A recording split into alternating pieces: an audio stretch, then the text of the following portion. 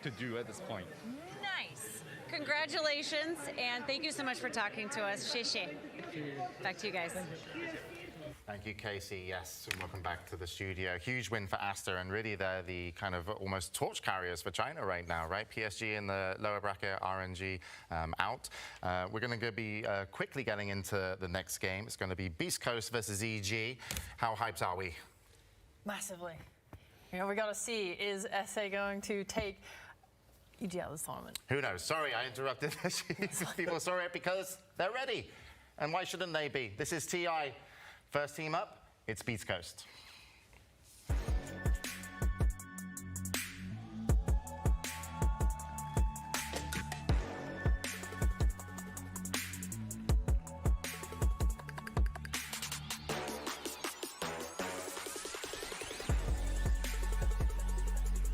Beast Coast. K1, C-Smile, Whisper, Schofield, and Stinger have got a match ahead of them that will really solidify their kind of legacy in this TI. We'll see if they can take on their opponents as they get ready to sit down. Their opponents, of course, are Evil Geniuses.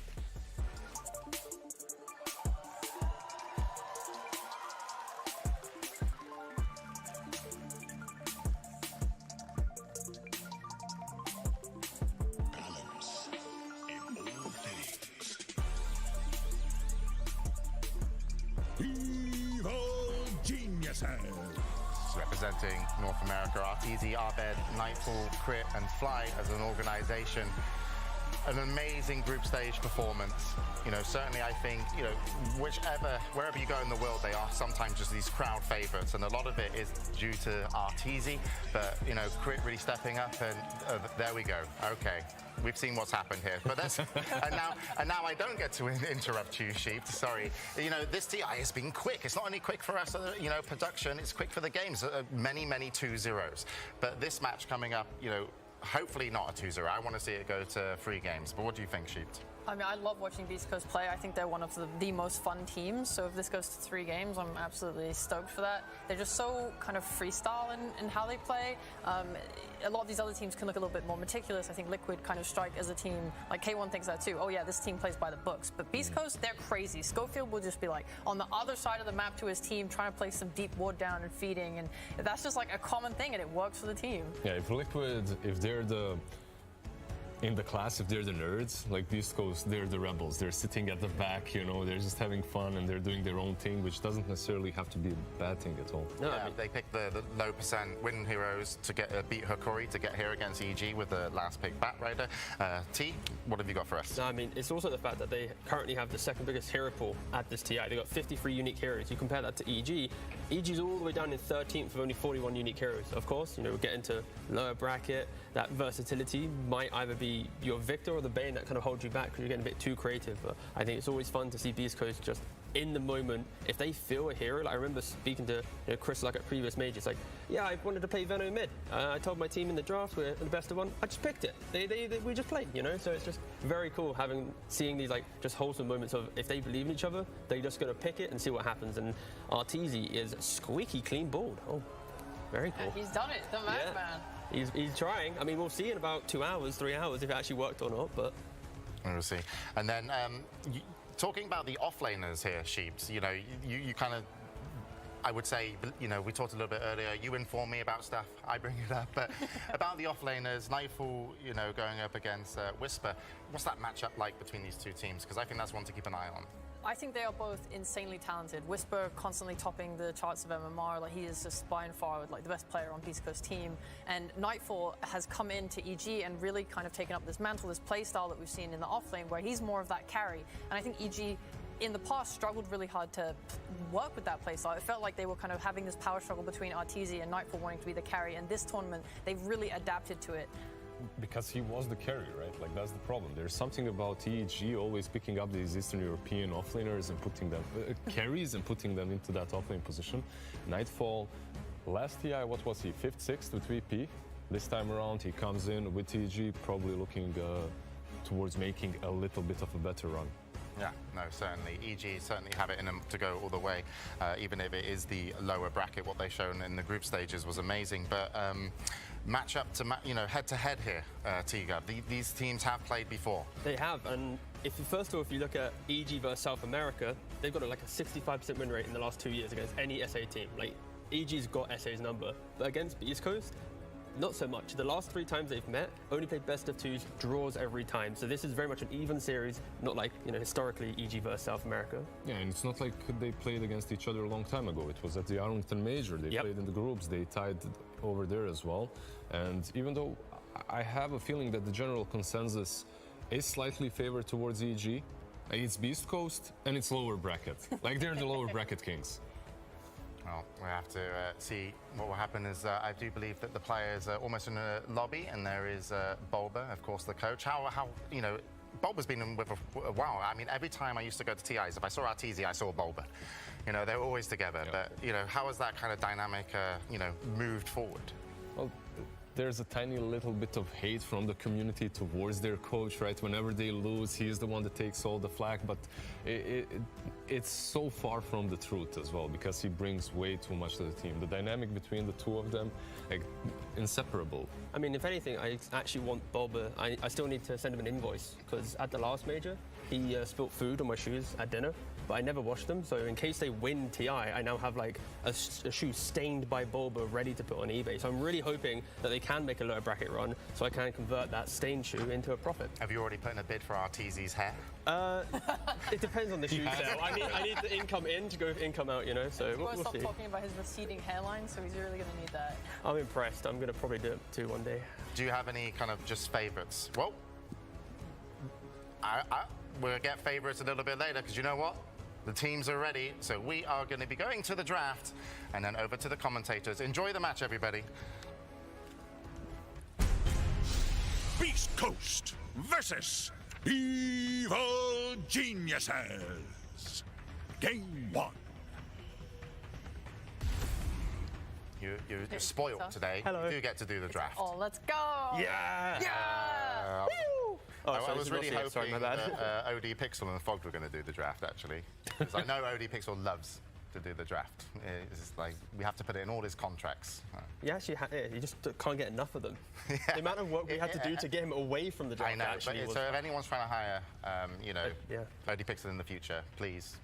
He loves the draft. But we're going to be doing it now. So, okay, the teams are ready. But what we can expect to see from the draft here? Like, what are you looking out for when these teams are matching up? And it's, you get game 1, you get to try a little bit something new. And maybe, is that important for EG? Because they're on I believe, a 2-game lose streak. Don't want to say that too loud. I would even say that this lose streak is maybe good for them, because they're a team that really likes to stick to their colors, to the play style that they have, to the drafts that they have. Infamous 5-game Storm Spirit Singapore Major, anyone recalls, like SF has been kind of a similar story for them over here, but they've already lost with it. Their perfect score with the SF has already been broken, so maybe they'll venture out into the wild a little bit. So you think the couple of losses are good, because they should change a little bit? I believe they are a little bit. It doesn't work like that, guys. Yeah, that's what I'm thinking. It doesn't work like that. Well, I'm just like, what? Okay, you've got Bulba, you've got the draft, like...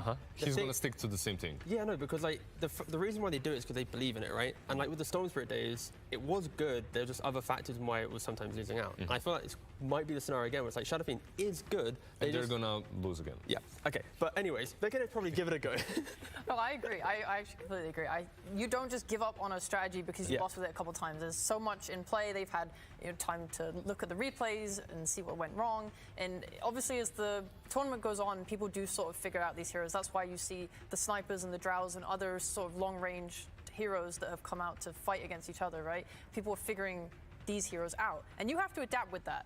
So I'm not saying you should drop it completely, but you do need to sort of adapt to it and move on and get other things. I think another hero that will be big is Brood. We haven't seen her in a while. She gets banned A lot. So, do you guys think that all the teams have adjusted to the SF already? So, if they do choose to pick it, do you have to adjust the bans perhaps? Like something like a Sven needs to get out? I think just the way that Thunder Awaken played against it, like Thunder Awaken, they're the only team at this TI to not even play Shadow Fiend once. But they go against the Shadow Fiend and they demolish it 2 games in a row. So I think that's the best replay now, where it's like best SF team versus the best team who hasn't even played it but can just demolish it. If you look at how they play, the pace, the speed, the fact that they're fighting top, TPing bot, they're not giving any room to farm this 20-minute BKB, forcing multiple engagements. So Shadow Fiend's like, guys, I want to be over here, but I'm not there.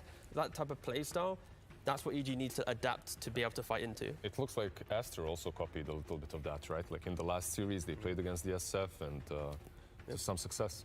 TA ganked that SF so much. I really love the movement of, like, you bring a support mid to either refill bottle or contest a rune, and then you shove out the wave, and then you smoke to the top lane where the SF is and get that kill. Because the move is so fast, and the wave is pushing into your mid, it's hard to know, like, what are they doing? Oh, are they going to farm a camp? You don't have the vision on them to know. So that's why that kind of fast move with the support is so effective, and I really love that against SF. Well, we'll see, hopefully, when the first bans and picks come out. But for EG to really play their best, who is, like, kind of on fire? Because I always see when they're, like, dominating crit just being the most annoying position for. It's the beautiful harmony between Crit and Abed. I think when Abed has a good game, be it like on his Embers, his Pucks, these kind of playmaking heroes, at minute 10, he's behind tier 1 towers in the jungle, tier 2s, like just doing so much stuff that it allows your double carry side lanes of Artesia and Nightfall to be able to get I like into the way items. you said carry in air quotation. Yeah, I wish I was on camera to be fair, but alas, you enjoyed it. And then because you don't necessarily need a playmaker in every single game, right? And if you have these two kind of greedier cores on the side lanes, your mid lane definitely needs a lot of help early on, because he will be the driving force in that mid game. Okay, and then on Beast Coast as well, when they're running on all cylinders sheet, who's really kicking off for their team? Who's the playmaker? Sorry for Beast Coast, did you say? Beast Coast, yeah. I mean, Whisper, I'll just say his name 100 million times. This guy is way go too on, talented. you can start now. Okay, baby, Whisper, let's go. Whisper. And another one, there we go. He's so good. Whisper, this guy, honestly. You just said something other than Whisper. I'm a seasoned professional at saying things over and over again. Yeah, that was insanity. But as you were saying. No, I think that he's really strong, and what he gives as well is he lets K1 play his comfort heroes. When we saw PL, we'd think, oh, it's not so good of a PL game, but because Whisper is dominating his lane, it gives that space to him to get the net worth needed to reach his hero's timings, because a hero like PL can be run over. We have seen that in other games. Because Hector is just going to pick whatever he wants. He's going to pick it. He's got his Sven carry, his Wraith can carry. He feels something and he goes for it. The way he describes his play is like, it's like a ranked game, and you just go on instinct. You just start going, go, go, go, kill this shit, and then you run at them, and that's like what his comms are like in game. No, you'd be surprised at how many players still play like that, just by instinct. Even in the drafts, like when they give input, it's like, I feel that this hero is good, and I feel that it isn't. It's not necessarily that strict, like, okay, he's bad because of this, and this. It's more like a feeling kind of a thing that you get after playing 100,000 games. It's almost like a wise man once said, the beauty about Dota is anything can work. Exactly. No, Tel, there you go. You are a wise man. And that's definitely not verbatim. Okay, so yeah, looks like we're actually getting some bans in, so they are going to be on the way for game 1. So I will let you guys focus on the heroes and what potentially could happen, and listen very intently. I mean, ban-wise right now, Thunder Awaken probably going to look to the Thunder Awaken, that's my favorite team. Sorry, Beast Coast. I'm on Brood, right? Oh my gosh, my teeth. Yeah, Beast Coast, sorry. I was looking at stats of Thunder Awaken, but yeah, Beast Coast, because the Broodmother and the Primal Beast are the main prominent bans against Evil Geniuses. So most likely, oh, okay, giving it through. Switching it up a little bit. Which is fair. I guess the reason there is EG is second pick, so potentially wanting to second pick a Broodmother is like a strategic opening where Beast Coast, okay, if you do that, we still have pick 8, the final pick of the first phase, to respond to it. It's not as disastrous as EG being first pick and getting to close out the first phase of the Broodmother. And is this Slash, is this Silencer now being banned out by EG? Because these are the ones I see being banned out against Beast Coast most of the time. There's a lot of heroes. The ones you mentioned, I'm always scared of Marcy. Marcy as well, yeah. Yeah. I don't know what they want to give away. They have to obviously think, if you are letting something like a Brood through, you need heroes that deal with it. The old counters don't feel like they're as effective anymore because Brood's kit has changed so drastically over the patches with all these different reworks. Oh, damn. Nathan, okay. That must be so because Beast Coast have the last pick of the phase. I think they are thinking that EG want to take Broodmother and they want to get rid of a counter that they feel is the most problematic that could be picked. And Hector has been playing Nagasar in this tournament, so it is definitely out there as a threat. Yeah, 100%. And EG, when they have picked the Brood before, their bans instantly after have been the Naga, Tide, and Ember. So of the three, they picked the most prominent one. So EG really kind of warning Beast Coast, we're probably going to go Brood. Yeah, and this Crystal Maiden pick, I think, is really good as an opener because we've seen Crystal Maiden and Jakiro primarily as the pos 5s that help to deal with the Broodmother on the lane. Because one of the reasons the Broodmother is so strong right now is because of the heal that she gets from Insatiable Hunger. She is able to trade in the lane and then use the heal afterwards to get back up to full health, as well as take trades with it, secure last hits, and all of this relies on her being able to hit. So if you have supports in the lane with spells like Crystal Nova and Jewel Breath that reduce attack speed, then that is really good against Brood lane. And are there any like carries that can match up against the Broodmother right now? Usually you'd want to have, like back in the day, it was the trolls, right? It was anything that makes her miss, anything that makes her unable to get her HP back. Are there some new ones in the meta right now, T? I mean, it's pretty much the, I'd say it's the offlane department. You can go for like these axes. You can even throw like the mid Pangoliers and stuff. They picked a Mars because you can eventually put in there. Like Broodmother is like a two-pronged assault where you want to have a really strong lane against her that you can kill her before she hits 6 and gets the spiderlings, and then you want to transition that hero out the lane, and then you want to put a new hero in there that has the levels from elsewhere that can then defend the tower. Exactly, defend the tower and the spiderlings. And the cool thing as well with the Brood Hoodwink, for example, is once Brood inevitably wins the lane, having a position 4 that can also just be super active on the map. So previous combos for crit have been a Shadow Shaman. Now he goes for a Hoodwink. These heroes, if they play within territory that's easily controlled by a Brood, they get to play such a free game because they get to run between the bot lane to the mid and bot and just kill anything under the protection also, of the Brood. there's an additional thing that you get from Hoodwink, because you don't actually have to play on the Brood side, right? Like, as a Hoodwink, you can play on your own, you can defend the tower forever. Meanwhile, Brood is assaulting your side, while a single Hoodwink is defending a tier 1 on top.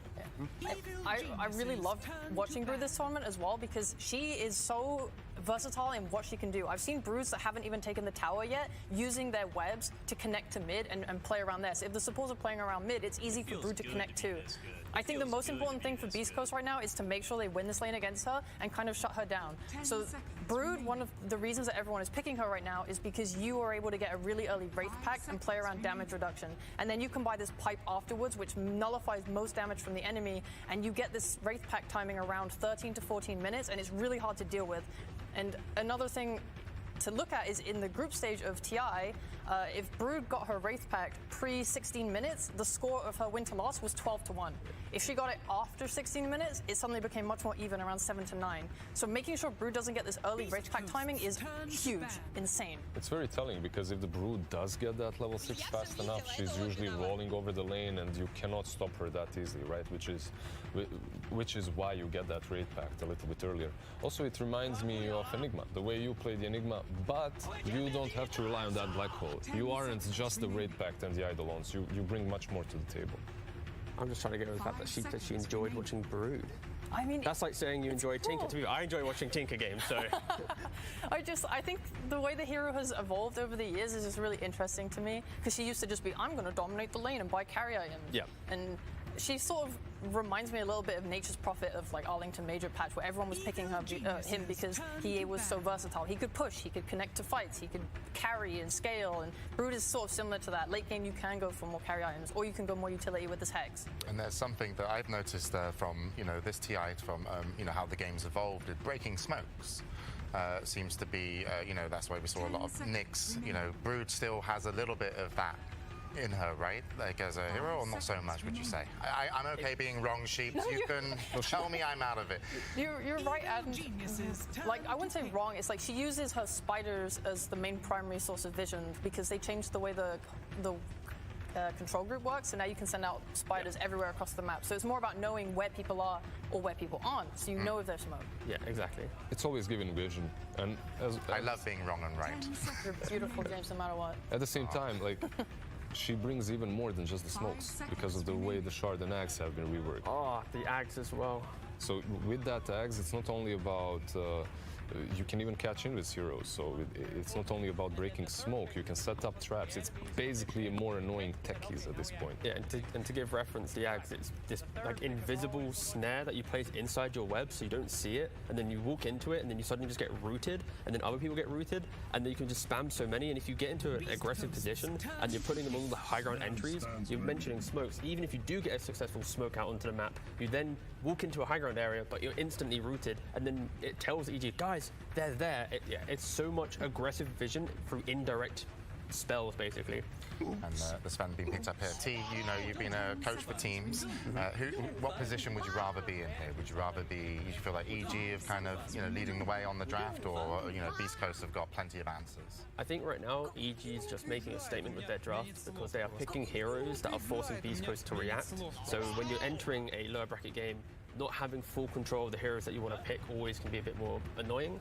And in this situation here as well, it's like EG picks up the Sven, so now you can't give K1 his Sven against a Broodmother, who could be an aggressive laner with CM. You just take it away. Beast Coast, okay, now we're going to think of another hero to pick. So yeah, EG just being really forward-thinking with this draft, so I think I'd probably lean EG right now. Meanwhile, Beast Coast, they snap up. Wait. No pun intended. They take that snap. This guy. Yeah. When I made a fun, everyone just shit on me and called me a wannabe Lacoste when he does it. Ugh. The delivery, the smooth, Yeah, you're silky right. tone. Yeah. That's true. It was beautiful though. All right, so Oh god, he got silky. He's got more, he's got more. it's Talk to me, versatile. lizard. It's versatile for them, but most likely it will be the support here, right? Or maybe it can even be played on mid because they have done that in the past. The Snapfire is very versatile in this region. It was more Thunder Awakened last sort of DPC tour in Arlington, where they were playing it on multiple roles. Off lane is usually like where I've seen it, but it strikes me more as a support hit because you want to pair it with that Mars. I think one of the concerns right now for Beast Coast is we've mentioned the itemization of Broodmother, the Wraith Pact, the Pipe. Most of Beast Coast's early game damage is going to be this magical damage. Sure, you have the Lil Shredder and Snapfire to instantly kill through the hit count on the Wraith Pact, but if that interaction doesn't happen, if you don't see that Lil Shredder come through, then you're not going to kill the Wraith Pact because it's super hard for these melee heroes to get in. CM, you can't rely on her.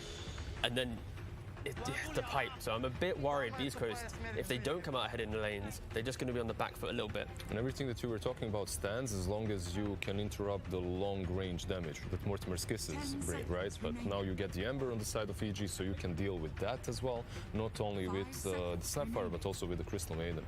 This is what I love about EG's draft, though, is how they're covering their bases. We have the Wraith Pact and the Pipe for damage reduction. Sven, his Warcry, it gives armor to the team. Yep. EG have ran this strat before. Fly plays it typically on the POS 5 Sven, and you build around this one core who becomes incredibly tanky and just kind of can't die. And that's what I like about this Brood and this Sven. What are you meant to draft towards in terms of damage? I think, you know, we've been praising EG and how they've set up this draft to be super aggressive. The flip side will be, if Beast Coast does survive through this very mid-game centric kind of annoying lineup, their heroes with BKBs, items, and just scaling in, they will always have the team fight. They will always have the we can just hold this position and fight you if they can get around this Broodmother Ags and stuff. But it's still very much leaning more towards EG of the teams that should be able to set the pace of the game. Unless their lanes go disastrously, then sure, Beast Coast, they have a plethora of damage, but Oh, I just want to say, actually, we talked about the snap flexing a bit. I'm just realizing it's Beast Coast, and I know that Schofield hates ranged fours. He has played the snap, and he can play it, but he heavily prefers pos. some Chris Luck pos snap fours. or... So Well, I'm thinking it might be a mid-Mars and an off-lane Snapfire with the Tiny. That would make the most sense to me in terms of their players and how they play. It's 5 seconds. It's what makes sense to me for Beast Coast. That sounds way more fun for sure. Like I'm checking here, they have played it already at TI. They played the offlane snap, they played mid snap. There's a lot of flexibility with the hero, and they need something that provides more aggression, because like if you put Mars mid, you're going to secure his levels. So we mentioned how the Broodmother needs to have that anti-wave clearing hero to go against her.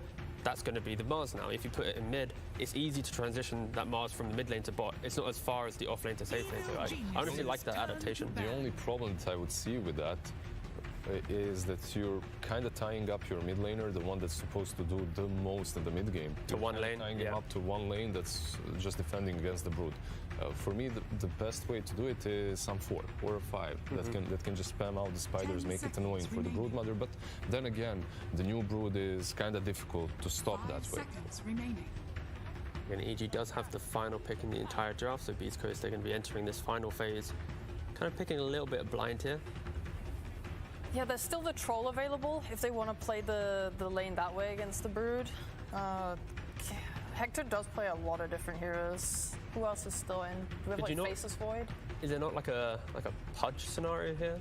Yeah, that could work with the Vanguard rush. Yeah, exactly. Just go for some Vanguard, get an Ags, you park yourself there, you're aggressive in lane, CM Pudge, you have the root, you can then hook, so before Spiderlings come into play, there's some kill potential in this Brood.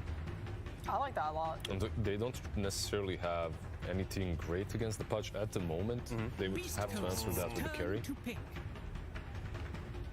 I actually do like the Pudge idea quite a bit. It's kind of like a hero that you can kind of dangle in the middle of the fight, and all these like spell casting heroes, they're not going to be too aggressive. And for EG as well, he can also be way more active earlier on, and he can be an additional hero that can park in front of the Brood once that Vanguard is up. A tanky enough hero to allow like time for the rotations to come in as well. That's another thing. Is if you pick a weaker carry who dies so quickly to a Brood Mother when she hits 6 and that pressure. Would you be worried for their burst amount of damage?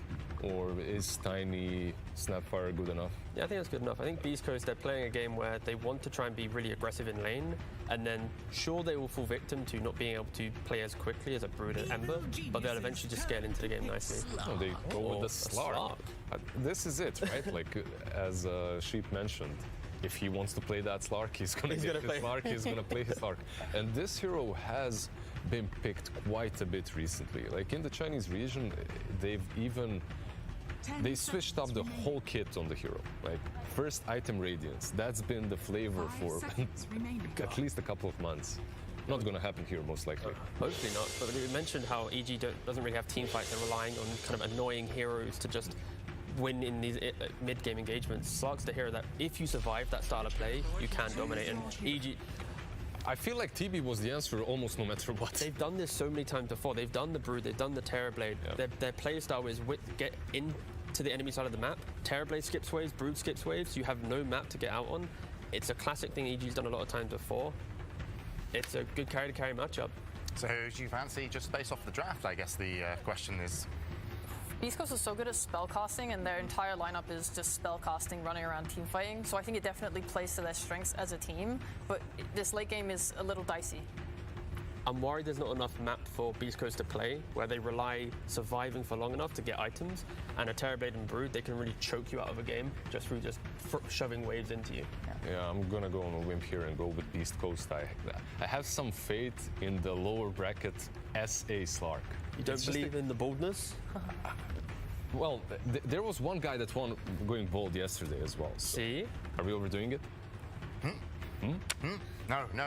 I'm just quite excited. I know we get to hear a little pre-game interview from Bulba in a moment, so I'm just waiting for that to come through. But well, it is mid tiny. That is one thing we got wrong. Oh no, he's still got the headset on. I was like, if he's walking over, he might now be able to hear us. Oh, say hi to Bulba. Yeah. Hi Bulba, enjoy your interview. But again, he's got the headset on, so well, wait a minute. When he's ready, I'll know, and then we'll send it over. But it's definitely for a game one. It really seems like EG, you think, controlled the draft. They're going in slightly more comfortable, but it's like, as you say, Hector just gets to choose, like, hey, I want Slark, and it's going to work. Pretty much. From the get-go, they're controlling the draft, but Beast Coast also are in their full comfort zone. Okay. They do struggle to take objectives a bit. We'll see how comfortable EG are, because Slacks has got an interview with Coach Bulba. Thank you so much over there on the panel. I am here with Bulba, ladies and gentlemen. Feels good. There we go. The people love you, sir. Very confident draft. First pick Broodmother, and then countered by Beast Coast by a lot of AoE. Do you think that you guys are going to be okay? Are you happy with the trap that you have spun? I mean, hopefully we're happy. I think we're happy. So yeah, we didn't expect them to give us Brood. So, but I think we haven't lost with the hero yet. So yeah, let's see if they have their ideas good enough. All right, fantastic, sir. Well, I think the crowd has a lot of confidence in you guys, so thank you very much, and we wish you the best of luck there in Game 1, and we will get right to that now with Owen and Fogged. Thank Thank you very much, Slacks. Yes, very much looking forward to this one. Evil Geniuses versus Beast Coast here in the lower bracket. We heard it there, Fogs. You know, Boba very happy that they're able to get the Broodmother and be able to build a draft around that.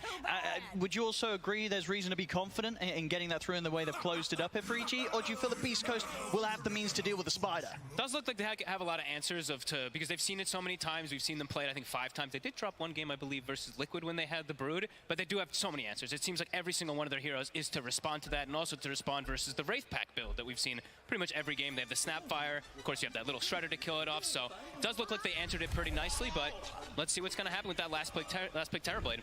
Well, let's get ourselves into the action. Here we go, ladies and gentlemen. Game 1 of Evil Geniuses versus Beast Coast. And in terms of the way that they ended the draft, Fog closing up with the Terrorblade, what does that sort of say about EG's strategy overall in terms of the timings and strengths they're going to look to play towards against Beast Coast? Just doesn't seem like he's going to be able to get enough distractions on the game because he has this Brood, he has this Hoodwink, he has this Ember that's going to be causing problems across on the other side of the map. So maybe he feels like he can get all the space in the world as this Terrorblade to be able to get this scaling. But looking at the draft, of course, from Beast Coast, they have a lot of answers, of course, too, for TV. Mars has traditionally been seen as one of those heroes, even though it's gotten nerfed a lot of times, has done well versus TB, and they have a plethora of burst damage and nuke that we saw work pretty well versus these pretty squishy Agi cores a lot of the time. On the side of Beast Coast, obviously, finishing with that Slark pick here for Hector. If you get anything here as both teams. Look how much information they're giving. Just because that Slark standing on the high ground, that night vision, can see so much. They can actually sneak into this enemy jungle nicely. And indeed, was able to pick up the ward there, Gojira. See the stun here around the mid. K1 not going to want to stand around too much. I don't think I've ever seen that happen, actually. At least not in a TI. No. Get their mid ward just walked up and snatched because of that night vision. Yeah, well. All right, that's going to be pretty cool to set up. They'll be happy with that one, Beast Coast. And look at this approach. The start of the lane right away, they're going to actually put the pressure onto the TB. I think they look at this lane and they're like, this is a lane the TB can definitely get punished. This Mars, this Snapfire, they could definitely shut this down since there's just a Sven behind him. All right, let's see how it plays out. Yeah, I can't believe that happened. See if it has any sort of implications on the way they're able to set up this early vision, and indeed the lack of it that EG might have these first few minutes around certain areas.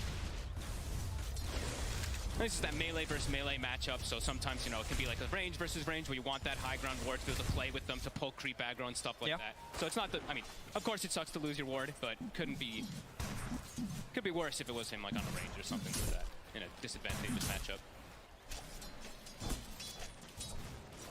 So the way that this lane starts down bottom, I mean, so which core is going to be happier at the beginning out of K1 and Nightfall down here? It's pretty tough to bully out Brood nowadays. With the new way that the web works, you don't really get slow ever. You have so much health regen. When you get that second point in web, even if you drop low on HP, you're pretty speedy, and you'll be able to get that, of course, that HP regen that builds in. So I don't think Nightfall should be too worried. He also has crit always behind him, so I would say if anyone has to worry, it's Stinger more than anything in this lane. For sure, yeah, has to be careful how far he steps up, especially once the level 2s are there. Crit could look for a quick setup and have that damage. Just a lot of harassment that comes out with the Blightstone and then the spam that's going to be coming out from the Silken Bola. We'll see which choice actually Nightfall does go for, because also you can actually go for either. Any of these builds could go for just 1-2-1 or something like that, so we can trade with Hector. Or K1, we should say, of course. Of course, on this top lane then for Arteezy trying to lane against the Snap Mars duo that Beast Coast are putting against him. I mean, is he going to be fine up here, or is there potential for kills to be found by Beast Coast? I mean, from what we've seen, these Svens are able to secure lanes pretty nicely, but it looks like... Yeah, good setup here. They will indeed. First blood for Beast Coast. Nice little combo there. Of course, between these two heroes, Snap and Mars, they'll be able to pull off much more of that to come here in the laning stage. And they can do that to Arteezy pretty much any time too, so he always has to be careful. It's a death that's kind of needed in a way. Like it's gonna happen there for the Sven, and it's better that he dies than the TB dies to this big burst damage that comes out from these two. But they're gonna keep going for that. They're gonna always go for these double nuke plays onto either TB or Sven if they're out of position. Of course, whilst the meta's unavailable, very hard for EG to get aggressive in return. But so far, he's farming very well, right? 13 and 3, even though he did lose his Sven. Not being slowed down so far. none of the cores really. Mid lane also, see C-Smile versus Abed, pretty much dead even. And bottom, Hector, a little bit behind, but it's a tough lane in a way versus the I feel that sort of across the map, he's the one that's going to have a bit of a trickier time when it comes to getting up to the CS. Honestly, it feels like both of the carries might start to be in some troublesome positions, right? Like Arteezy does feel like once these nukes start leveling up even more, will be problematic for him, but they do actually get a stacked pull-off. That's pretty rare. So they're going to lose a whole wave on Beast Coast. Structures are fortified.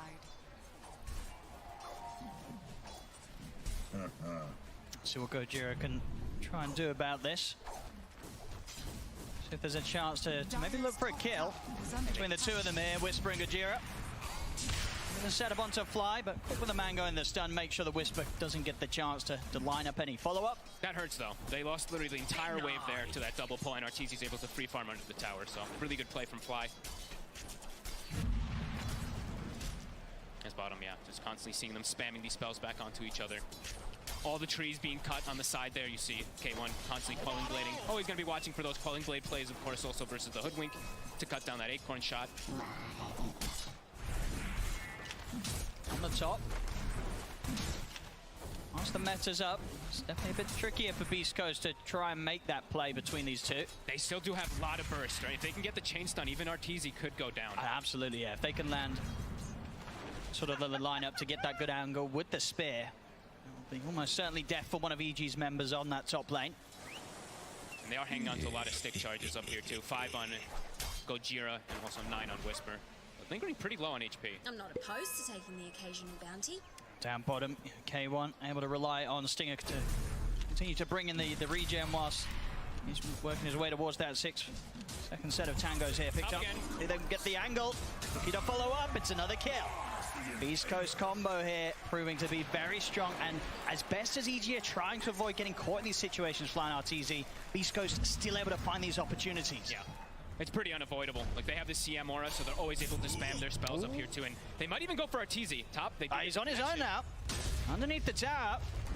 See if they can do this here, but Fly back in action and TP at the ready. He'll manage to turn up and make sure that the dive cannot continue, but really feel it already. Beast Coast finding these great chances to just get under that tower and aggressive.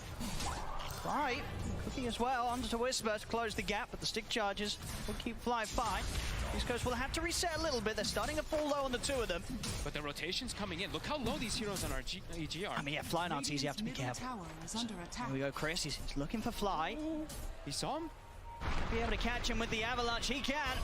Fly's not going to be able to run away from this one. He'll pop the war cry, but a final blast from Kajira gets another. I mean, in the rune, he's going to be able to. Oh, with the remnant. Oh, he's in and he's out. Arbed will manage to still pick that up before Chris swings back towards the mid. That would have been some pretty fortunate scenarios coming in. Of course, Rune spawning top right when he's rotating. Does get the catapult last hit on Chris Luck.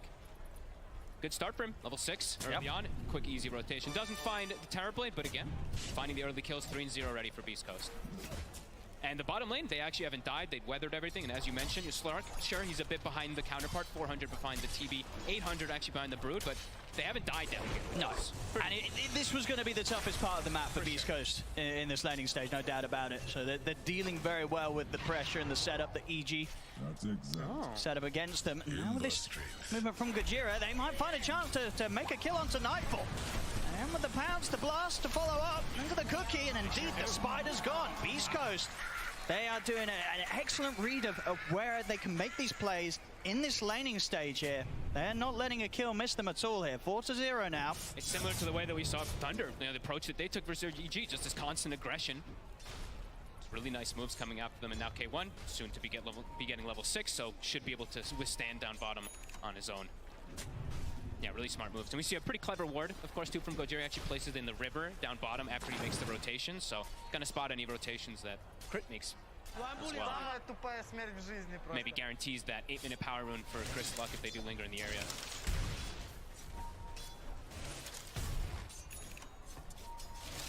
Definitely want to keep control of that power rune for sure. They're actually going for the play here on mid. Get the toss back. Cookie as well to follow things up. It might be, oh, so close. Almost gets the frostbite on Abed. Same time up top. CEG now make a move on towards Mars. Look to threaten Whisper. He'll be able to spear back Arteezy, but flying crit able to finish him off as EG finally get themselves a kill on the board. Yeah, lane's starting to break pretty early on here. And Rune will spawn, and yep, Gojira, since he's staying in that area, will secure it with the 3 heroes. That's K1 in a 1v1 versus the Brood. Much better for him. He's happy now. Yeah, he's hit the 6. So when it's Nightfall alone down here, K1, very little to be concerned about. Yep. Should be able to start closing that gap in the farm. And we do see Nightfall, most of the games he's gone for that Wraith Pact, but I think he's starting to realize, you know, they have the Snap who's gone for the early points in the Little Shredder too. He can't actually go Wraith Pact first item, so gonna go for the Pipe. Also the item that, you know, all these Broods do go as like the first, second item. A lot of magic damage, so. Absolutely, yeah, he needs it to be able to protect his army this game. Exactly, and to protect the TB if he does show up early. There's so much magic burst that's on Beast Coast, so we like that. Seeing Abed kind of cutting mid lane as well, and they are looking to make perhaps some continues too. So trying to divert all that attention off of the top lane. Want to go for Nightfall.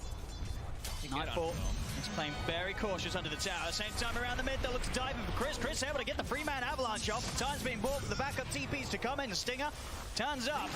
And EG, they won't be able to continue the aggression onto Chris. He'll be fine. He's very tanky. Now still had, you know, it's pretty much a full stick there. 10 charges and a fairy fire, so really a kill that EG was going to be able to get, even with the 3 of them turning up. A scary place to overcommit to. I think they knew that the Mars wasn't going to be able to come in, but the 2 supports could be around there just to back him up right away. And now K1, yeah, you know, level 6 is online. Treads are done. He's just going to get to the jungle a little bit here. Another move for mid. Not going to be able to get Gojira, though. Although, 4-1, EG still leading in the net worth. Yeah, farm's still good. 3 cores still looking very good with their presence. And Nightfall, now the pressure is going to start on the bottom lane. So let's see what Beast Coast does to react versus this Spider.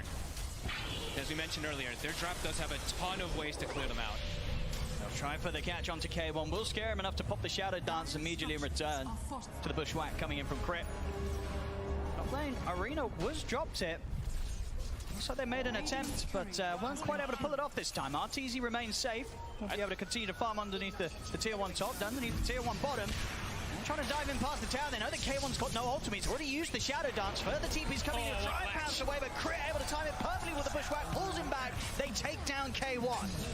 Lose fly in return. We'll see if the rest of EG can get out. In fact, they might not want to get out because backup's arrived. Abed, he's also ready to dive underneath the tier 1 tower, but indeed he's hit the 6. They turn with a stun. Gojira, he's just able to turn with the kisses. Takedown. Abed takes down Crit. It started off as a smooth move from EG to try and pressure in, take down K1 whilst he didn't have the Shadow Dance.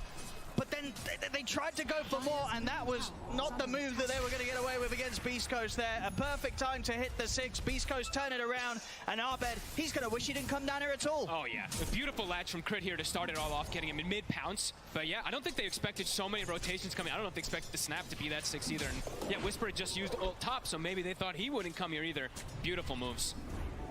This Snapfire really kicking it this early game. 3-0-3, 6 of the 7 kills. Yeah, I mean, just excellent setup there as well from Gojira, using the cookie for Whisper, getting him on top of Abed, and then with that opening stun, easily able to find time to get the follow-up spear. And it just locked down Abed for the whole ult that was coming in. And the crazy thing is, too, look at the tower HP in that bottom safe lane. After we see the Ember perhaps getting gone on a little bit. Oh, see if they can get it. They might. They might be able to. Again, the 3 stuns are there. Abed a couple of times now, back-to-back in this area of the map. It's not been a great place for him to be. No, and then we do see the tower. It is 100% HP. It has not been touched. This is a Brood lane. Near 12 minutes, that dive not working out at all. See around the mid. Chris ready to set up more, gets the toss back onto Fly, and of course back up, it's there. It always is here from Beast Coast. The 3 of them take down another. Fly falls. We'll see RTZ turning up to the mid. This is quite an aggressive fight for the Terrapins to be involved in. I don't know if RTZ wants to be here. The arena's there. What's going on, From Abed, dying 2 times down on the bottom. RTZ suddenly turns up to a very premature fight in the mid. 12 minutes in, he's stepping up the mid high ground. You can't do that against Beast Coast. He just had popped his meta too. Wanted to try to come in just for a quick kill onto a core, but Beast Coast, they're too fast around the map. EG's got to give more respect to these movements. Absolutely.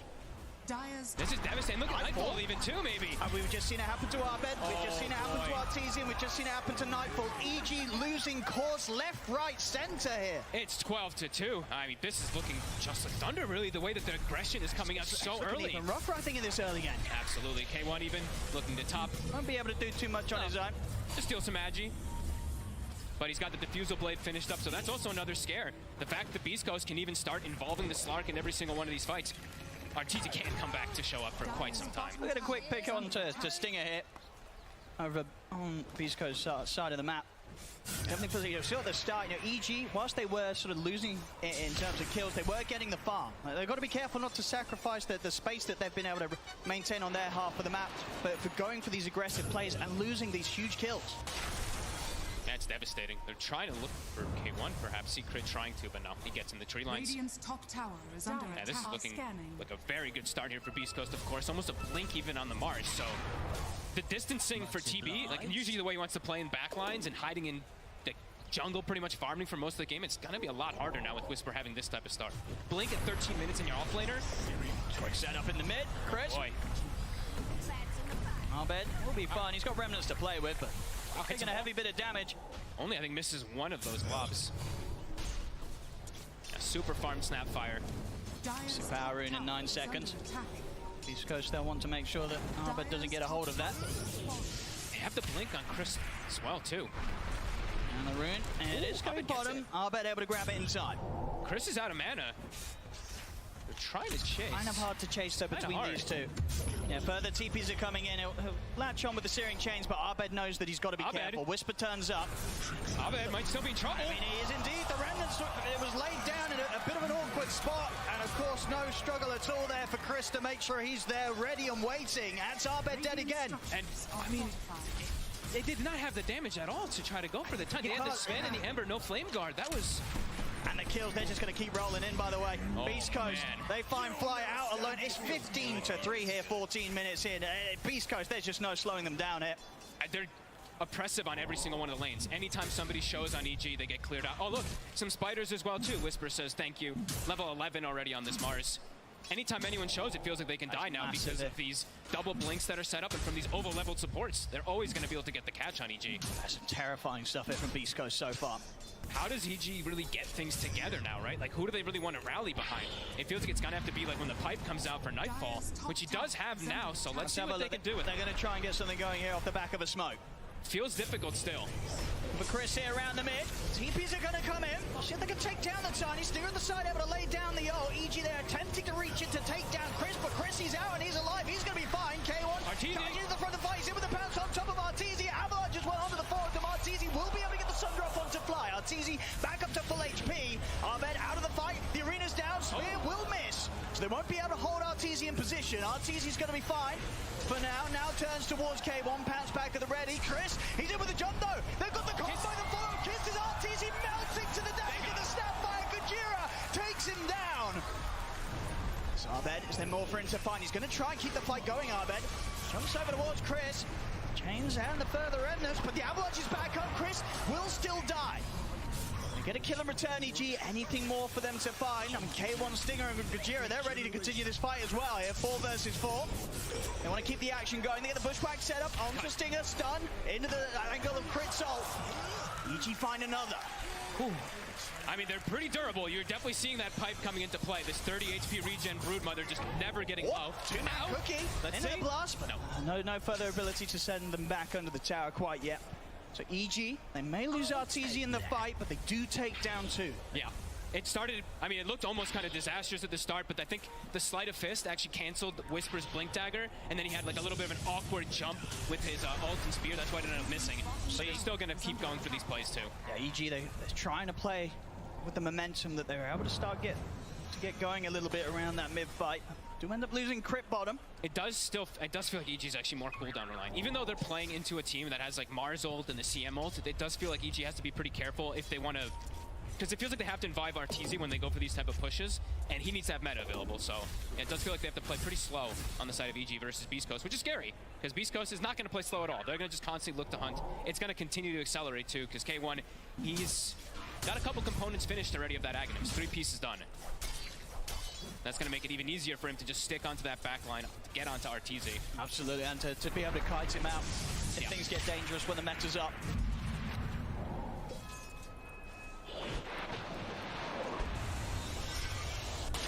Okay, Whisper opts to go for his shard early on since he's playing versus that TB. Tends to be one of the most valuable options when you're playing versus Illusion Cores. He's very farmed, so doesn't hurt him too much to go for that this game. See Beast Coast ready to set up around the mid. Let's see if they can get the combo up onto our bed. We're going to try with a slight error. Immediate reaction. They still find the avalanche toss combo, but that quick little dodge at the beginning, meaning that the full lockdown couldn't quite be there from Beast Coast. Arbed will be fine. I mean, Kaju's going to go with the kisses. Whisper tries the arena, but won't manage to get the catch. This time, EG able to dodge the combo. Still to the side, though. Fly will be finished off. EG, they try and attempt to fight with the arena being missed. Arbed, Remnant at the ready, will be able to dodge out of the range of the Crystal Maiden ultimate. EG, they'll keep their distance for now. Arteezy looking for an opportunity to step back in on this, but Beast Coast, they're out with the retreat. They pop the smoke and keep their distance. That's a fresh meta. He just popped it. This could be dangerous position here still for Arteezy. He could still just get popped. He has the pipe aura around him. He's going to need that near him. But all this time, the meta is just taking down. Not getting any farm, not getting any pressure either. This tier 1 still standing. All tier 1s on the side of Beast Coast standing. What have we here? Saw a quick move there from Chris and Whisper down towards the bottom. Maybe seeing if they could catch out whoever turned up to clean up this bottom lane. It is Arbed. Don't have the spear just yet.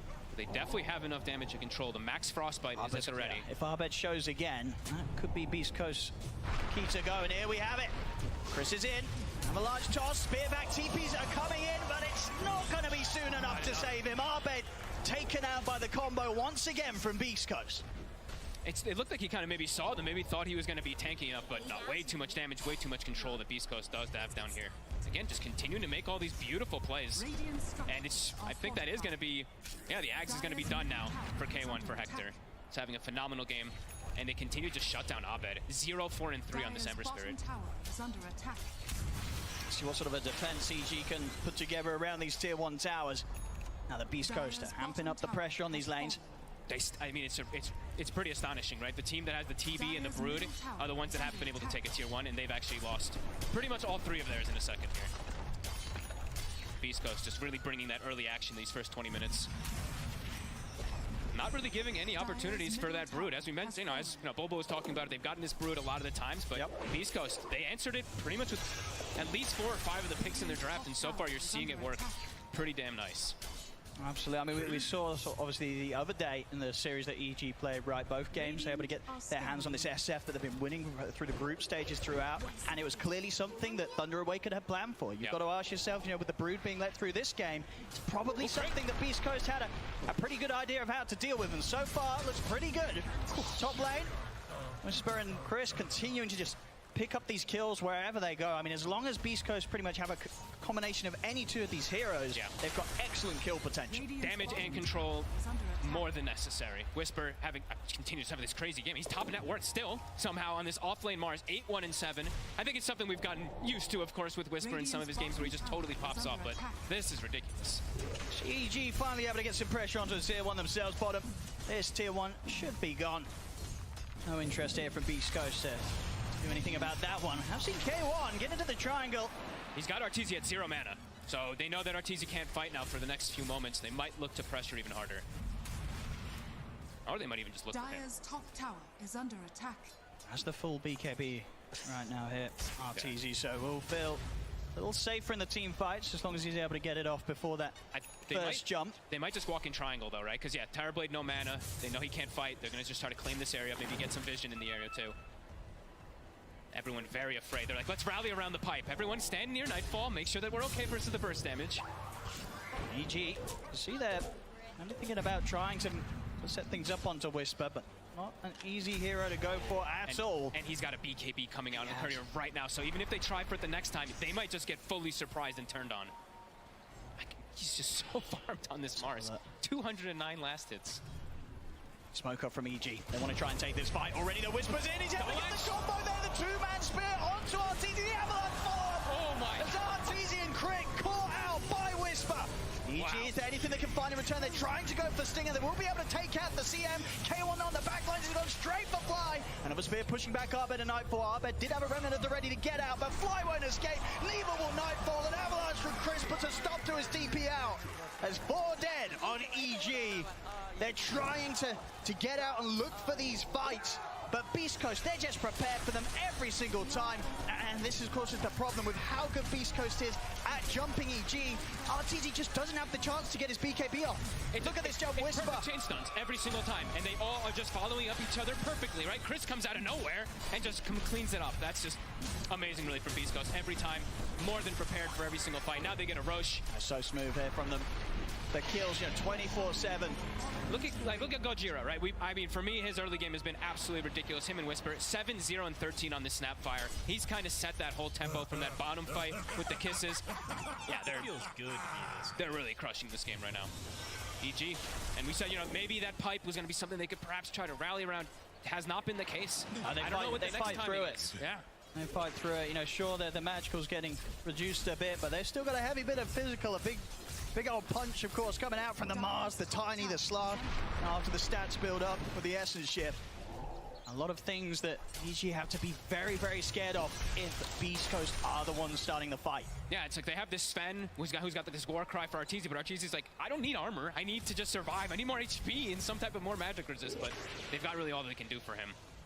And Beast Coast just keeps getting onto him. Whisper, every single one. So for EG now, they did try and smoke out, look for a fight with the BKB on Arteezy. Now that there's an Aegis on K1, do you just have to hold back on that plan, wait for the 4 minutes to pass, or do you still have to take that risk, try and make that move? I don't know. I don't know what they can really do. The pressure is so immense, really, from how ahead all three of these cars are. Who can they really burst down? It's got to be like some type of support. So pretty difficult at the moment. Beast Coast just really controlling the map perfectly. I don't think you could ask for a more crisp 24 minutes. Oh, it's been kill after kill after kill. Kill a minute, right? It really has been, yeah. And it's on the. It's not like it's on the supports every single time. Sure, Fly. He's got 8 deaths. He's got a lot because he's had the soak for the TB. But look at the deaths on the course too, right? 0-3 on Arteezy, 0-4 Abed, 3 kills on Nightfall. It's been great pressure on every single one of those cores from Beast Coast. I mean, what would you sort of consider the next potential chance or sort of item that the EG, one of their cores, is going to be able to pick up, could give them a better shot at being able to take these team fights? What are they looking towards next as the next sort of power spike that they'll be able to get towards against this pressure of Beast Coast? I mean, it's the BKBs that are going to come out for both of the cores. The Ember probably needs one too, but the problem is that they're playing into the double BKB already. Actually, the triple BKB that's going to be coming out from the cores of Beast Coast. So it's just not an easy thing to do at all. Crit. Chased down by Whisper. And this bottom lane, tier 2 in trouble.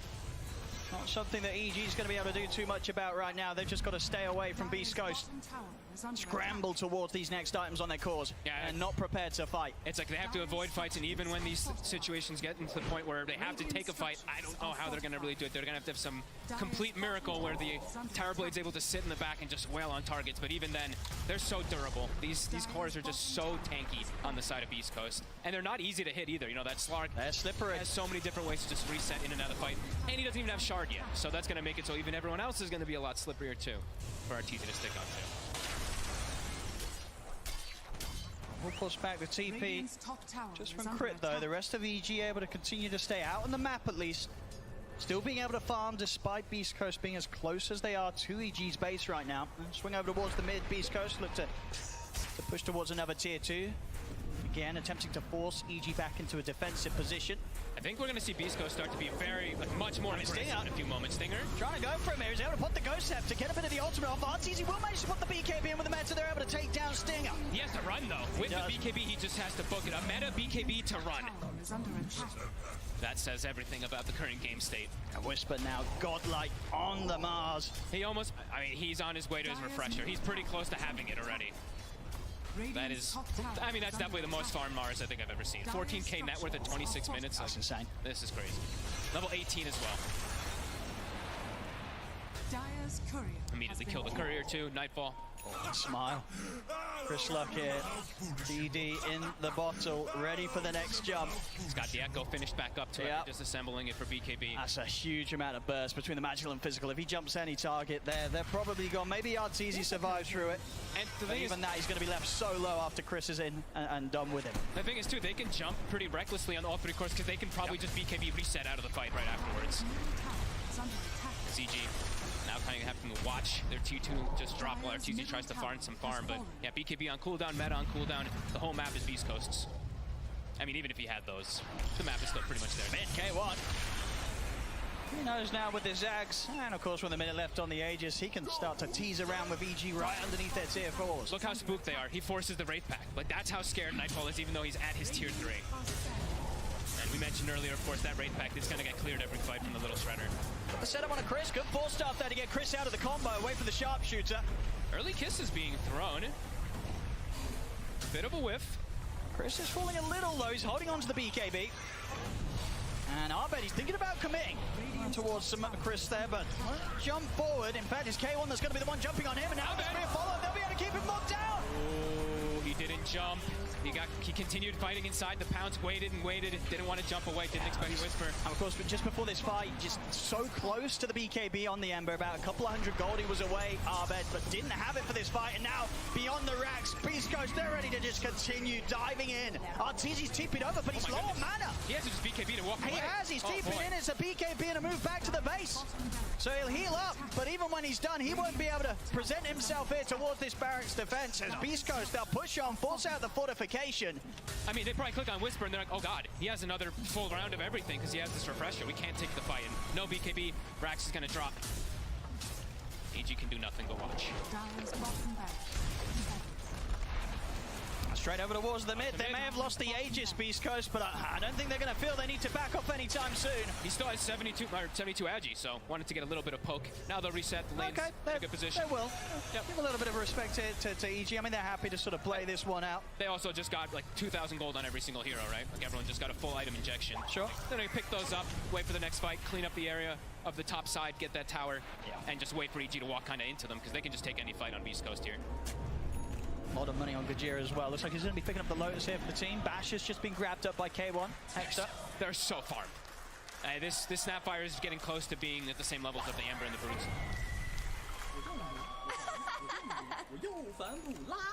Yeah, he's got Lotus done. So tons of different ways to protect his teammates. Great spells to either dispel. Anybody can go in. Yeah, amazing things to reflect, protect versus Sunder. I mean, this is a godly Lotus game. I mean, that's the thing is, right now, Beast Coast, as we see so far this game, they're the kind of team that will go in without these items. Yeah. You know, so now that they've got them, they're going to be stepping it up to the max in terms of how aggressive and sort of, you know, they'll look to move in and dive wherever they want to go. And look at this hero damage, right? Like we were mentioning Gojira a lot this game, and you see why when we bring that up. 14.4k. I mean, he's 8-0-14 here. The man hasn't died this game. They banned, you know, and they first phase banned his clockwork too, and he got his Snapfire. He's totally popping off. He's definitely making quite the case here for maybe that snap being more of a priority. PG. All right, they grouped up. Is under attack. Arteezy was able to finish his next time. He's picked up the Silver Edge. All right, I mean, we'll see what it's going to be able to do. Do they even have the damage to go through any of these cores? Will they kill any of them? I mean, honestly, we're talking about Gajira. He's been quite the problem. So getting rid of him at the start of the fight, not a bad move here for EG. See if they can get more. Beast Coast very quick to drop down the arena. Now K1 he's able to jump over towards Abed. Abed has got the BKB done for this fight, but there is a course to bash on K1, so Abed's got to be careful how close he keeps the slot. K1 turns over towards Nightfall. Nightfall able to get down to the low ground. Whisper will deal with Fly. A God's Rebuke to take him down. K1 jumps forward. He's looking to hunt down the Spider. Nightfall attempting to juke around the trees, and buyback comes out from Fly. EG, another BKB for Chris is about to come to an end. Arteezy attempting to close the gap on him. They want to get one of these cores so bad. I mean, Chris is getting pretty low. Town with the avalanche, but Arteezy is able to finish him off. Stinger as well looks to be in trouble. Pops the Ghost Scepter. They'll block him up. Arteezy will claim another double kill for Artur. All right, seems like the plan is get on top of the Snapfire, remove Gojira from Not a bad plan. Not a bad plan at all, as we saw there. They only had to commit one buyback there, EG. Flight getting back in on the action. I mean, it's the first time EG's gotten anything going there. Absolutely. So they need any type of momentum. It's still a long ways and still needs, I mean, quite a lot more of those, but at least they finally do get a kill onto that core.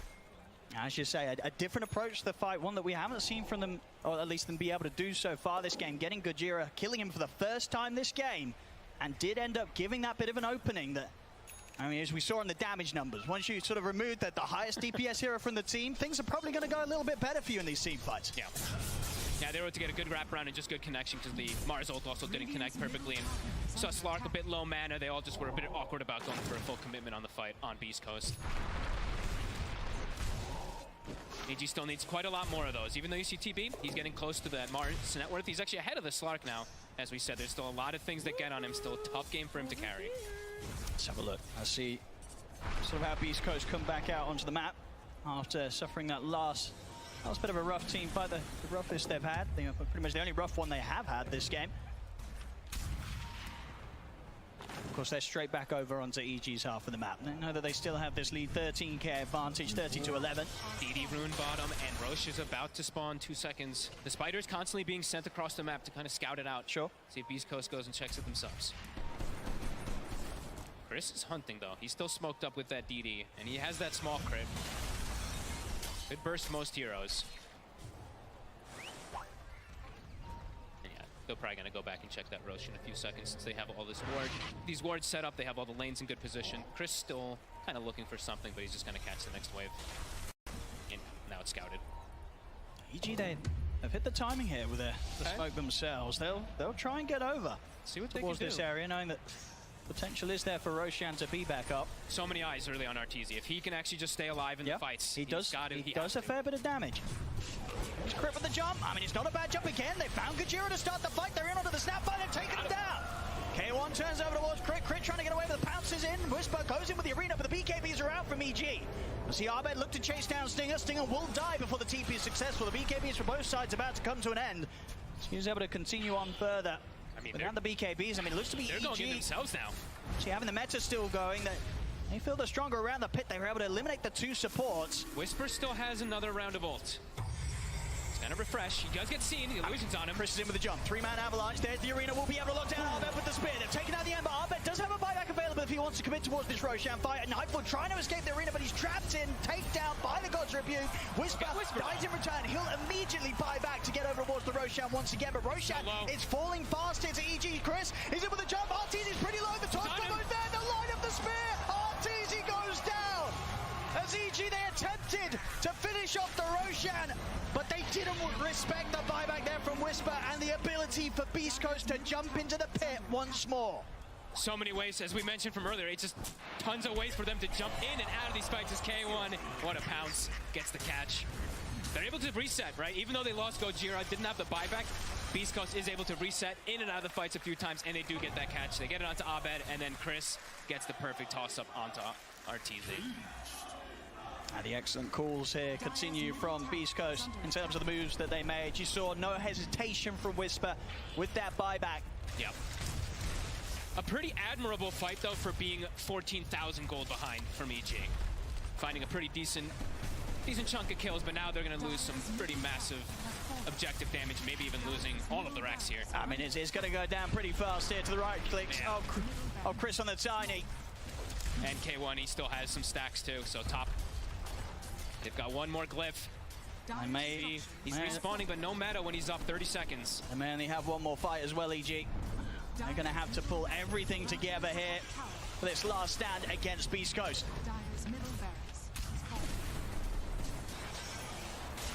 It's Beast Coast. They'll give the respect. They'll back it up. Further big items being picked up. AC's complete here for Chris. Yeah, they're like, we don't need to really fully rush it here. Pick up these items. Still have Aegis for a few minutes. Almost a Hex finished up also on Whisper, so. EG looking to maybe take advantage of the fact that Beast Coast might be kind of chilling back here. Maybe they can catch something big. Yeah, the moves they do make at this point, they seem risky, but they have to take these risks, EG. Yeah. They're sending the only way they get back into the game. Yeah, they're sending the spiders to scout all over. We're seeing them from Nightfall up top lane, so they're trying to find somebody bottom side. And look who it is again. It's Gojira. He's able to get the force stuff off in time to break away from the bushwhack, but still Arteezy chases him out. A further force and a jump with the cookie will dodge the sharpshooter, so Gojira this time will live. And now EG's got to run. And they certainly have it. The Snapfire's alive. Things are probably going to go rather bad for EG. As Fly goes down, Arteezy holding on to his BKB for now. They know where he is, though. Whisper, he gets the catch. Spear. Oh, BKB is there from Arteezy. Immediate response is the bashes are there from K1. Now Arteezy needs help, but it isn't there. The bash is there. The silence as well. Arteezy goes down. No buyback available for him as Beast Coast, they're ready to go for more. Abed able to BKB TP out. But EG, Whisper, they've got to try and hold here with just the 3 of them against the full 5-man push from Beast Coast. No Arteezy for nearly a minute. Alright, that's mega creeps for sure. Arteezy stepped up, got speared. I mean, it was despite that they tried to get a catch onto the snap and they were fully surrounded. The 2 times they've managed to come out top was when they've been able to catch Gojira. Outside that they couldn't, and indeed they'll tap out. There's no coming back from this position. GG is called. Beast Coast here in game 1, looking as hot as ever really here against EG. A couple outside of the 2 rough fights, it was pretty much perfection from really Beast Coast from start to end. Yeah, I mean, I have to give so much credit really to this top lane, right? Yep. The Mars and the Snapfire, they really set the tempo for this game. I mean, Crystal too, of course, all of them had their parts in it, but that top lane for me, they were doing everything. They were making moves around the map, they're setting up the kills. Whisper somehow top net worth majority of the game. That was quite a performance really from Beast Coast. They just constantly shut them down, and it was all 3 cores, right? Like we mentioned, it wasn't like they're getting all these kills on the supports, they're getting the kills on the big targets. It really was, and it's something that we've seen in the past from Beast Coast. When they get themselves onto the main stage here at any sort of LAN, they just pop off to another level. The way they're in sync with each other, it just doesn't get any better. And EG, they're going to have to step it up coming into game 2, because this game 1, Beast Coast are going to be on a bit of a different level here as they'll get the first victory in this best of 3. Back to you guys in the studio. Thank you, OD Pixel and Fog. Yeah, Beast Coast coming out of the gates super strong here in game 1, defending their towers, dominating their lanes, making all the rotations, all while simultaneously keeping their hair. What a victory. Guys, do you want to break down a little bit? What did you think about the game? Just an incredible game from Beast Coast. Like, they identified how EG needed to enter this game, a strong lane from Brood, getting the early towers and kind of choking out the map. So Beast Coast were like, let's just dumpster our lanes, let's just dominate this early game, and then this EG entire concept just never came online, so you didn't get to see EG play their style of game, pretty much. We were quite excited about the EG concept, and I think Bulber even said, we get to play around, our Brood. We're quite happy. They looked like they were setting the pace of the draft, but then it all, after the draft. The concept is good. But in Dota, you can have a good concept. If you lose 3 lanes, you're not going to win the game. It doesn't matter. And they did get dominated quite a bit everywhere. Later on in that first rotation towards the bottom lane, it needed to work. If that doesn't work, they all just crumble. And exactly that happened because Whisper and Gojira, they had such a good start. They had levels on time. They could rotate, and this is exactly what we're talking about right here. Yeah, and this is the where they overstayed their welcome. I think you were mentioning. And Sheet, whisper. Whisper to me. He's way too good. Like 13, 14 minutes, he had the highest net worth in the game, like 7,000. He's got every small item that you need on Mars. Like, that might be one of the biggest downsides to Mars. You have to buy a bracelet, a soul ring, phase boot, so on, and it can delay your blink really hard. But he had all of that by 14 minutes, and he was just so active. He's going to bot, right, responding to dives, getting those kills, rotating again, getting that blink, making more plays happen. He was just the complete crucial point for Beast Coast Draft to play around his timing. He set the tempo so well for everything they wanted to do. Yeah, and even in this fight that you're seeing here, unfortunately Arteezy not able to pop his BKB before meta and just kind of got caught out and deleted. And yeah, nice pickups and a cleanup by Beast Coast. Sometimes these small items, they truly do hurt you. They delay your blink dagger, but just like Sheep said, small items in a game such as this one actually work in his favor because he has mana always to spam out versus the Broodmother, so he can't really assault the towers. He can position himself really well in front of that tier 1 tower, just defend it forever. Meanwhile at EG, I feel like they got caught in this, okay, we're losing, but they forced the tier 1 tower a little bit too hard too many times. That's why you just saw Arteezy. He gets picked off before the BKB is popped. Why? Because they have all the vision they need. They know exactly where EG is all the time. Yeah, and then again, congratulations to Beast Coast, really selling pace. And I know you guys have a lot of questions. You want all the answers here at the panel, and one of the most important questions, hairlines. This man can answer for you. I have a terrible hairline, and I reciprocate with all the players who have gone bald, and I one day will be bald myself. But the Yatara effect. This is the most critical thing we have right now. We have multiple players at TI11 who are going bold. Don't forget Yataro, at the previous TI, he had never beaten VP during the DPC. He shaves his head, bam, 2-1, beats VP, all right? We have Skem, draws with Team Spirit. Can't beat them at the Arlington Major. He then goes bald, bam, beats them. We then have Panda. He plays against EG in the Anna Major on no ping. He loses to them 2-1. Guess what? He goes bald. He then wins 2-0 against EG. So finally, Arteezy, Bald Teezy, Hasn't beaten Beast Coast yet. Draws with them 1-1. Yet to find out if he can beat them. He lost game 1. The ball defect dictates he has to, in theory, statistically, that this time they aren't lying, Naz, he should win. But if he doesn't beat them, it's over. The Yatara effect has crumbled. So this is one of the biggest storylines here at TI. It really is, and so we need to go to an expert. I think we got slacks and Casey. Hello. Hello, hello, hello. He has decided to join us, and we will bring our energy together like a bold spirit bomb. Ladies and gentlemen, bold boys for Arteezy. Bold boys for Arteezy. Bold boys for Arteezy. Bold boys for Arteezy! Taking our tour! Woo! Can I play? Yes! Bold people for Arteezy! Bold people for Arteezy! Bold people for Arteezy! Bold people for Arteezy! Let's go! And also for everybody. That's it. That's the bit. Back to you. Thank you very much. Some insight. That was some insight. Pressing. Bro, That's an exclusive. You've never heard it before. This is a TI exclusive. Yeah. And does that change your opinion on, what? No, I think Beast Coast probably going to win the series. They played game 1 incredibly, but no, a lot of bounce back from EG required because, Beast Coast was a step above. Yeah, and now they've got a little bit of momentum, and of course this is lower bracket. EG can go home. Beast Coast, only need one match to finish this one out. Lizard, I interrupted you again, as I am the silent. I'm very happy you did, because that bold energy is way too strong. I forgot my thoughts anyway, so it's all good. All right, and Sheeps, you've been picking up that team. Game 2, though, looking at EG, where are you thinking for EG? Oh, it's hard, right? Because everything comes down to the lanes and the start of the lanes and making sure that those go well. Because it's hard, no matter what your draft looks like. Like you said earlier, if you lose the lanes, it's just too hard to play the rest of the game. So focusing on making sure that goes well is just the first stepping stone for playing against Beast Coast. Because Beast Coast are just a team that likes to win lanes, group up, fight, push you, fight. So you have to be able to fight back.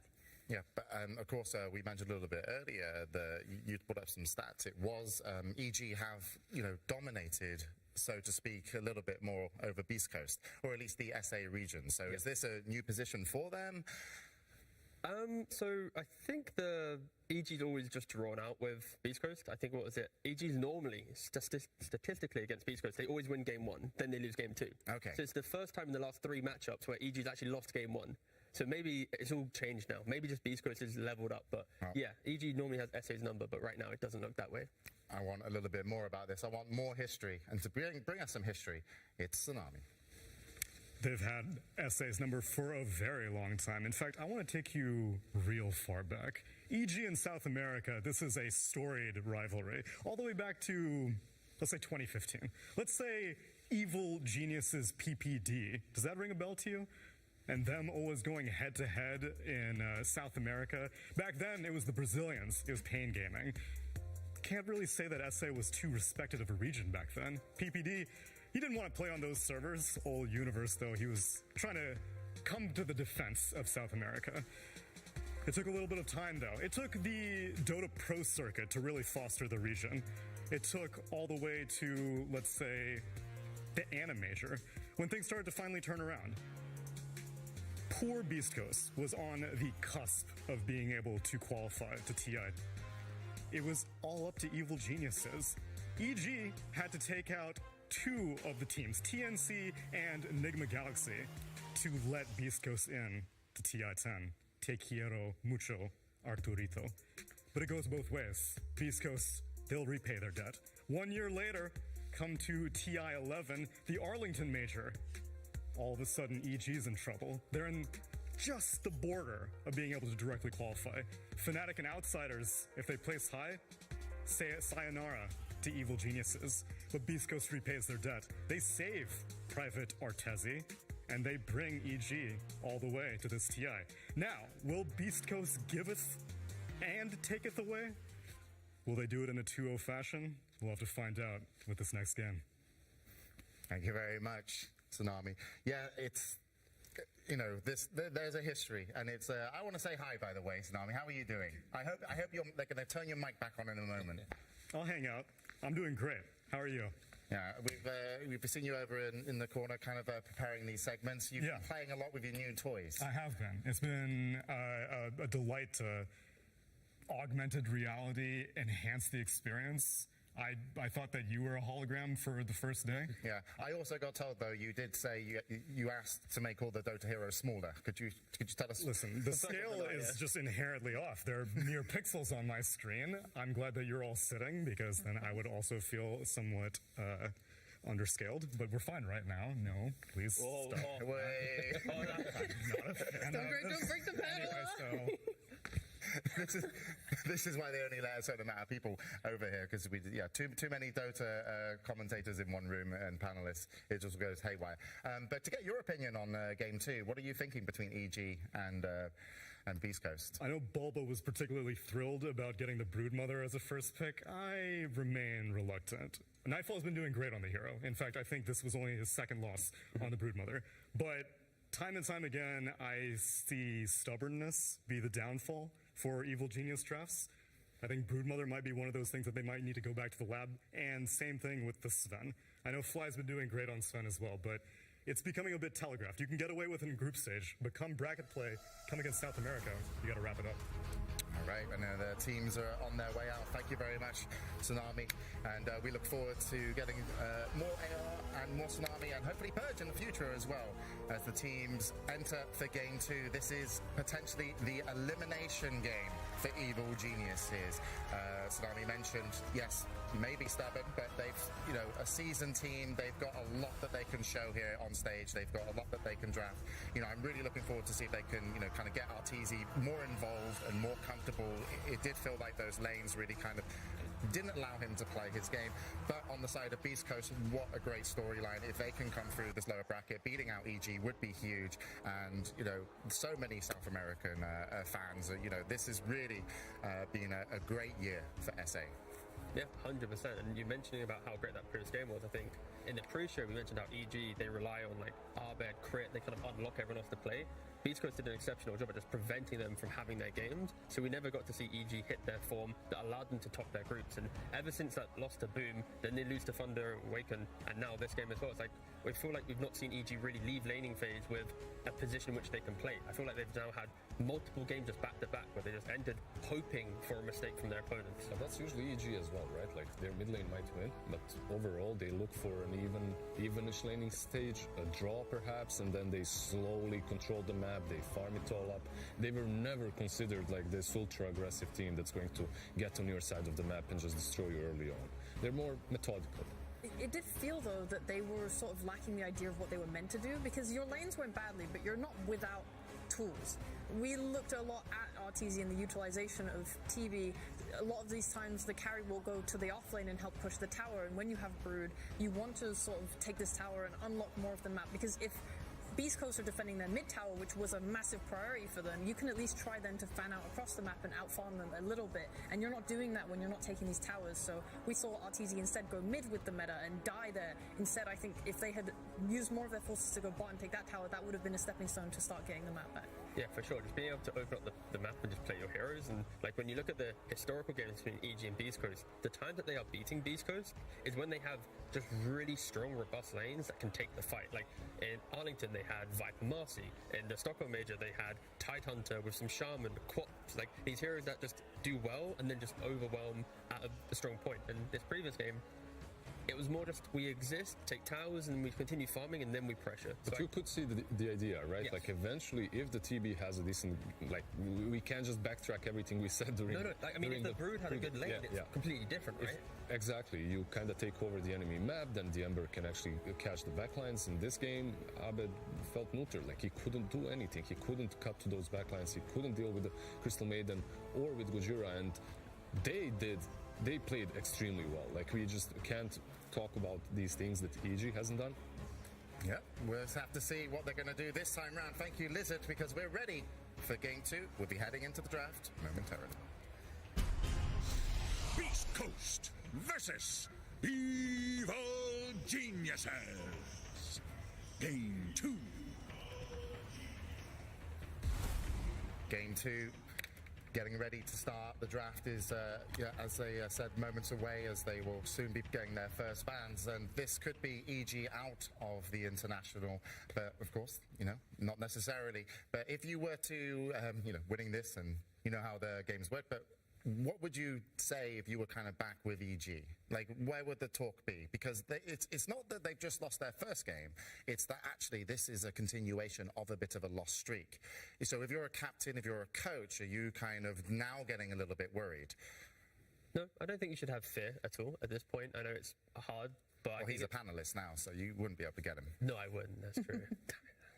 Anyways, I'm going to try my best. My mum might be proud. But yeah, I think it's more about identifying what's gone wrong. And I think I mentioned it before. They've had like 4 or 5 games in a row now where they've not left laning phase with any wins to a lane, pretty much, it feels like. So they need to go in and go, let's respect Beast Coast aggression. Let's try and match some fight, at least in lanes. We don't need to be super aggressive playstyle and change EG, but we just need to be able to enter the lane and go, we're going to kill this hero, we're going to dominate a lane. And that's probably it. Just a little pep talk. Perhaps something like a different position 5 can help with that. Because if you identify their losses as well, you had a very passive 5. You have a Sven. Later on, of course, he's strong. He brings utility. He brings the war cry. In the laning stage itself, it doesn't set up kills. It doesn't set up kills, and it's not a Marcy. Exactly, and it won't really dominate the lanes. You have to respect that Beast Coast are coming out all guns blazing. Like, if you lose the laning stage that hard, they won't let you recover. Yeah, and maybe that's a little bit of confidence from EG with like, hey, lanes, we can win and lose a couple, but don't worry, we're going to fall back on this mid-timing. But unfortunately, last match, they lost all 3 lanes. Sheep, still on the bit of the EG train. Do you agree? Just like, focus on the... No, we're on the EG train right now. I want to get off. I want to get on the Beast Coast train. You want to get off the EG train, because it could be going over a cliff. Okay? I got to get out of here. Yeah, you've got first-class tickets to Beast Coast. You're sat up front. Yeah. So Beast Coast, what are they thinking if they come into game 2? Because they've got room to play, but of course you don't really want to play in a lower bracket, even though you're 1-0 up. Oh no, they love playing on the lower bracket, I'm sure. I think for both teams, obviously Beast Coast can just keep playing the way they're playing. It's working for them. They have a comfort. They are in their style now. They this is one of the good things about group stages. You sort of just like figure out the kinks and problems that your team has if you're losing there, and take to the bracket. But for EG, yeah, hopefully they're able to assess, like Bulb was able to help them assess like where the main problem was. I think they just didn't have a proper vision of their win condition for the game and weren't able to really put pressure on that. So if they go into this game 2 with more of like an idea, maybe, like we said, easier lanes, maybe an actual way to take towers more easily, right? Like I think it was like 20 minutes until the first tower went down the Beast Coast. Like, that is a very efficient way for them to get a foot in the game and give themselves the breathing space to be able to execute their strategy.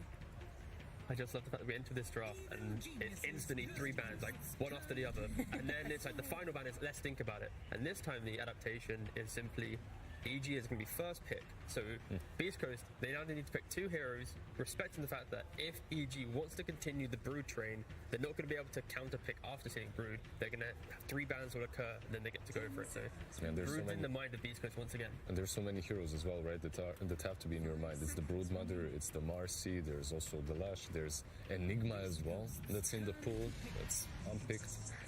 They go with the Nyx. Is this a possible Lash then follow up by Beast Coast? Yeah, they played Lash on the second pick before. They've done Nyx Enigma before, but Lash doesn't sound too bad, just to give you some at least covering. Not the best hero for laning, but once you have items, it's decent. They go with Lash, yeah. I feel like Nyx is a giveaway, right? If you're picking it that early on, you're setting up for the Lash. Meanwhile, the Crystal Maiden alone might not prevent you from going Enigma, but Crystal Maiden plus Dawnbreaker or anything that's left in the pool, that's decently good against Enigma, and you can't really lane there. We've seen PSG LGD even, like Fade Beyond. He picks that Enigma. If he gets countered by 1 hero, it doesn't feel that impactful. Yep, a refreshing change. EG, they have the opportunity to go for Brood, but no, they just go for a Beastmaster. They're seeing what Beast Coast is picking up, You pick up this Beastmaster, you play around him. We see the value of Nyx Vendetta. If teams are grouped up, it's kind of weak, so now it's forcing Beast Coast to think about that a little bit differently, and emphasis on countering Beastmaster along the lane. By the way, did you guys expect Crystal Maiden to have as sick of a win rate as she is having at the moment? Like, what's happening here? Before TI, Arcana coming. Oh, okay, I see. Another one? Do you know in the team meeting before TI starts? Arcana for the wolf. Well, I thought, for I the thought she little turned into a wolf. Is that Yeah. not, Oh, is that that's a persona. just as a persona? Yeah, yeah. I'm sorry. Wait, she's actually I spent so much gonna money be a on flurry. I spent so much She money actually on my doesn't battle turn into pass, a but I wolf. haven't Would got be it. happy. I think her win rate makes sense though because she's just good against a lot of the heroes in this tournament and secures so much of the safe lane. Like this Enigma having one of the biggest like ban rates and pick rates, right? CM's just nice against him in the lane, and the same with this Brood. Like all this attack slow that she provides and the kill threat in lane, it seems to be really nice. We've totally seen a shift in Pulse 5s going from these old Warlocks and Dazzles and stuff that just secures the lane to we're just going to try and kill the offlaner, and CM's great at that. Yeah, did you expect that? Because the moment they nerfed Region, everyone was all in. Like, all in on the healers, right? I thought that Everything's was switched weird up, yeah. because we didn't used to have this meta of sharing salves, which meant that Dota was used to be in a playable state where we didn't rely on just healing. So it made sense to me Carries that we got too did move to pampered, this. alright? Yeah, exactly. Carries got so pampered. All cores got pampered. Bottle refills, salves. This is the finally supports get to play the heroes they want to play. I'm just happy that bottle buying didn't ever become too popular. You mean the because Pulse 5 gives I it a remember bit, there was a month in which my mid lanes would ping me, buy me a bottle. I'm like, I'm pretty sure Celery did that to it's Boom not a couple happening. times. James tried that as well. Some carries like to be bottle fed. Not going to name names. Sure, that's what you like. Name it. I say carries, but you know, I like the gratitude that Carrie gives me when I buy Of course, one. the joke did not land. Continue, panel. Sorry, this has been derailed. I'm not going to say that. Let's go. Continue. No, I like this moment of awkwardness. Actually, I'm just going to continue saying nothing. Okay. Just got a lot better here at the International. Welcome back. Lizard, Sheets, take us away. Thank you. So this current opening from EG can really snowball into a death ball type lineup. It can be the complete opposite of what we saw last game, where they were more, okay, we're waiting for this late game timing of TB with our mid game Brood timing. This time they have a Beastmaster. There's a chance he gets counted in the lane, which could kind of slow their timing down. But if, you know, we've seen like Visages pair up well with the Beastmaster. Marcy's still in the pool if they want to go for an aggressive support that can rotate on mid. You can really start to apply a lot of pressure to these lanes, because Beastmaster, even if he has a rough lane, he can still skill the boars, get 2 boars, go jungle camp if you need to. Like Zai used to play a lot like that. And the utility that he brings, right? Like, if you're thinking about all of these Bat Riders and Lash Racks that are really strong right now coming from the mid lane or the off lane, you can use Beastmaster plus an additional right clicker to actually wear them down through the BKB in those early game fights. Like, the Bloodstone will not help you versus someone ranged just wailing down on you. Yeah, there's a lot of range heroes that are quite nice to play against Lashrak. Like, you have Terrorblade, Drow, Sniper, all these heroes are still in the pool and potentially to be picked up. SF is the only one that's gone right now. And it synergizes well because Nyx is Sniper as well, right? Yeah, Sniper. Because like Nyx doesn't really apply pressure in lane. It's like a lane secure. That's why you see it often paired with ranged heroes. Because Nyx secures the lane, ranged hero that would get pressured now gets the farm. And then when you have this like CM plus any aggressive style carry, it just makes it a lot easier. And in regards to the bans, EG, they banned out like the Enchantress trying to cover the Beastmaster lane. They block picked the CM, and now Beast goes to go for like one of the only options left really. Right, it's one of the best ones versus Beast, but it's not like in the old days. We have this Beastmaster, you pick Enchantress or Chen, he can't lane. You just go Axis, right? Like, you still do the same thing. You can go for Raid Pact and just lane against that. Perhaps not as easily, but it should be completely fine for EG. Yeah, there's a lot of versatility with Beastmaster for sure. But off lanes aren't as stubborn as the old days, at least. Yeah, then again, Chen brings much more to the table than just being strong against the Beastmaster, right? Yeah, the fact that there's a lot of tankiness with Beastmaster. It's Lashrak going for a Bloodstone, you get the heal from Chen and Mech. Nyx Assassin is naturally being strong with you Carapace. If EG, if they commit to a fight and they're not getting that kill in that moment, the secondary fight, the prolonged fight, that's where they might struggle. And that's why they go for these more skirmishing heroes. Are we hyped for Crit Mirana? I yeah. That doesn't sound pretty hyped. No. The first thing I'm thinking is how easy is it for them to use a lot of like arrow setups, because stuff like OD, Conquer, all this stuff, like any actual stun is really good versus Mirana, right? But they don't have an actual stun outside of Primal not Primal Beast, the Raw from Beastmaster, they have 2 roots. So when Beast Coast start to buy like Lotus Orbs and Dispels, it's a lot harder to get these guaranteed arrow setups. I feel like if Beast Coast pick Conquer themselves, like right now, that is all the damage mitigation required to be strong enough that you can brush off EG's aggression. Like, so you would lane Nyx / off lane and Conquer mid? Yeah, like, exactly, yeah. Like that type of idea, and you just... I'm a bit worried for EG's damage. If it's the same as last game, right? If they don't come out ahead in lanes, having the CM Mirana who can't find kills, your Beastmaster who can't pressure towers, Embers, it could be the same story if Beast Coast come out ahead in lanes. One thing that James did talk about earlier is crit and how if he's on fire, EG is on fire. And this is a game that's a perfect setup for him. Like on the offlane, you're playing with the Beast, but also versus Shen, you can deal with him. Plus, you can rotate toward mid because it doesn't look that great. Like you have Ember, but that's more than enough setup for a Mirana, for a crit Mirana. Chains into arrow, this Leshrac can really suffer on the mid lane. But it could be offlane because if it's Beast Coast. Yeah, of course it could be offlane. Whisper is one of the guys that made Lesh offlane like really good. He took the idea from Brax, made it his own, and he's played it in Arlington. And he can play it again here if he feels like it. It applies for anything though, right? Like chains, arrow. It is really nice, but this Naga pick is. I talk about the dispels. There's one right there on this carry. And you also have this kind of double set cover because Leshrac now protects the Naga where EG obviously can't go for a PL pick, which is another potential option into Naga. Pacing wise would have been a little bit weird for EG. So just the synergy of Leshrac covering the illusion killing heroes and then this Naga's in lane, it kind of doubles down on Beastmaster where he needs to go axes for the magic damage to apply pressure, but that build feels good for a little bit of lane, but then you don't really farm later because you don't have the boar. It just forces Beastmaster to be a clunky hero, less tower pressure. So yeah, Beastmaster really just put themselves in a decent position. Do you think he was going to do it anyway because of... For sure, but it's like... Because of the Shen? It now even feels like it's enough, right? Yeah, okay. This Naga pick looks really good for lanes and the things you highlighted, but in the game it can be obviously really hard. You're playing into the magic damage from all of Crystal Maiden's AoE spells, the Starfall. This Maelstrom on Ember Spirit is going to cause problems as well. It's also harder for Naga to skirmish and fight with her team the same way Slot did last game, so her participation is going to be probably a little bit worse this game, which means this last pick, we don't know yet if it's Whisper or Chris Luck, but that's going to be very pivotal in making sure that they have a good tempo running. And it's hard as well because Nyx and Chen are not typical playmaking supports. Nyx is pretty strong, mostly because the game's has like slowed down and you can find more pickoffs, so they're probably playing more pickoffs in my opinion. But do you think that just because they're a little bit slower, you have this flash from the offlane or the mid lane to actually push the tempo, and then Nyx can actually set up, run behind the towers, Shen can actually force, be that meat shield for Edict? It's doable, right?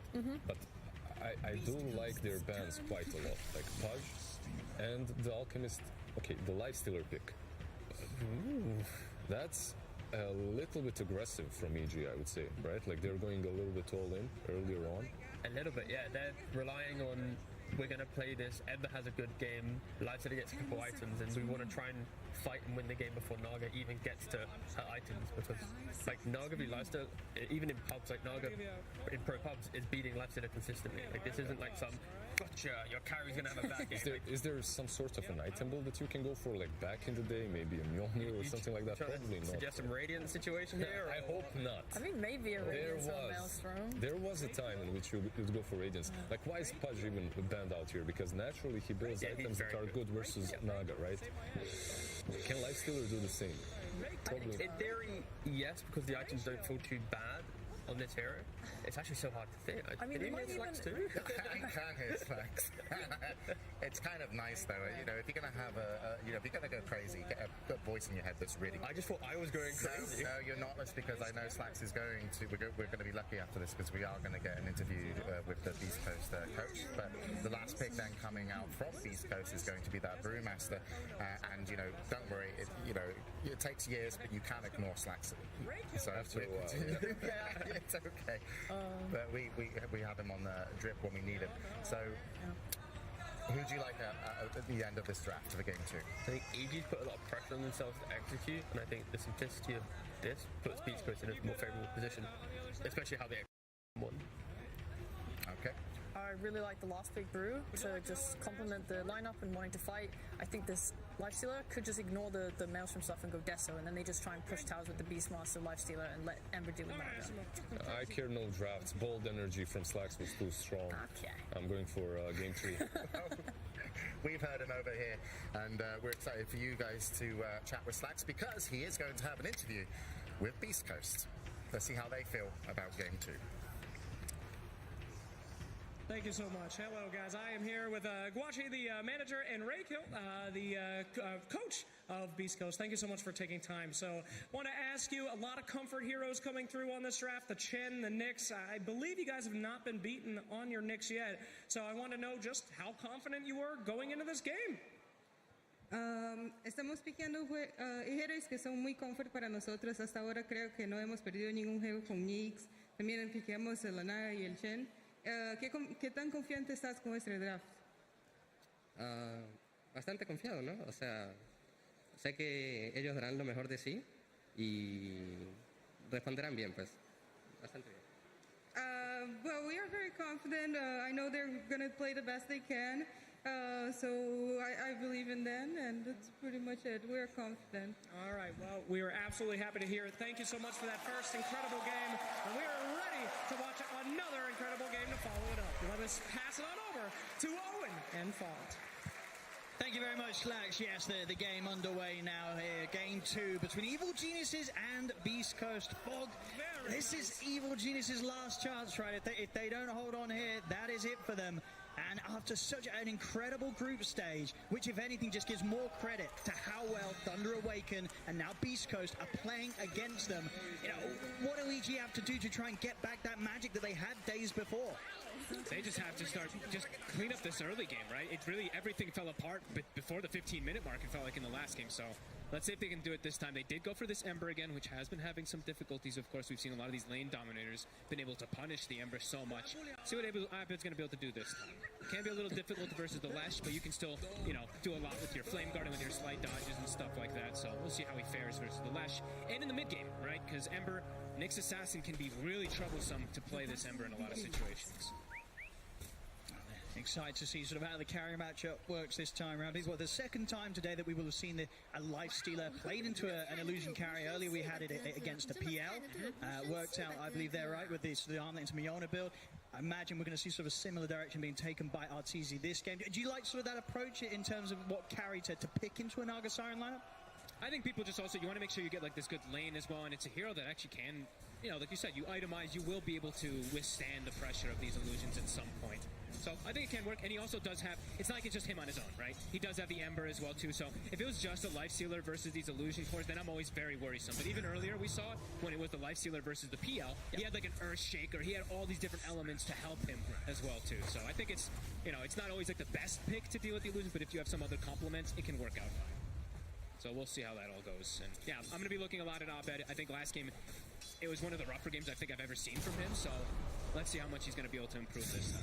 Yeah, for sure. Those sort of early movements that he went for just did not pay off. So we'll have to see if he has a bit of a better chance getting that early momentum that he wants to be able to find to allow him to continue to make aggressive plays throughout the mid-game as an Ember Spirit and just be able to be a part of EG just closing down the map and limiting the areas that K1 feels safe to sort of place himself. Yeah. And let's see how well of a game Nightfall is able to have this time too, because he tends to be the kind of the guy for EG that really sets the tempo and the pressure. So let's see what he's going to be able to do on the Beastmaster this time, because he is playing versus Chen, one of the harder counters in a way versus the Beast as the game progresses, because even when you get your Helm of Overload, he can get his Shard, he steals your Ancients. There's so many plays that you can do as a Chen versus Beast, so see how Nightfall is going to adapt versus.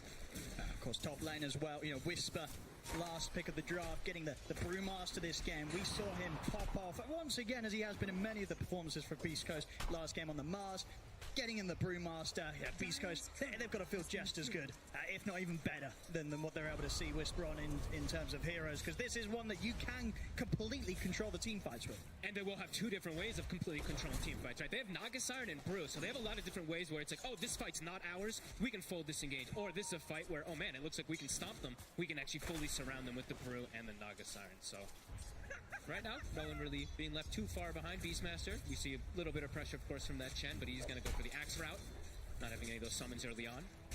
Should be able to catch up. But Naga Siren, it does mean K1's just going to have a full free farm lane, which always tends to be pretty problematic when K1's able to do stuff like that.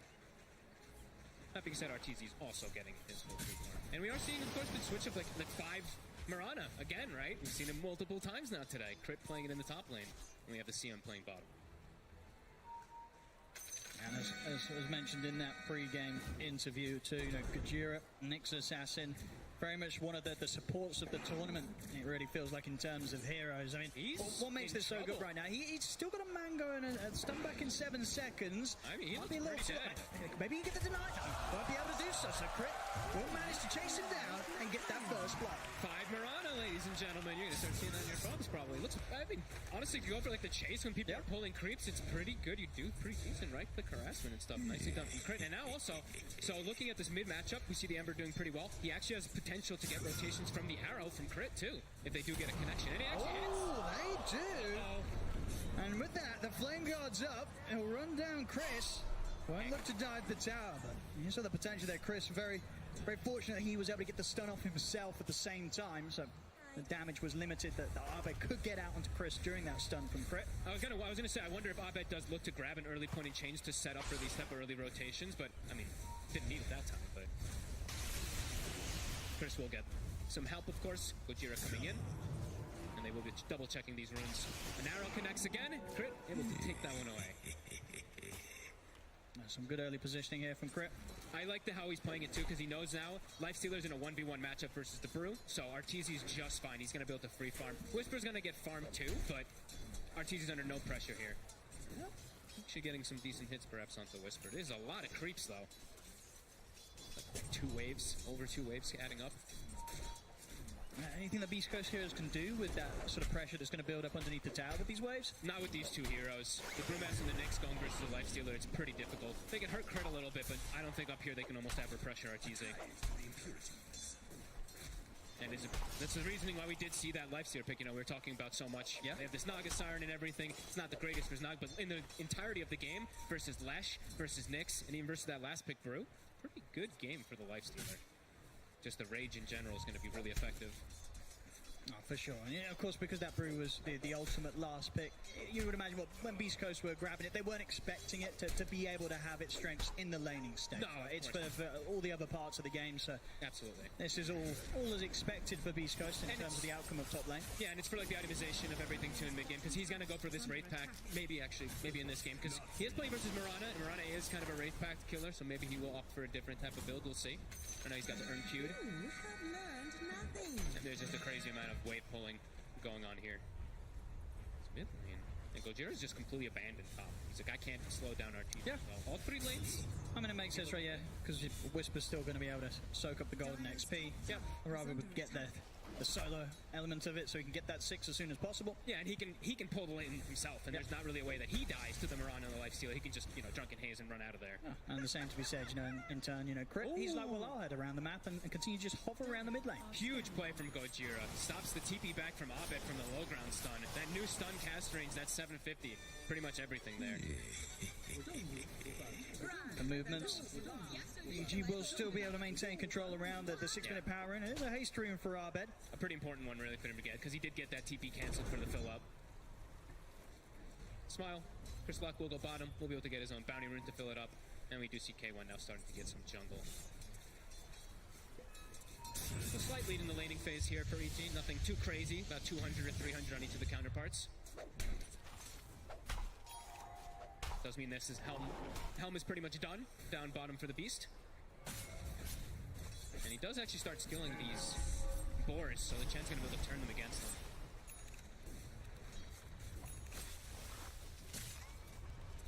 We'll see which sort of route Arteezy wants to go with his build.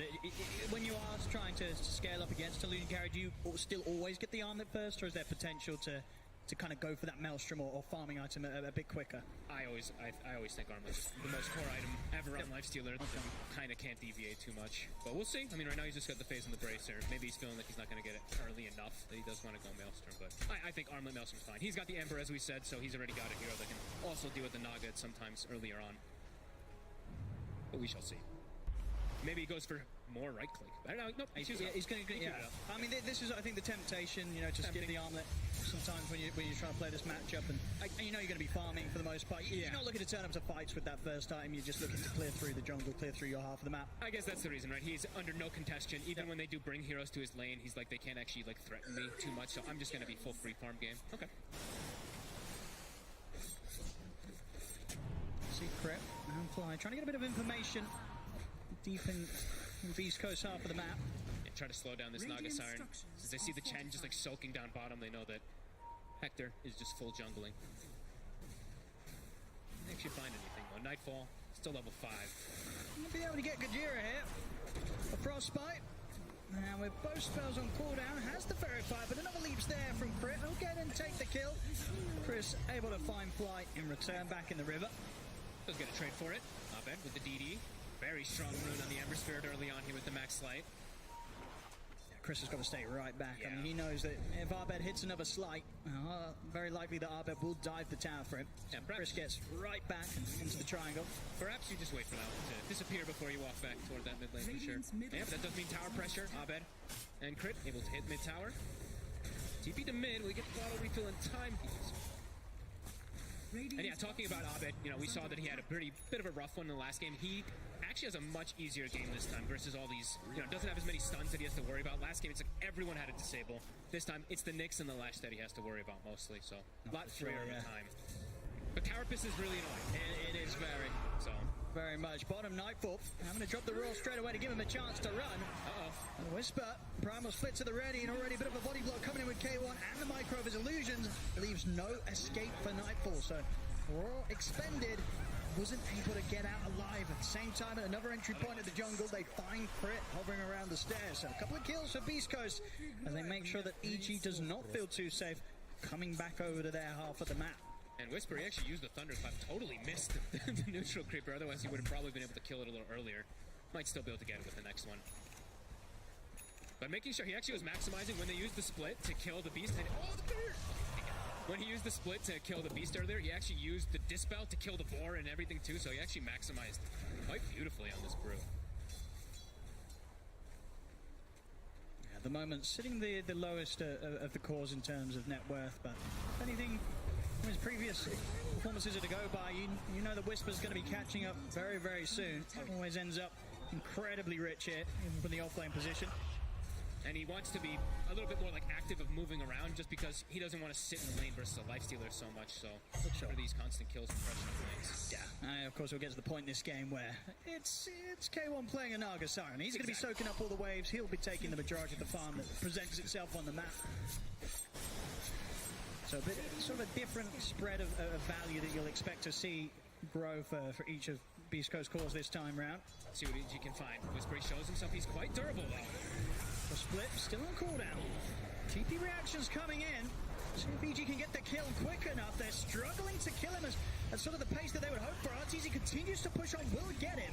But he lose Crit in return. We'll see if RTZ can get out of this. He has the Infest, is able to jump into Arbed, and Arbed, with a Remnant at the ready, will be able to deliver RTZ back to safety. That was close. If that stun catch, it actually almost catches the both of them there. Could potentially be a disaster, but they do end up cleaning up Whisper.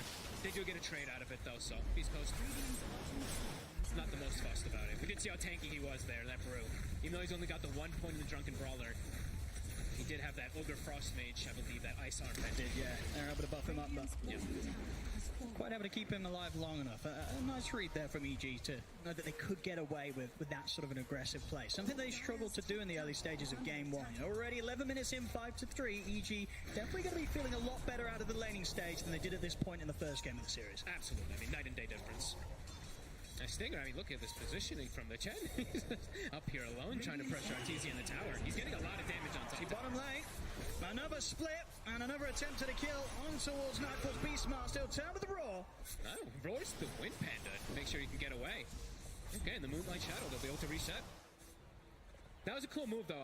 While we were looking, you know, the play happening bottom, the Chen was actually making sure that he kept the catapult alive as long as possible, top with his creeps, and just like kind of sacrificing them. Good chain setup. Not quite able to land it there, a little too far away, too much travel time. But they're forcing them away from the tower. So tier 1 likely to fall here with that dominated creep also coming in. Totally different game state, as we said. This time they're able to get 2 towers on the side of EG early game. Beast Coast not able to set that tempo yet. Might be able to get Stinger here. Fly. He's got it. Quick frostbite, and the setup's there for Arteezy to pick up a nice bit of bonus gold. Gets the kill.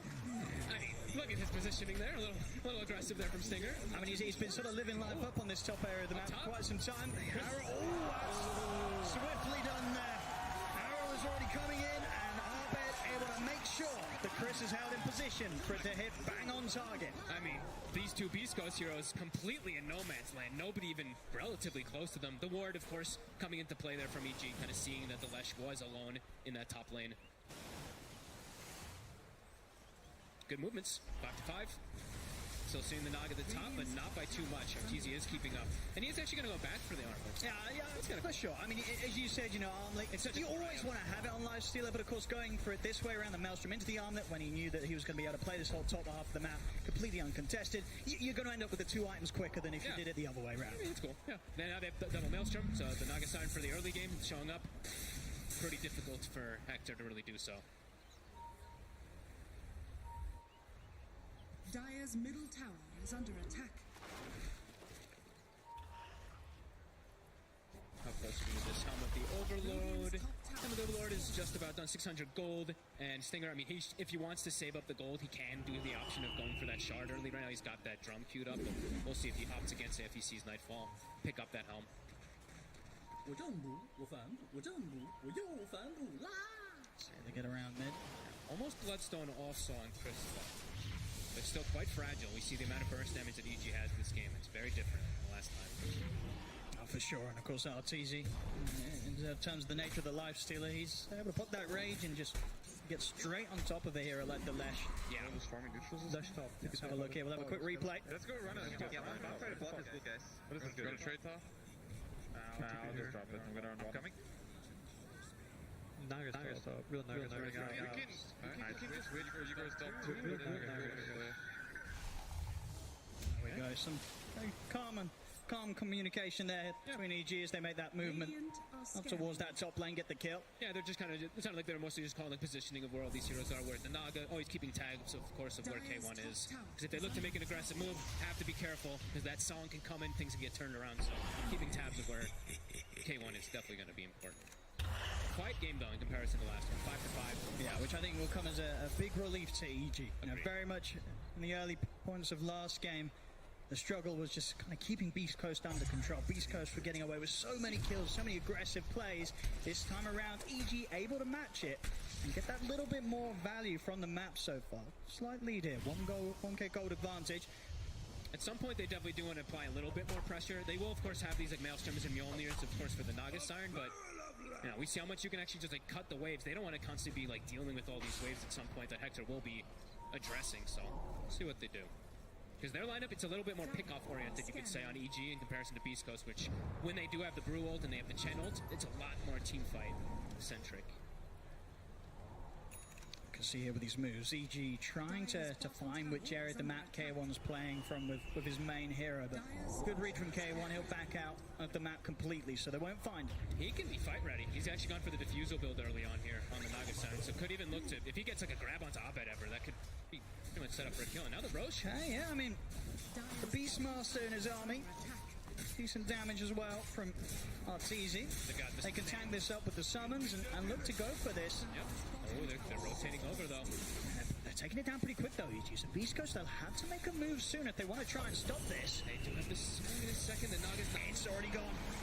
Abed able to get the kill, get the Aegis. We'll see Beast Coast now popping the ultimates. Whisper leading him with the primal split, but EG, they themselves are split up. Look at Crit. They're going to see it now. Moonlight comes to an end, so Crit will die. Oh, and also they catch Fly, it looks like. Abed's also got to be a bit cautious. He has the Remnant at the ready to dodge the split up. But indeed, the two supports have them in trouble. Fly's going to do a fair bit of damage to Whisper with the ultimate, but he will still slowly die back up towards the mid. Actually, Kajiri's able to get the stun out to the two of them, but Nightfall has the roar ready, turns towards Kajira to take out the Nyx Assassin, and now Arteezy's ready to chase down more, gets a double, takes out Stinger. As EG might be able to keep this fight going, changes there from Arda, but he's starting to lose his mana. Chris turns, looks for the stun. Nice sidestep there from Abed. Abed still ticking down very low. That's the Aegis gone. as he's down the ones. They've got to be careful about this Lesh. Chris charging through the middle of the fight.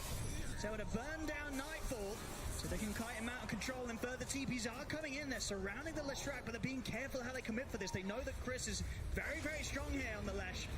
And EG, they won't be able to hold him back. So Chris manages to get back out of there. A nice bit of action for EG overall. Sure, you know, Beast Coast, they're able to take that Aegis quite quickly out of the hands of Abed. But Arteezy able to turn up, get some kills. He's got a continued clean scoreline here, 4-0-0 on the Lifestealer, and enough money to pick up that Sanj. So now between the Maelstrom, the Armlet, and the Sanj, this Lifestealer is pretty darn strong. 17 minutes in, he can absolutely turn up to the Fleetish fights as we've seen, and he's not easy for Beast Coast to deal with. No, absolutely not. Chris, got the arrow on him. Gajira's ready to back him up, turns with the stun. We'll hold back Crit with that stun, and now Chris turns heals over the Bloodstone.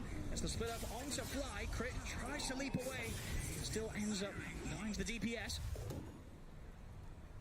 Constant battles. Geralt is 30 seconds until it's back up after all that finishes. And honestly, I mean, out of all of it, it looks like Chris actually comes out most ahead. Right? That's that true, I guess. Bloodstone coming back up at the end of the fight, able to replenish him and kind of walk through and reset.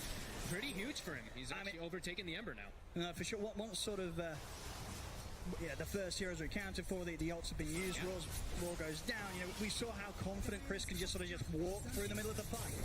Yeah, make sure that he's in position to be kicking out as much damage as possible. See top lane, Hector will play it safe. Goes for the Song TP. And the one thing too is, like, they've itemized now at this point, right? The Armlet, the Maelstrom. This is to deal with the Naga Siren. This is this consistent damage that's going to be clearing out these illusions. It's not this big, like, Desolator, this chunking damage that can eat the Leshrac. So Chris, you know, he could maybe get away with quite a lot in this game. They want to try and go for him, take him down in with the chains into the arrow. They'll sadly do so. Great chain stun. Solid catch here from EG. We're seeing if they can push on for more. Jump forward with the Remnant. Arbed attempts to close the gap on Whisper.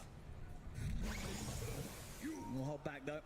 I want to try. Maybe they do want to dive the tier 2s. If they catch him around this area, if Whisper steps out, they might go for a kill attempt. Oh, the ward's placed. Yeah, they'll see it. Probably seen though. Visco's probably going to be able to get rid of that one quick. And you know, we did get to see a couple things also in these last situations. So much happening. But Chen, we did see he went for the shard, so he is going to be stealing those ancient creeps consistently from the Beastmaster.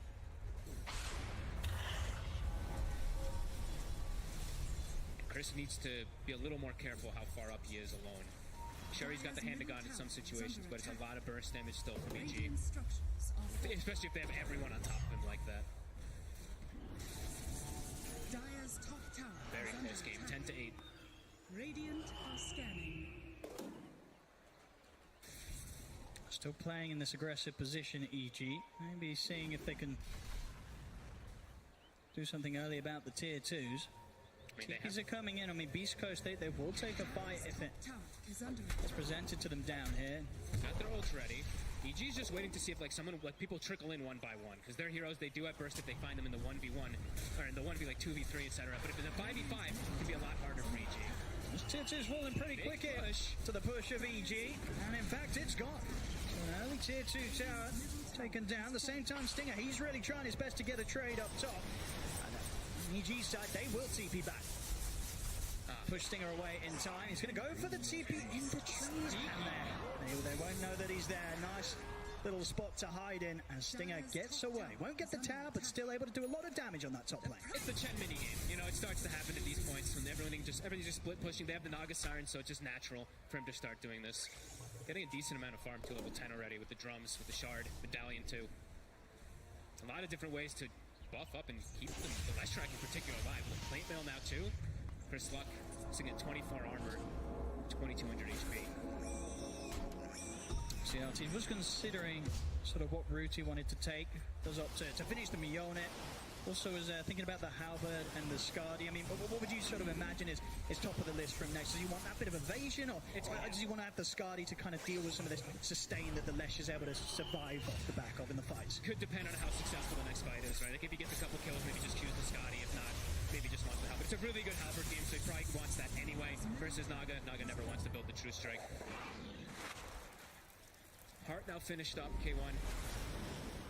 He's, going to be hard to pretty hard to kill, even with that Mii on it. Yeah. Being able to sort of split the fight with the illusions, get them on some of the support. Now, RTG's going to have his work cut out in terms of trying to just clear through this army that K1's going to be involved in the fight with. They'll have to stick on him for so long, and he does have a lot of different ways to bail him out too, right? The brew, the sleep, the hand of God, of course, from the Chen. See what EG can find. Dire's Fest bottom tower is inside Abed. He doesn't have the BKB quite yet on this Ember Spirit, so still has to be very careful of Carapace. Yeah, Gojira playing nicely around the sentry they've got down. Means that EG won't manage to find an entry into the fight from this spot. Gojira mostly is just like playing either around the Naga or the Lash, just waiting with the Carapace, right? Because if that instant jump comes, he Carapace and they can turn it right away onto the Ember Spirit. See what they can get to with this smoke. EG were pretty aware of this, and indeed with the scan hitting, they'll certainly make sure that everybody's back under the safety of their structures underneath their towers. So Beast Coast not able to get a catch this time. Having to avoid fights a lot though. Look at the map state. Look at the way that they're able to just keep everything forced in onto the side of EG. Beast Coast. This Naga Siren's starting to be a problem. It is. It's not easy for some of EG's members to deal with these strong illusions with that heart. Yeah, I mean, it has to be either the Lifestealer or the Ember to clear out the waves. They can't be at every single one of the lanes. That's top now. Glyph is popped, but that is the tier 3 Glyph. Actually, I'm lying. It's a tier 2 Glyph. I'm sorry. I thought the mid tower was there. So we'll have it reset at the very least. This is the thing, though. If EG don't find fights and kill score stays pretty stagnant, you are going to see quite the difference in what K1 as a Naga Siren's able to clean up from the map. In comparison to RTZ on the Lifestealer. Already 3,000 gold difference, and that will only grow unless EG can make some sort of move. But the thing, it's just difficult for them to look for the move, because as we said, you know, their lineup, it does want to look for these pickoffs, but when your lanes are all getting shoved There's in, so much it's hard pressure for you to find any of these pickoffs. And Beast Coast, really, they're sticking together quite a lot here. Now looking for even go for this next tier 2. K1's been just microing the illusions perfectly on this sort of mid and top lane. 2 lanes consistently held right up to the high ground of EG.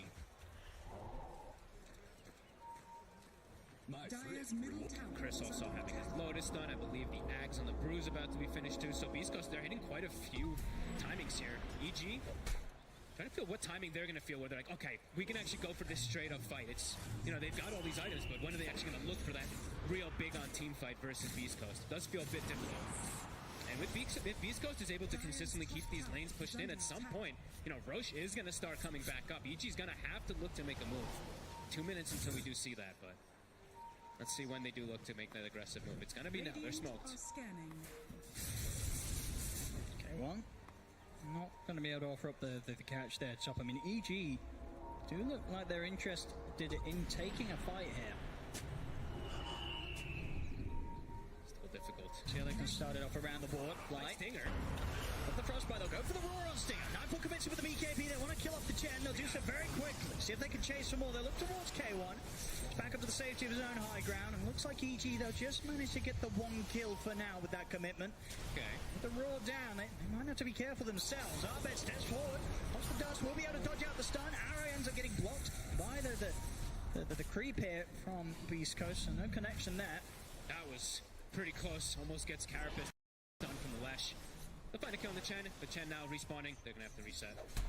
Deal with their lanes again.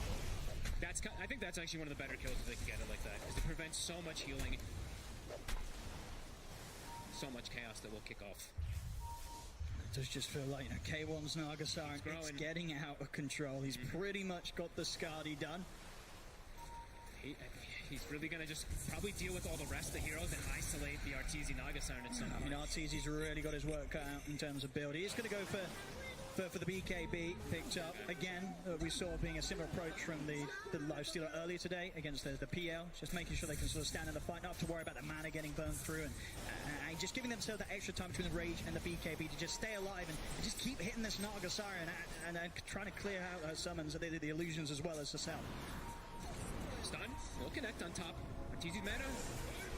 It's time. He doesn't have the mana for Rage now, but they don't have anything else to catch him yet. And that can't quite.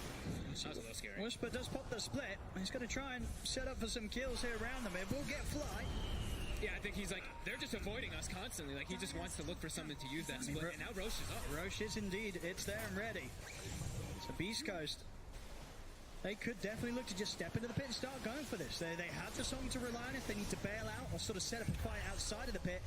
EG, only the 4 of them up. It's kind of not going to be easy for EG to get in on this. You already see Kajira in his position. He's giving great info outside of the pit. In fact, he's able to line up a 2-man stun to start things off there. She's gone already. It already is. Aegis picked up on Chris. EG, they've got to run. Nightfall puts the BKB Abed. Will go with a couple of remnants, but he's still pretty close here to Beast Coast. Ends up losing his courier on the way out.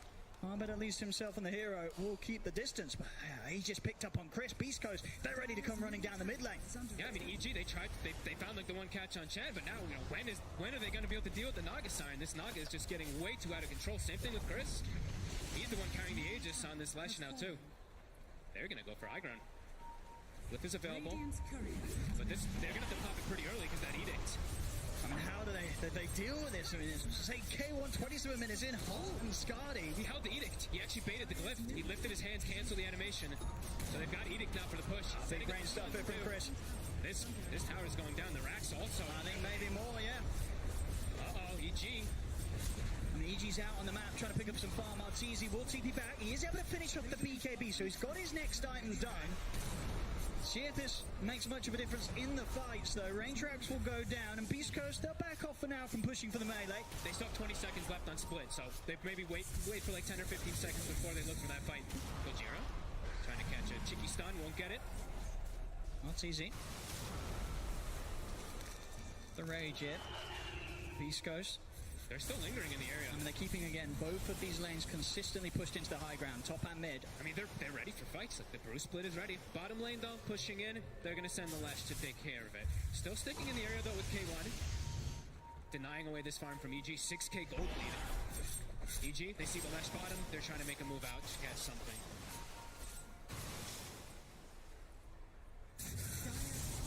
Yeah, Naga just getting bigger and bigger. Lash getting bigger and bigger. They're going to try for a move in. Gotta get something big. EG, they need to find something. Vested into Nightfall. He's ready to try and play off the back of a Blink Roar initiation from the Beastmaster. There's an Arcane Rune in the river, though, so Chris, you'll have that ready for the next fight. Still with nearly 3 minutes on the Aegis, it's not easy for EG to jump anyone outside of the supports. Fly will start to try to start things here, and they will follow up onto Stinger. They'll get the Roar off as well. Okay, they'll get the 2 supports. Pretty good grabs. See if they can do anything off the back of killing the 2 supports. They gotta fix the lanes. Lanes are all constantly pushed in either from the Naga Siren or from the Chen creeps. Their whole jungle is actually also just being farmed from Chen. Like, I was just looking, I'm just watching the Chen microing all of his creeps, and he's just taking all of the farm away. So still tons of pressure on the map. They do get at least 2 kills out of it, but it is just those 2 supports, and now bottom tower looking to drop. East Coast, I mean, their Mac cooking, very nice so far. Making sure they don't lose K1 at all so far. 0-0 and 2.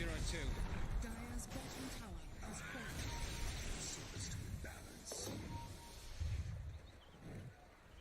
Indeed. During the time those 2 supports were down, nothing more that you really could get other than maybe some increased sort of space on their own half of the map in the jungle. That there was not going to be an aggressive play made by Beast Coast, but unfortunately for themselves, not enough of kills to do anything aggressive and really deal with the push that's coming in. Because already, Chris, he's back up to the high ground on the bottom lane. They're gonna pop the Rax glyph, wanting really to hold on to those tier 3s. Won't have another glyph after this. Now the push continuing. It's easy. He's gonna try and get in on the fight. Steps up towards K1. Nightfall, he has the Roar. He's got the song off. Get the arrow as well. Rage into the BKB. So a long time here that Arteezy is going to be able to continue to beat in onto the Naga Siren, but it's still just not enough damage. He's only down to pretty much half health here, K1, as he backs away. They'll kill Chris. That's the Aegis gone. A quick infest here from Arteezy as he looks to stay alive. They'll get the opening stun onto Chris. Out to the side, though. Abed's been held up by the split up. Arteezy chasing him outside of the base. K1's getting low. Falls to the side. They're trying to separate K1 from the lifesteal, and they'll be able to do so. K1's fine for now. As Arteezy also falls back up to the high ground of his own base. He connects. Nice little arrow there onto Stinger. So once again, EG getting the 2 supports, taking that Aegis away a little early from Chris. Definitely a defense here coming out from EG that, all things considered, they'll be pretty content with. That was an absolutely beautiful fight. Everyone's sitting at like 10%, 20% HP on EG, jumping in and out, getting these connections. Making sure that Chris Luck can't actually use this Aegis to its maximum. Almost even getting K1. That was a really good hold from EG. Yeah, we're definitely getting that roar off as that song kind of comes out. They came at the same time, pretty much. And indeed, you're seeing exactly why you go for this Rage BKB build. Just it gives Arteezy this maximum amount of time, even during the song, to just keep hitting the Naga Siren. And we saw that ended up getting down to about a third HP at the start of that fight. If Arteezy is able to get that halberd done and then some sort of damage item, and during that sort of setup, he'll have a good chance of killing K1. That was before they picked up quite a few items too. Abed now has an Aghanim stun too, so his damage is going to be quite a lot higher in this next fight. And they're looking to get aggressive. They're actually looking for more. See what they can make a quick jump towards. Remember the Remnant, Abed. Quickly sweeping the map. He's managed to get his way over towards Chris. Got Lotus there. Underneath the tier 2 arrow, it's going to hit. Crit gets the angle. As Chris going down, EG, they'll definitely want to try and continue to fight for more. Kajira turns with the sun onto the two of them. Indeed, over towards the mid lane. They have the raw set up onto K1. No further damage output for now, though, as K1's got the backup of Stinger. Nothing to stop this CM ult. We'll clear out all those illusions. TP over from Whisper. PG now looking to bail. Another net. And trying to fly. So they want to try and tackle K1. I mean, Arteezy's going to go for the squishies first. Goes straight for Stinger. Takes down a second support. See if they can get K1. East Coast. Very much for sort of the first time this game where Beast Coast are the ones that are having to play a little more cautiously around EG. EG's definitely found their footing of timing really for the Lifestealer to stick on his targets, right? It really is this BKB, his halberd also making him super tanky, and he does have that Ghoul Frenzy talent too, so can stick on those targets a lot easier once he gets that initial hit. I mean, what is the item here for Arteezy? He's got 2,600 gold saved up. Does he want to get the Skadi still to sort of limit the heals of the less trap with the Bloodstone, or do you want to see him get some sort of straight up damage item? Oh, honestly, Scotty. He's got a lot to think about here, Arteezy. It feels like they're gonna start getting more and more damage for the Ember Spirit, so I wouldn't blame him if he does go for the Scotty. It is so valuable versus that last Shrek, as you're mentioning. Because he could also, I mean, we'll see they could also still get like the Mage Slayer Bloodthorn kind of build. I'm not sure who's gonna go for that, but it's always pretty valuable versus Lesh, so yeah, we'll see which one it's gonna be. Look at this. I bet he's actually got his shard now too. Again, a quick kill onto Gojira. So Abed, he's got Ags plus his shard, so watch for these remnants. Level 18 also, of course, was hit in that last fight. So his damage is going to be a lot higher versus that Naga Siren too. EG themselves, they might have a bit of a chance to push up towards the base here. They're bringing the creeps in on the mid lane. Dire's top tower is under A attack. good sort of vision here towards the move that K1's making. A little bit towards the mid. Looks like they'll still hold back a little bit here, EG. Yeah, Abed, he keeps a remnant there, goes back, is starting to clean up the counter push. We'll get a bit of a setup in the area. onto Arteezy. He'll be thrown into the air by Whisper. Arteezy popping the rage. He's going to try and get on top of K1. Look at the illusions out. Turns now over towards Chris. The rage finishing. Arteezy's got to be careful. Gets caught by the split. We'll be able to force him back to safety. Infest him to fly. He's fine for now. He's gone. Arteezy trying to go for round 2, but as soon as he comes out of the Infest, they catch him with the opening stun. Won't manage to get the BKB off, and with that BKB duration, stays on top of Stinger. Arteezy now godlike. He's ready for more. Turns towards Kajira. Rage at the ready. So after the BKB comes to an end, Arteezy can continue to push on. In fact, now he's going to opt to use the rest of the rage to TP out. If he gets bashed, I don't even think K1 actually got the hit on him there, but that was close.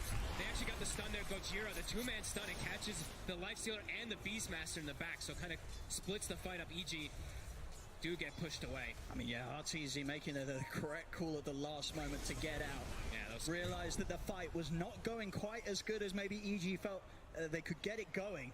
Choosing the right moment to bail out. But now, 3 heroes dead on EG. And we do see that Arteezy actually has gone for, I believe it was the Basher, yeah, but he's going to go for the Abyssal to stick on target instead. See if they can hold back K1 here. Is onto the barracks. His BKB's cooldown, so Arteezy does have to be a bit careful how he uses his rage. Absolutely, we're seeing the rage alone, not enough for Arteezy to rely on in the midst of a team fight.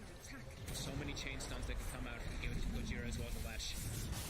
Yeah, we see this one again. I think the stun is going to come in a few seconds right around this moment when Arteezy backs up. It's tough to stick on the Naga Siren, you know, even though they do get this connection of chains, he is still very tanky, and they have to be very careful with these supports. You know, if they get caught at all from a Lash, at all from a Naga Siren, they're just dead.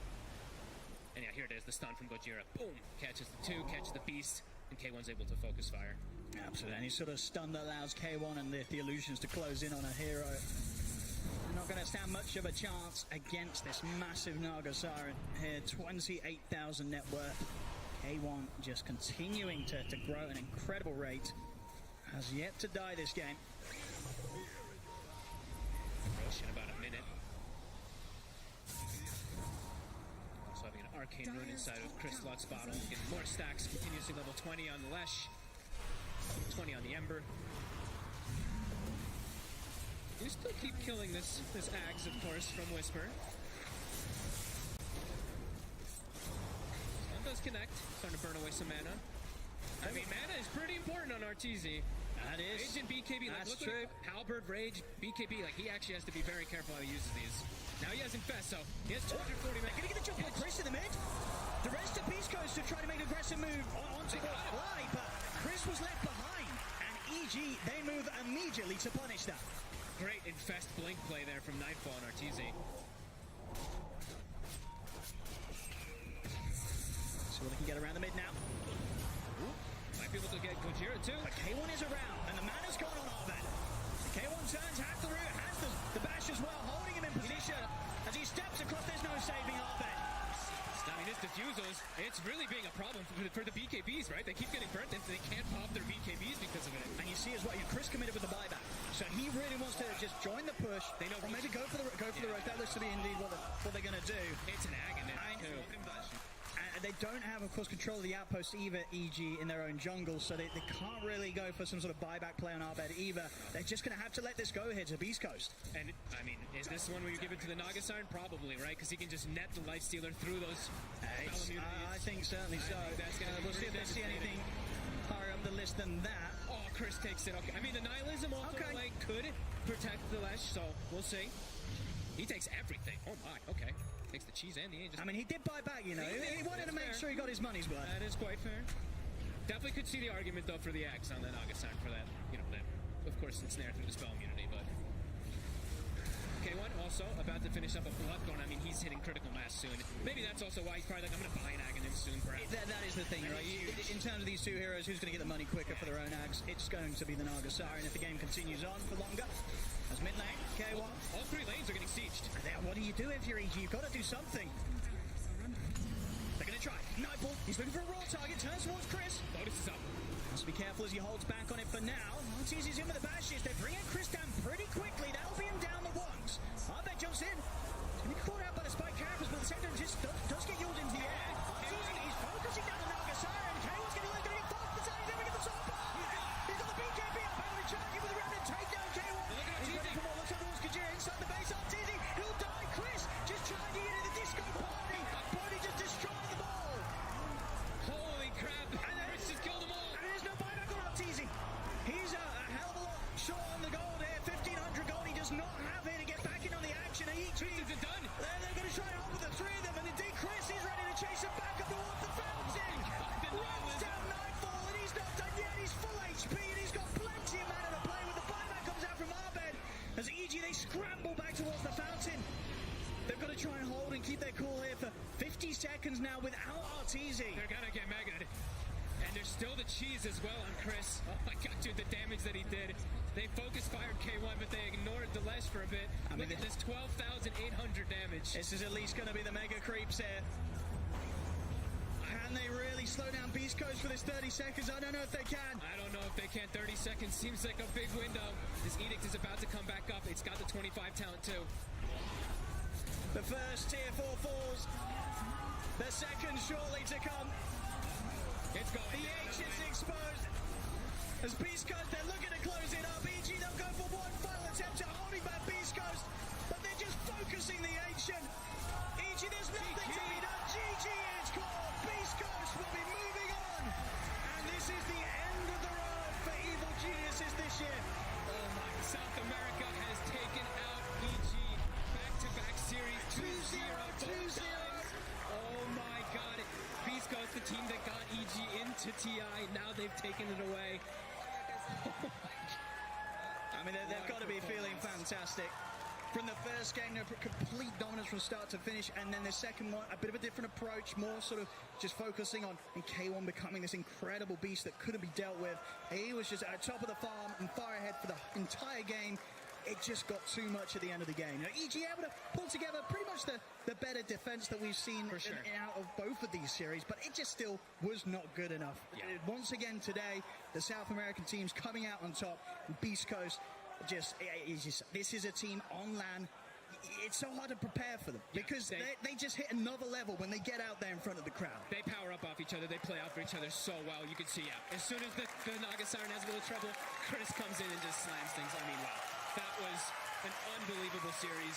22-20. This one a lot closer than the last game, but still, Beast Coast. Wow.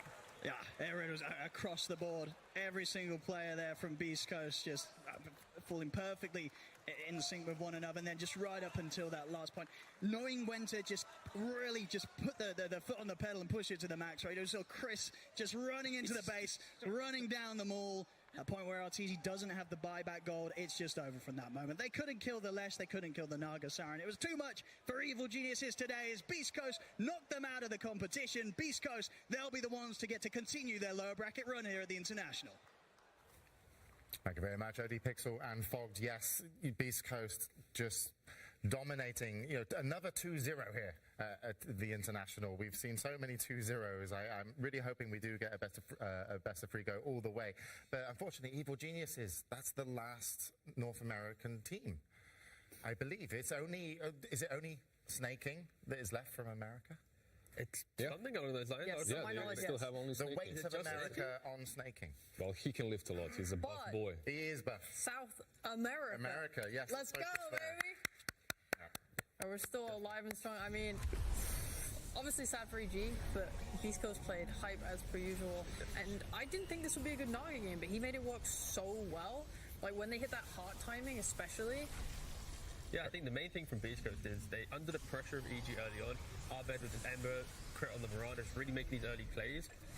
Abed kind of sacrificed his game a little bit, so when they got the Aegis onto the side of EG, then Beast Coast instantly swiped it away within a minute, if that, or like 30 seconds, and EG's kind of momentum completely shifted, and Beast Coast, they look back to their Naga Sirens like, come on mate, it's your turn to take over the game. And I have to say, te quiero mucho, Arturito. You tried your best. He went for that Mjolnir. He fought them off valiantly on his life stealer, itemized well against the Naga, but at the end, even though Naga was given a lot of space and he was the focal point, like he was what everyone was focusing on, it was C-Smile, it was Chris Luck that was just deleting everyone on the left rack. Like he went for a very interesting item build as well with a Lotus Orb, which allowed him to just completely stay up front and soak in all the damage. Yeah, so there we have it. And that last fight, as you saw, once the buyback came in and the amount of resources they spent on trying to take down K1, unfortunately, C-Smile got into the back lines. But I need to feel someone's pain from America. This is really, this is what we need at this show. We just, oh my God, we have.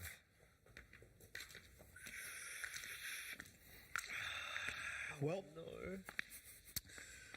that's it for the North America region. We brought 5 teams here, and they're all gone. It's the Americas, though, right? We're a joint hemisphere, right? Yeah. They totally like you. They love us. Yeah. You love Thunder. You're in the same region, actually. We're the same region. We come from the same places. North America. South America. SANA. United. Am I getting Get it on something. I'm British, but yeah, South America's out. Colonization all the way. James, can I interest you in some? Thank you, sir. Go on, buddy. Oh, no, wait, here. It tastes like desperation. Oh, no. I mean, that's the wrong one. I take only the top grade stuff, and oh man, and we got Bola. You've got snaking. No, we got snaking. We got Blitz. We got Blitz. American coach. American coach. Yes. There we go. Owie, Canadian. I'll take it. Got him. I'll take it. Oh, America, let's go. Not out yet. God bless America. Help is on his way. Yeah, it's good. Yeah, I already we just had to support him emotionally there. Like, we're not even American. We're British. We're all British here. Very good friends. Wait, what?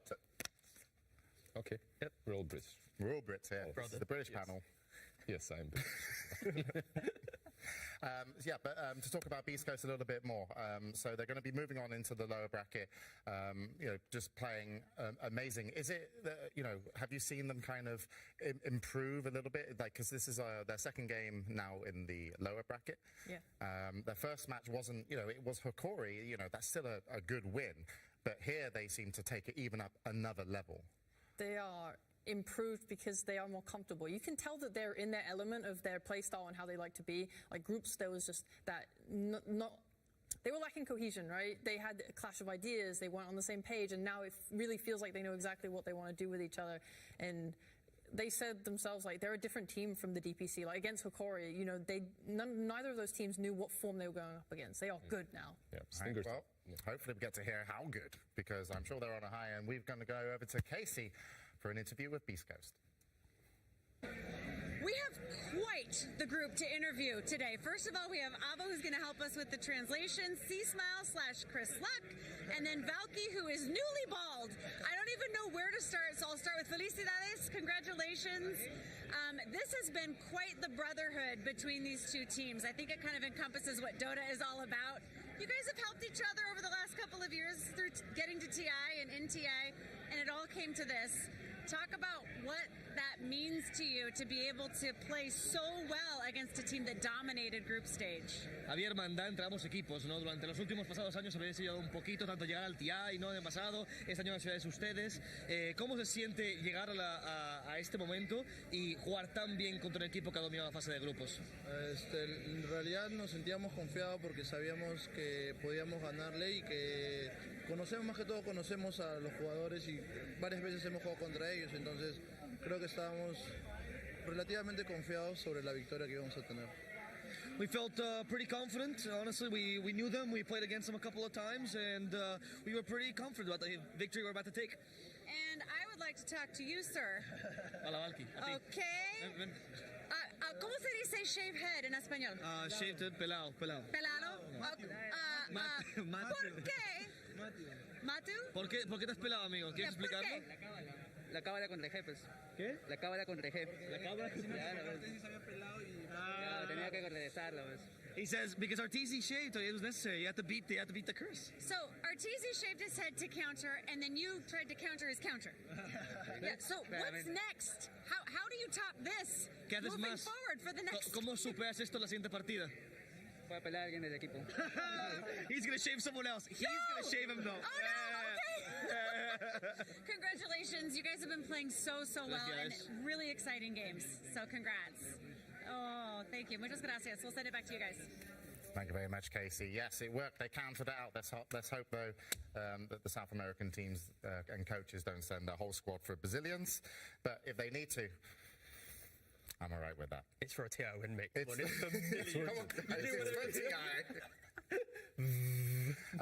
But we didn't predict that. But we, EG didn't know about the counterplay. It was a genius move. But let's go into our next series here. And we're going to be meeting our first team. It's going to be Boom Esports.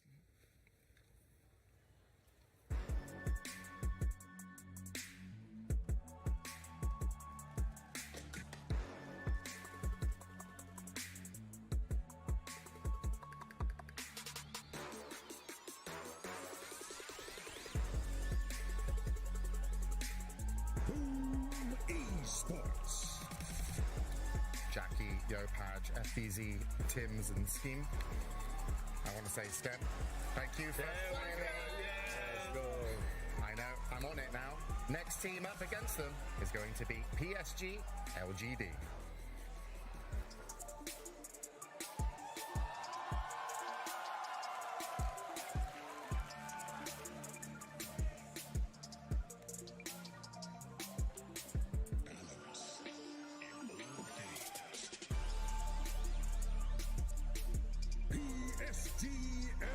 LGD.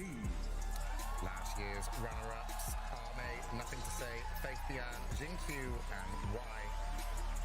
This team is a scary team, and it is scary to meet them, and even to see them in the lower bracket if you're going up against them. So we'll see how Boom Esports will be able to adjust. Boom Esports, though, did actually beat the defending champions to get here. They took out Team Spirit, and they've developed a lot during the group stages and the tournaments. Sheet.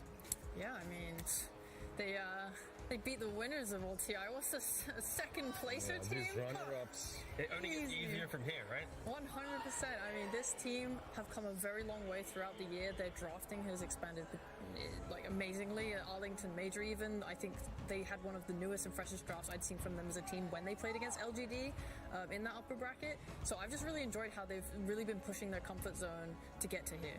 Yeah. Having followed the SCA region for a really long time, this is probably the ultimate stack they could have formed out of all the new stars that were coming in in the last couple of years.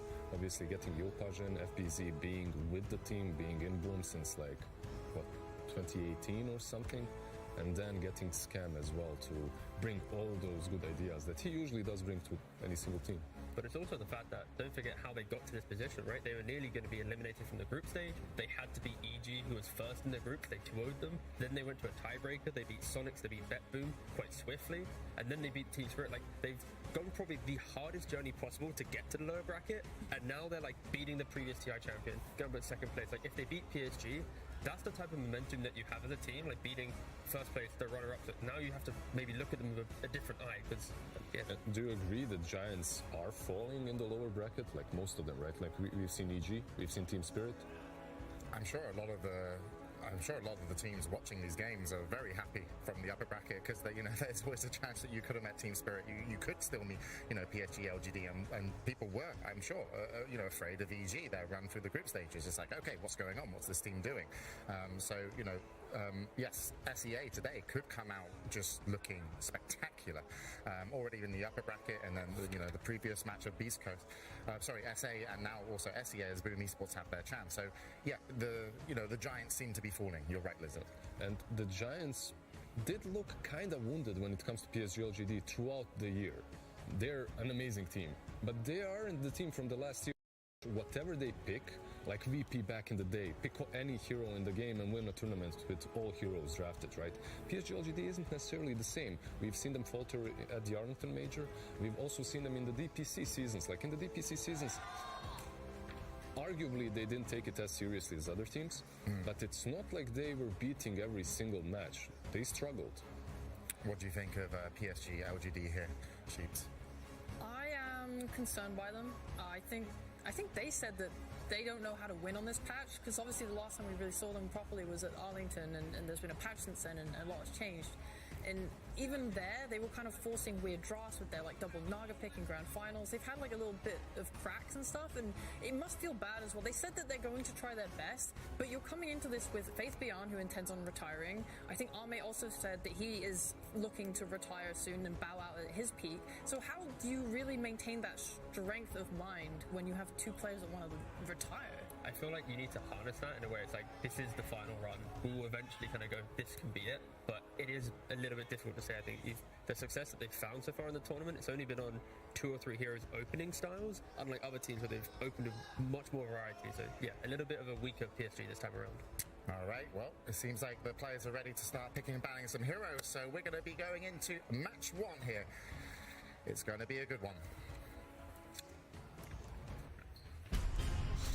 Boom Esports versus PSG LGD.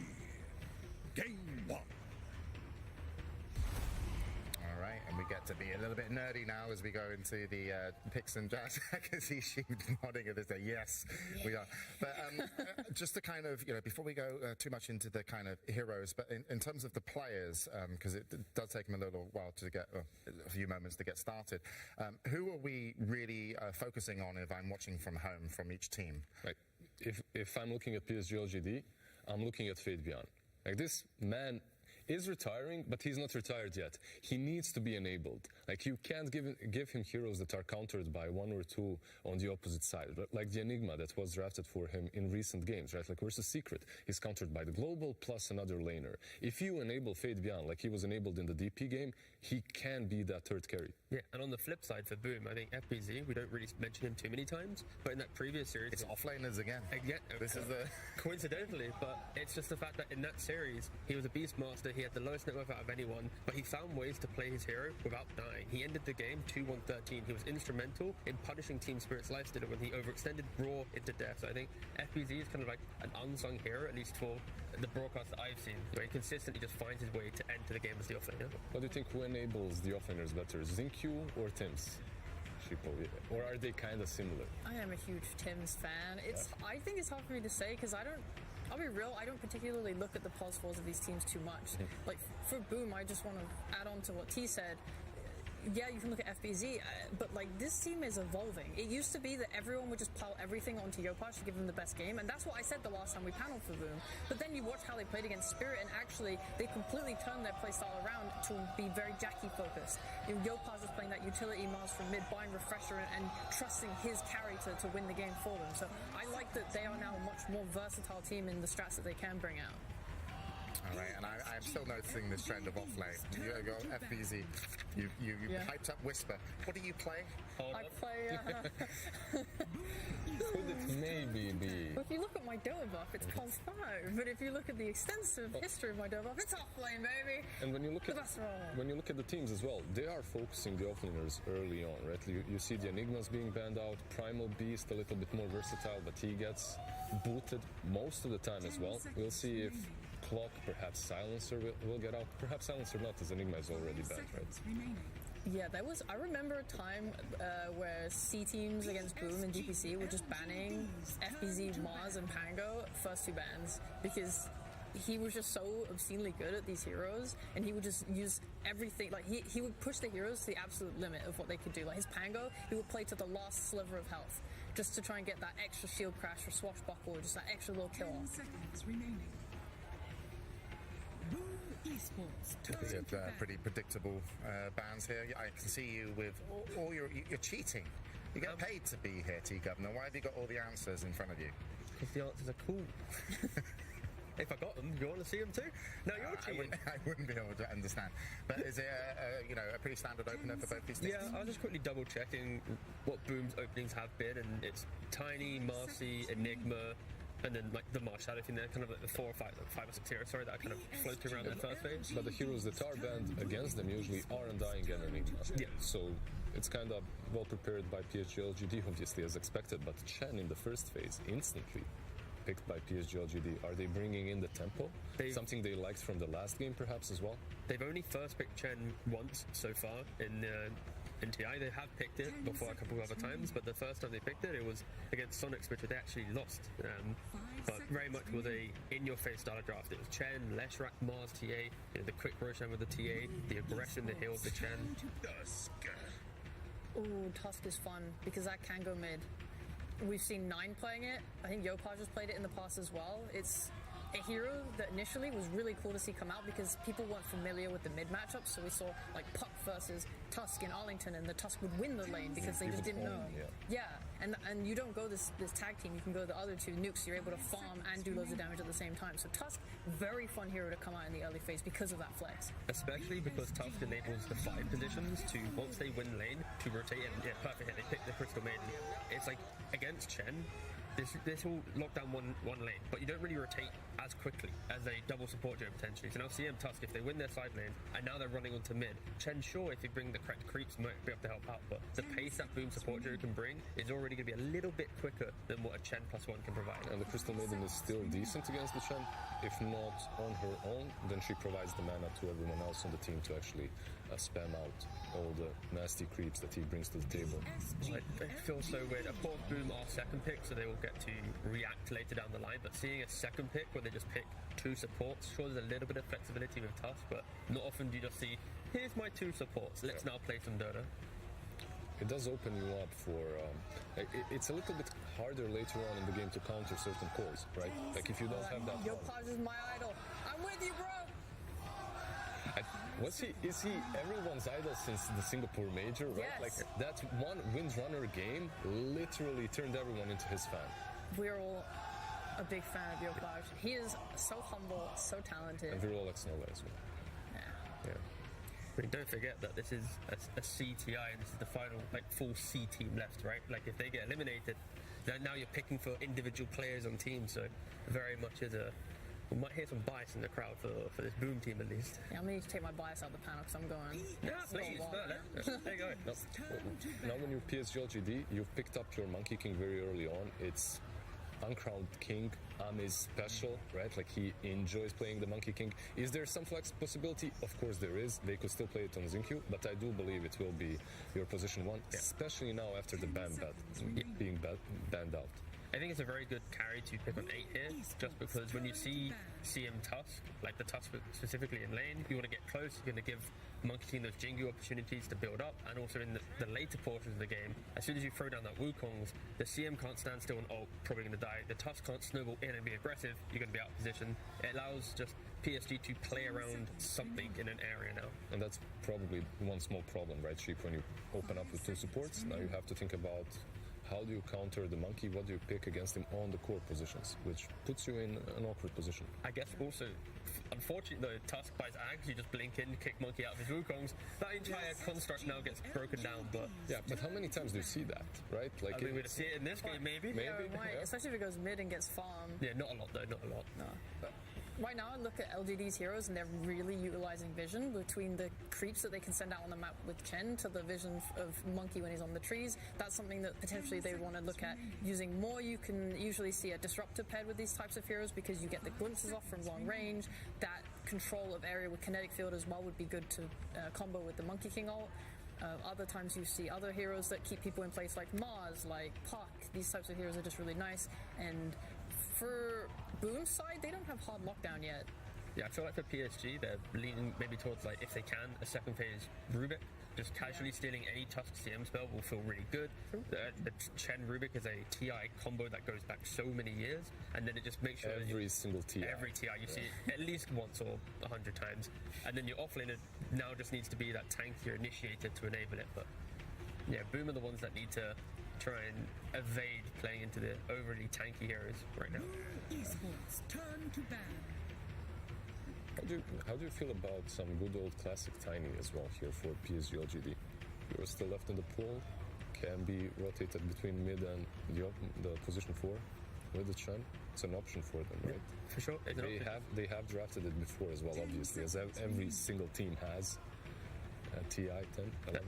They'll get to see one more hero before they pick, so I guess that will be the indicator, right? Because with CM Tusk, they'll maybe see an offlane pairing. That offlane, if it's a ranged hero, will indicate Tusk being the 4 potentially, which will give more leverage for PSG. Do we all agree that perhaps we're leaning slightly towards PSG LGD when it comes to strength and the flex opening from them, or do you just like the 2 supports? I proper like seeing CM Tusk. Like, it's a more. So Boom's now trying to keep it a bit more. Yeah. They're still super flexible because whilst this Tusk could also go mid or forward, this Mars similarly, we've literally watched Yopaj play this against Spirit.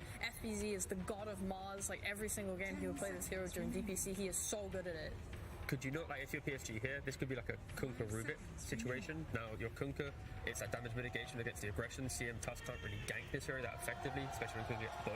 The Rubik, like we mentioned before, it is a banging Rubik game. Any hero that he looks at, you steal a spell, you're going to just be better than them. Not so good versus Mars because you can toggle the bulwark, which Rubik then steals, so you just have to be... But it does add that little bit of stress, like, I have to remember to do this. Yeah. But for Mars veterans should be not... You've been asking for Kunkka a couple times today. I think right now with the skirmishing meta that we have, having a solid mid lane that you don't need to always help out that much, and it kind of gives you some comfort throughout the mid game, it just feels really good. Especially like again, look at it. Oh, there my god! Oh, they're going to Sapphire though. Still good. Wow. 1 out of 2. Close. It's good enough, good enough. Don't worry, they'll get the true sight when PSG win TI, and then you could be like, I want Rubik and Zhao. It's like, no, you didn't wash your face, you're playing Snapfire. It's like, okay, I'm sorry. But yeah, no, it's cool. This is nice. I like PSG's second phase picks. Do you like the snap in a way that now you get some damage mitigation from the Kunkka, plus you get a lot of damage by snap, right?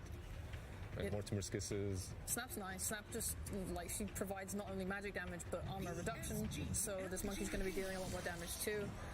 I'm a fan of it, and it makes the offlane stronger as well. Yep. Boom, they're a very decent response to the Kunkka. Of course, the Kunkka doesn't do anything to Lifestealer now, so PSG, their final pick in the draft is going to need to cover the lifesteal a little bit. They don't really have BKB piercing stones. They have no way to prevent this lifestealer just freely clicking. It's more about if PSG wants to fight this, they stand still and hug each other. That's their fight. So what bans are we looking at here? Is it like Beastmaster Slardar, something like that? These BKB piercing heroes that are really good versus lifestealer? Yeah, potentially. So Razor in the pool potentially. Razor as well. Yeah. They would lack some control. Like if they went for Razor, I would feel like they're in the same position in which Collapse was yesterday with the OD. When it comes to overall draft and how it makes sense. And Boom Esports, ended up beating Spirit to be here. So they, maybe don't want to ban out the trap. Yes.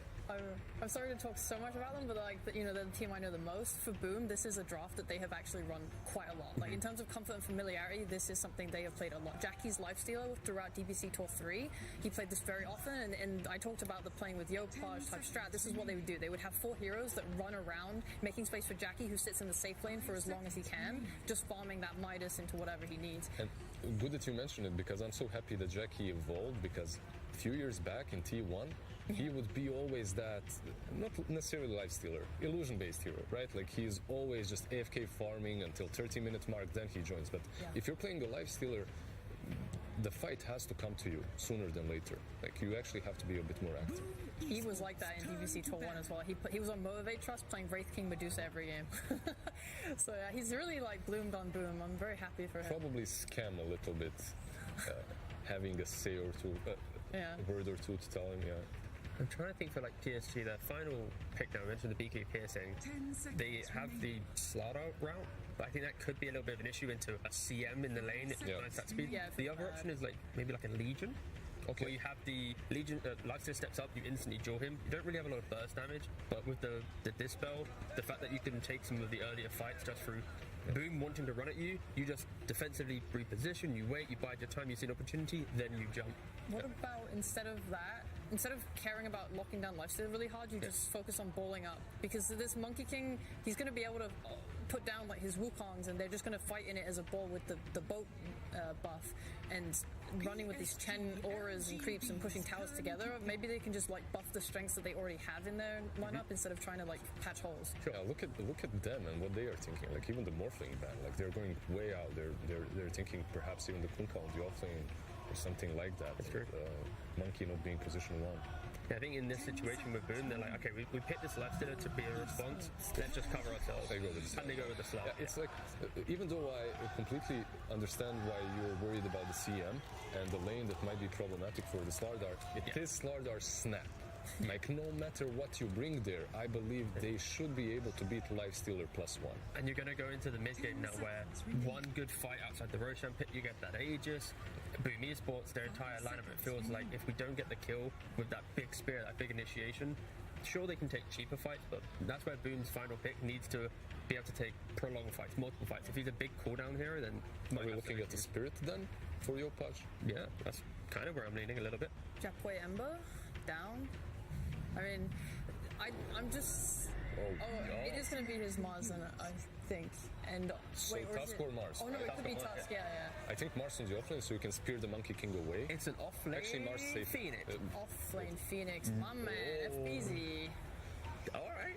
It's new. Okay, so minus attack speed on Monkey and Slide is always going to be good. Yeah. It's not only the minus attack speed. You always keep vision on the Monkey King. You can dive over the trees. You can bring him down. It's one of my actually favorite matchups to play on the offlane. Even though it's not really popular right now, it's really strong. Plus, with Yag, you can take him down from the trees. But then on the flip side, PSG, they've got Jinkyu on one of his specialty heroes, the Snapfire, the little shredder. You get into position with a Blink Dagger, you kill that egg, you're deleting a core now, not a support. So a lot of emphasis on FBZ. You had last pick in the draft, you picked up a Phoenix. You got to be really clutch with your eggs in this game. But it wouldn't be Boom Esports unless they did something like this in the Go draft. crazy. It's really crazy. I'm leaning quite heavily towards PSG LGD. Snap versus Phoenix, Slardar versus Nyx. It just looks simple to execute. Yeah, it's also like Kunkka's going to go for this AC Hex build, I want to say. I mean, I don't know if he has a different idea, but this, like with a Halberd maybe in there too, it all seems like Kunkka's Iron build helps counter Boom's a lot. But you worried? I believe in the boys. Boom are very good at skirmishing and fighting early. They can easily like outplay LGD just through fighting. And T, what do you make of this? I think I agree with what Lizard mentioned about this draft. I think there's a lot of pressure on this last pick Phoenix, and I just like the simplicities of PSG. And this Kunkka in the second phase, I think it just kind of unlocked PSG to have a comfortable end to the draft. Yeah, and of course, game one, I admire Boom to bring out, something new and kind of, adapt during the draft. I don't know, if this something is planned. We might be able to find out, actually, because we're going to have a post-draft interview with Boom Esports. It's the coach, Mushi. Thank you so much, guys. Yes, Mushi, we are here. Thank you for taking time out. Very aggressive draft, very interesting draft. The Phoenix on the Monkey King. Pretty exciting stuff here. The crowd is going absolutely ballistic, so please. Were you expecting this kind of draft from LGD? I'm sure you did a lot of research there. The crowd favorites. Any surprises coming out from their side? Not really. I think we read them quite well. Yeah. Oh, fantastic. Are you going to have the momentum to win this game? That's a very aggressive draft. Are you confident? Yeah, we got what we want and we have nothing to lose though. Let's do it. All right, let's do it. Fantastic. That's what you like to hear. Well, we'll go ahead and throw it over to our wonderful casters.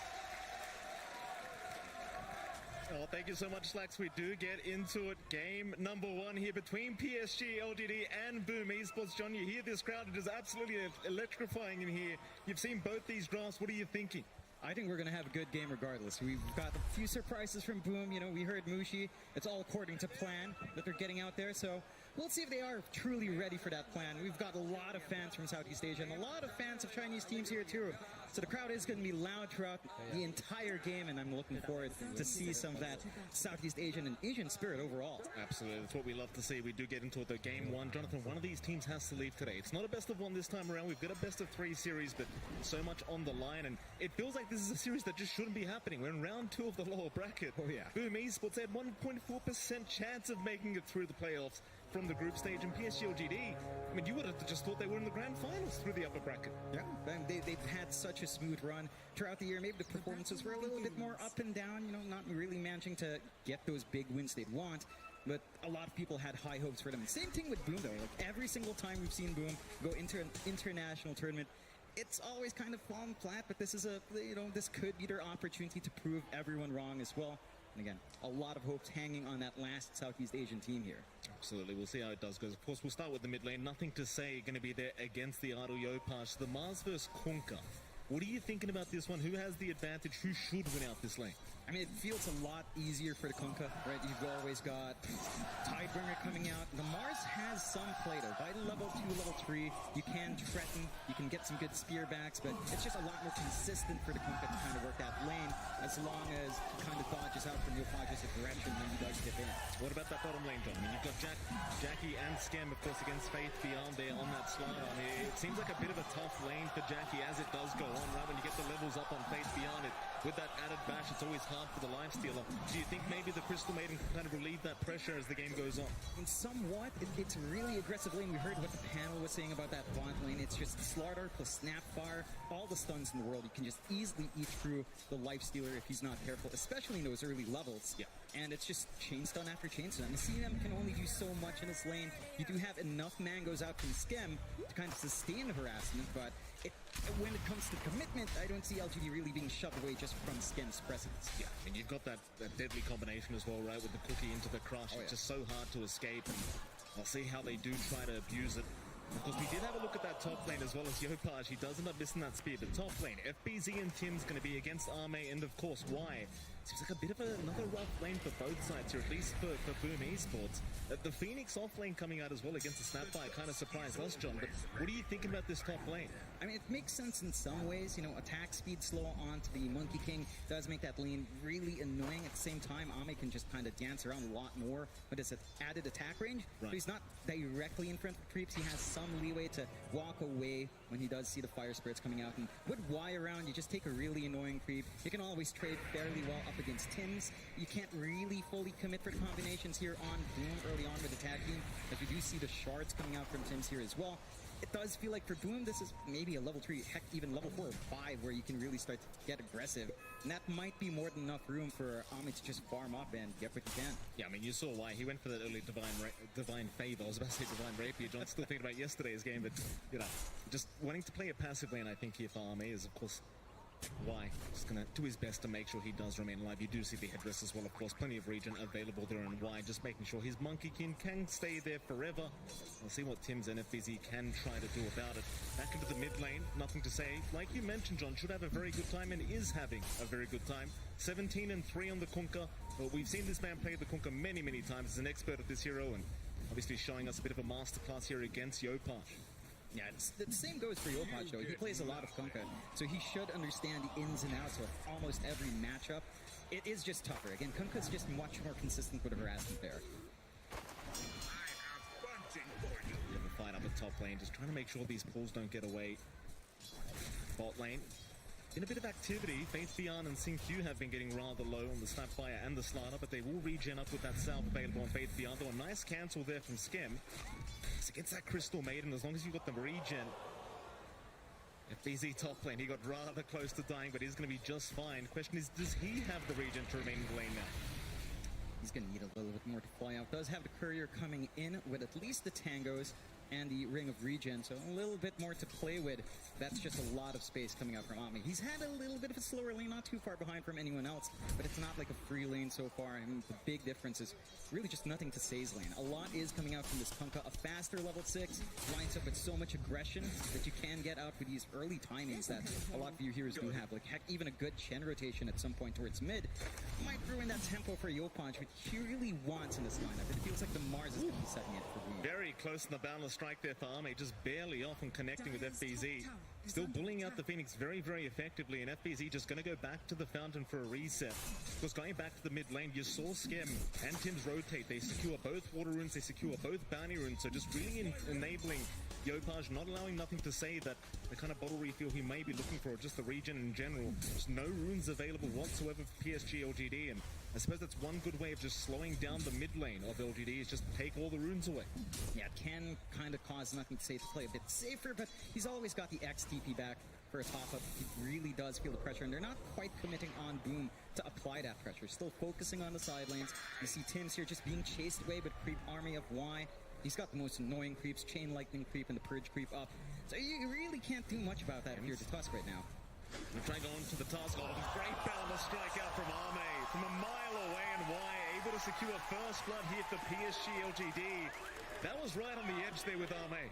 My goodness. And it's just when you have access to that small camp and you get lucky with some of these creeps, it just gets really hard. There's just not much the Tusk can do. And again, Ame's just getting a lot of space out. 23 to 13 in the CS, slightly above Jackie. But the Monkey King can kind of just get active a little bit faster, it does feel like. He's going to have a rotation up towards the north, maybe just scouting out that Dire Triangle. Of course, power runes are coming up very, very soon. We'll see if Boom want to try and secure both sides as well here. This game actually just going to go for the block on the Ancient, Synq. Well, may not have caught him doing that. I believe he was within the fog at the time. Well, nothing to say. Mid lane, he's going to get sharded up here. And they are just trying to contest power runes right now, as you will see Y and Synq also join the fray.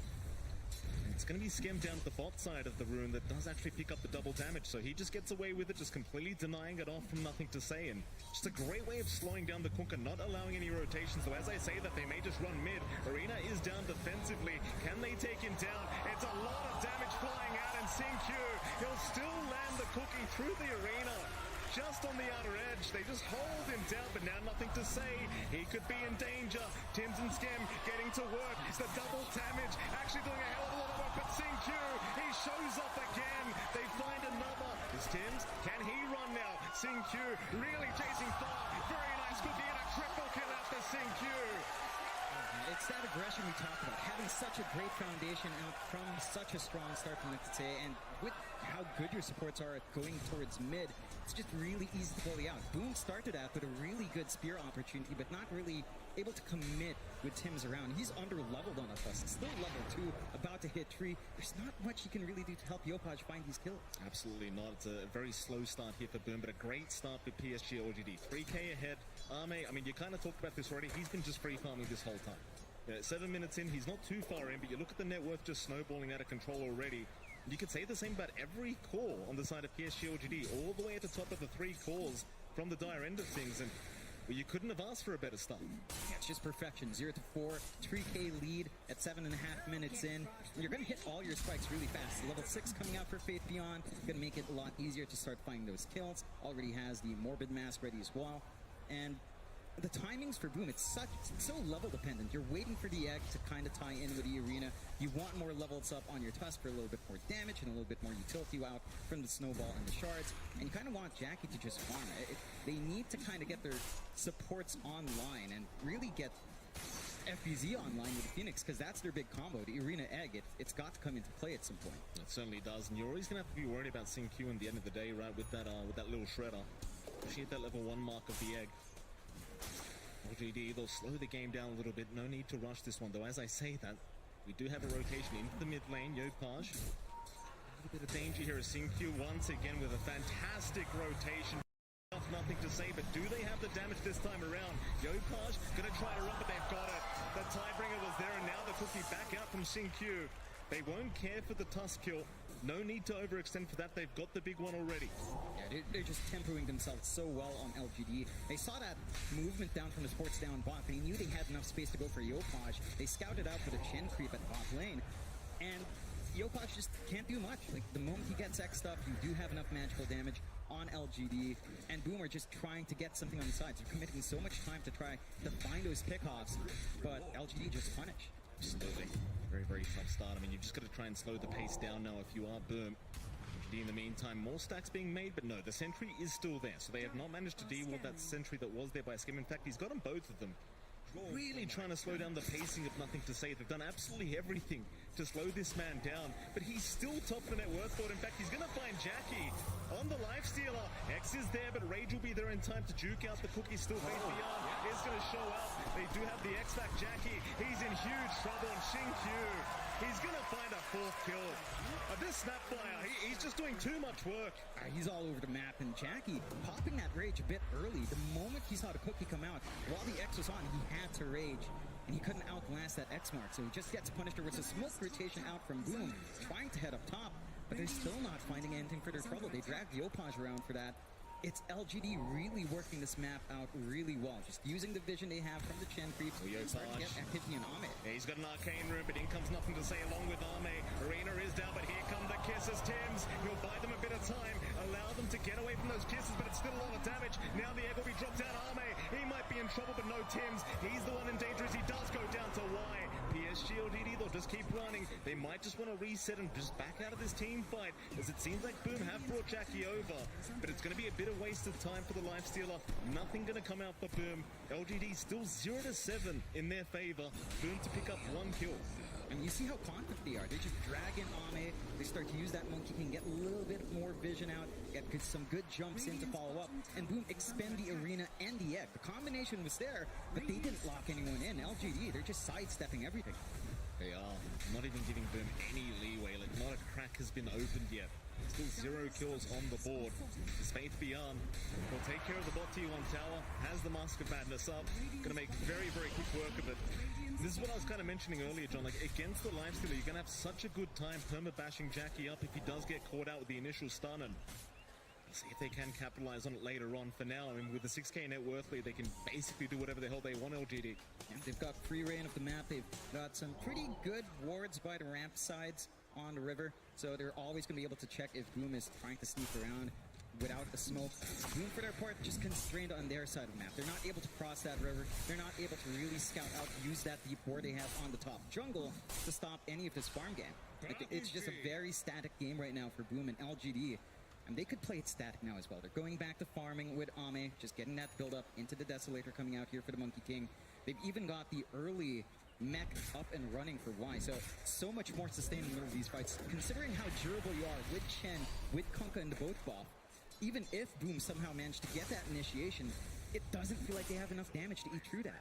Absolutely not, mate. We're talking about damage LGD, they've got all the damage. Like, you're pointing out the Deso on Ame coming out with the Corrosive Haze on top of that. Armlet's just going to do nothing with all that bonus armor you get there on Jackie, and just such a painful experience they have to try and deal with as LGD. They are starting to move in, but Boom are waiting. In there goes Jackie. They find Y. They do have the help around, though. Nothing to say. Trying to save the day of the Chen, but the Y is still going to drop. That's one. Just a boss fight kill here for Boom, but it is the first kill of the game for them to pick up, and that's a start. Yeah, it's a start, and not the biggest, but a little cheeky. Oh, Faith Beyond almost finds Tims, but the snowball is going to buy a little bit of time as Tims is still going to drop, and now Yopaj, he's been caught out. Boundless is there as well. They take him down. No chance survival, just perma-stuns out from LGD. Into the Tier 1 mid tower they go. And it doesn't take too long to push with just how much damage is coming out. Not even a full Deso out from Ame yet. Just with the numbers they have, with a low Shredder to provide some minus armor, it just melts. And Boom, again, they just keep coming in one by one. They find that one kill in the Chen, and then they just don't manage to get anything else. They don't manage to play with their combinations, and LGD just recognize that. When they're split up, when the Egg's not a threat, they've got a huge open. Here we go. Right. Caught out, but the cookie is going to be there. Why will be just fine. Snowball, they're going to follow up. They really want something for their troubles. The Hand of God was there. Why? Still running. Tornado away. It's just not going to be enough. They even commit the arena for this. I mean, it's heavy commitment from Boom, but considering the state of the game right now, they need everything they can get. Yeah, I mean, it's just the same kill back to back. It's just not swinging that much net worth. You have to commit so many heroes in. It's a lot of space for LGD. They're just able to go elsewhere, able to get that build up they want on Ame, on Nothing to Say, and on Fate Beyond. And there's just no stopping those cores. I mean, Boom are lagging behind by a pretty big margin 14 minutes in, 8k net worth deficit. And the timings for LGD are just ramping up. You know, more damage coming out from Kunkka. BKBs will come out soon. On top of that, Deso timing coming out from Ame. And you have very little to deal with any of that spell immunity here. Yeah, you certainly don't have much. Ame just continuing that farm. Third in net worth right now. Only third to both his two calls on LGD. Nothing to say. Still at the top somehow, considering how much they tried to shut the man down. And was Faith Beyond right behind him. Almost has his BKB up now, and that's going to be very problematic. Don't worry about anything here from Boom once you have that up, apart from Jackie, but he's just nowhere near the stage where he's ready to fight. Again, they can just happily slow the game down, understanding their own strategy, their own draft, and just wait till perhaps the mid-game to get going once again. Boom, all they can do, I mean, this is the draft where they want to try and move in and start fighting early on, but they just can't make it happen right now. They've got to sit back and relax. They need to wait for their own BKBs, maybe a blink coming out from Yopaj down the line to kind of help them set up with a better arena, catch some better heroes out, ensure the spear lands on target, and have that follow through from the Egg. Because you are playing against a Snap. As long as the Snap fires outside arena, you're pretty okay in protecting that Egg. So your combinations can still kick off. It's just, it's a lot harder than what LGD have, and all they need to do is throw out an X, get a blink up on your Slardar down the line, maybe after the BKB, and you just have low commitment initiation. It's not going to cost you much from LGD to just keep that aggression, whereas Boom, they can't risk it. They just have to keep playing the slower game, take what space they can, and LGD are just thriving in that environment. Well, they've got to scan out on Sin-Q. Scam, he's really the only one around right now. As PSG LGD, they'll be the ones to move in and try to find the Maiden. It's underneath vision, but does manage to back out of range. Nupaj gonna stick around. Sin-Q and Ame, very confident with their own positioning, understanding it's going to be quite hard for Boom to actually pick them off. Instead, Boom will just back their way out, understanding again, they're not ready for a big team fight right now. Not even these smaller pickoffs. Jackie now, double damage, is going to be picked up, but he does try to rage away from it. Rather the X, that is. There's nothing to say. Not going to be able to stop him this time. So important for Jackie to just keep that farm going. But now, he'll hang around that Radiant Triangle, just stay within the safety of the Radiant Jungle. They don't have the best vision right now from Boom to kind of protect themselves. Only one defensive ward down, Bont, very far away from Jackie. They do go for a smoke play here on Boom's end, though. Might find something juicy, although Y's there to break. Yeah, both supports are around. Good positioning from Y, but they are going to chase down Sin-Q because he's the one with the streak up right now. So Sin-Q, he'll get stunned up. Yopaj with a very nice spear. Sin-Q really has no way out of this, so they do secure a nice pickup. Tims will be the one to take it. Yeah, that's a much bigger kill than Chen.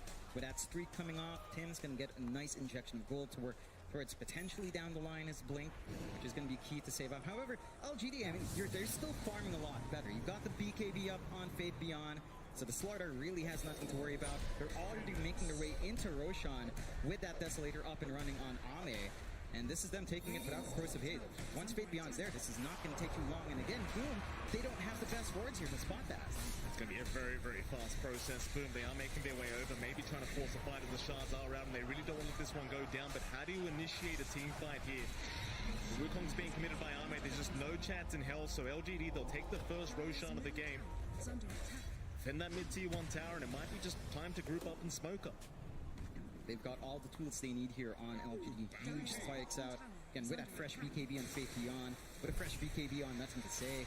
And these team fights for Boom, it's not going to feel great. They have nothing to pierce through unless they somehow get a full channel on that egg, but you're not going to be able to protect as much with the arena with the BKBs out. We are going to have a quick pause. There is a headset issue right now. Of course, we did see FBZ. He's got the Spirit Vessel up now, so they might be able to start moving. Very, very quick pause, in fact. Very unusual, as we are going to get the unpause underway. LGD. Finally one here for their trouble. Doesn't seem like it. The Yopaj is within vision, and Arme is going to try and slow him down. The Mars, how do you get out of this one? Arme, boundless, no, it's off the mark. A very nice sidestep from Yopaj, and he's out.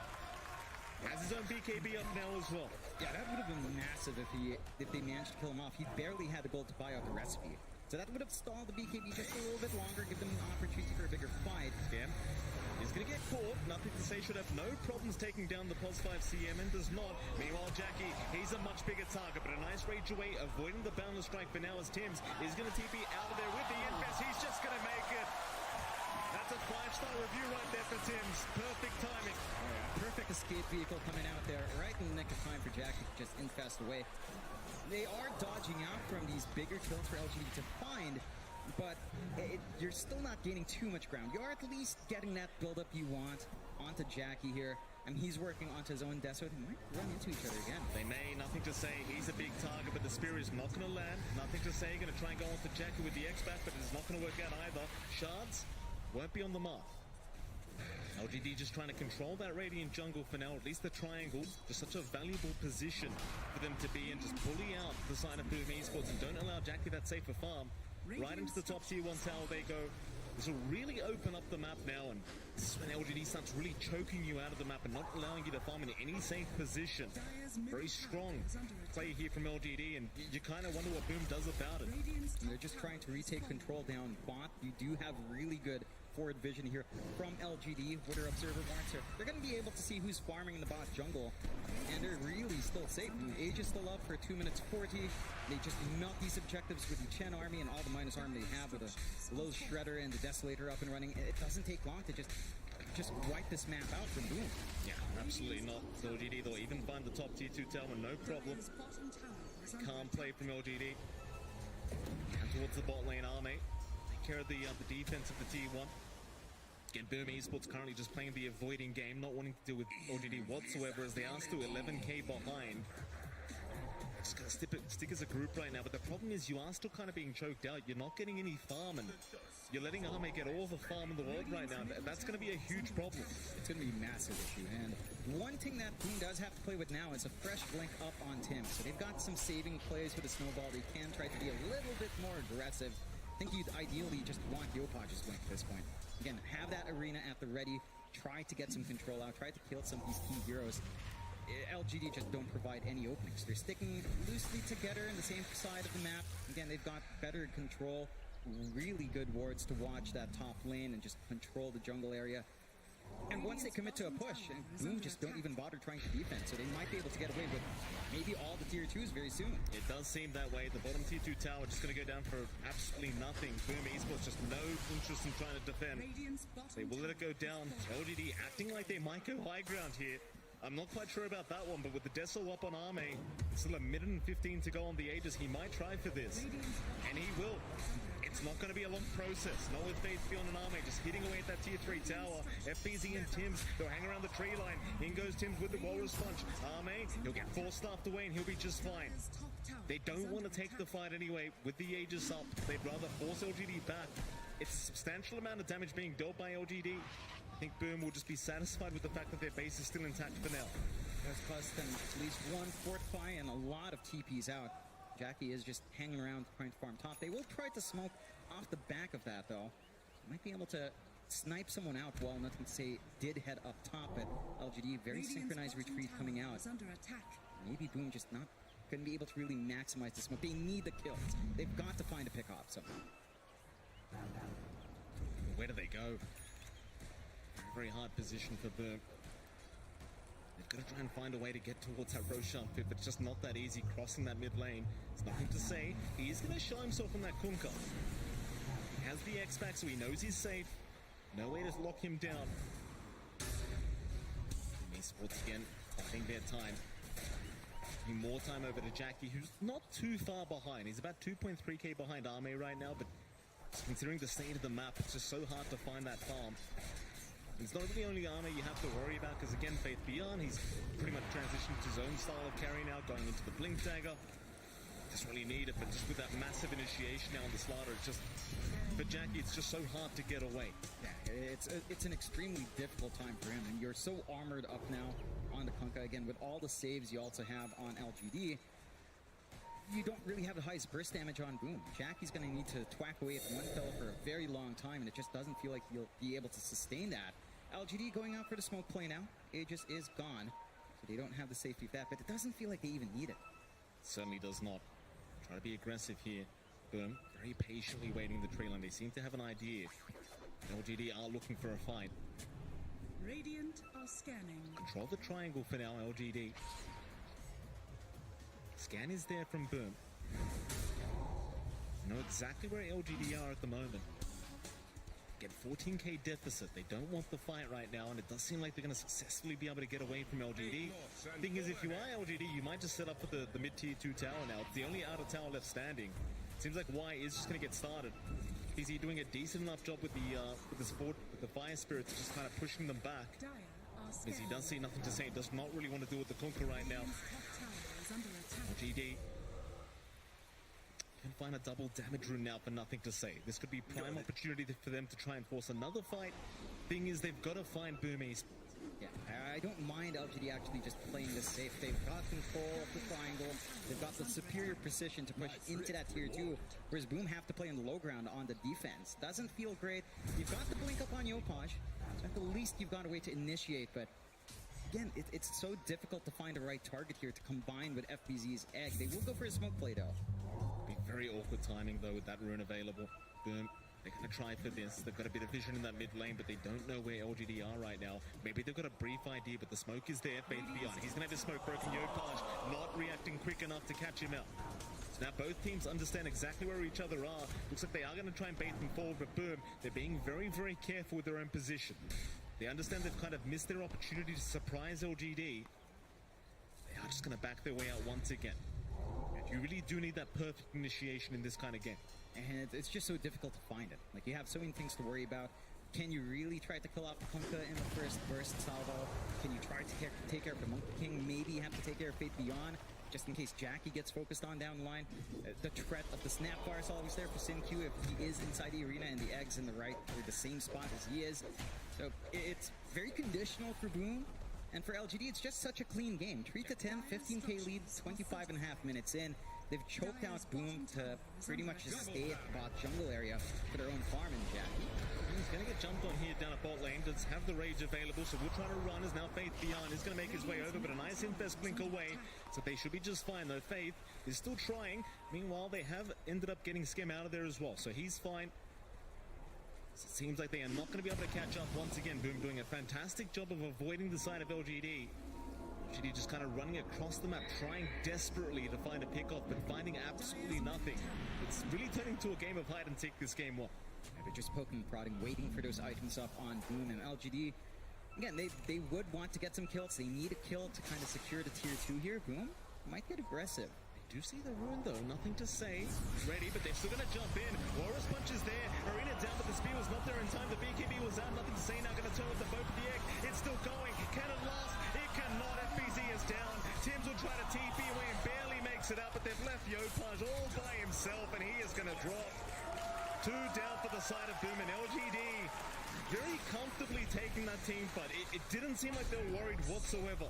And again, you just see how difficult it is to actually initiate. Tim's manages to blink and instantly get the Walrus punch off, but one small delay with the spear and BKB's turn on, Arena does nothing, and off the back of those kills into the Roche once more LGD go. They've got the security now for a tier 2 into the high ground. You see just the quick BKB up from nothing to say, just unable to get the spear off in time, and that's really just what turns it, right? Like, you get the boat off, you're just so much stronger, and of course FBZ with Diego as well, just a bit out of position, I would argue. Way too far forward, making it way too easy for LGD to just take him out, and now they're onto the tier 3 tower. It's a clinic so far from LGD. The tier 3, not going to last too long with all this minus armor available from Arme.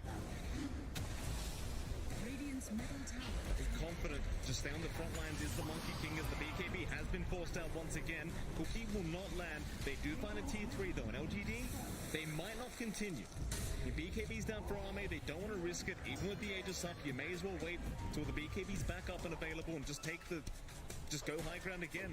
In the meantime though, we do have a 5-man smoker. See if Boom can kind of try to find a little bit more. Jump in, Arena is there. They'll find Q on that Snapfire. It's not the biggest kill, but it is something.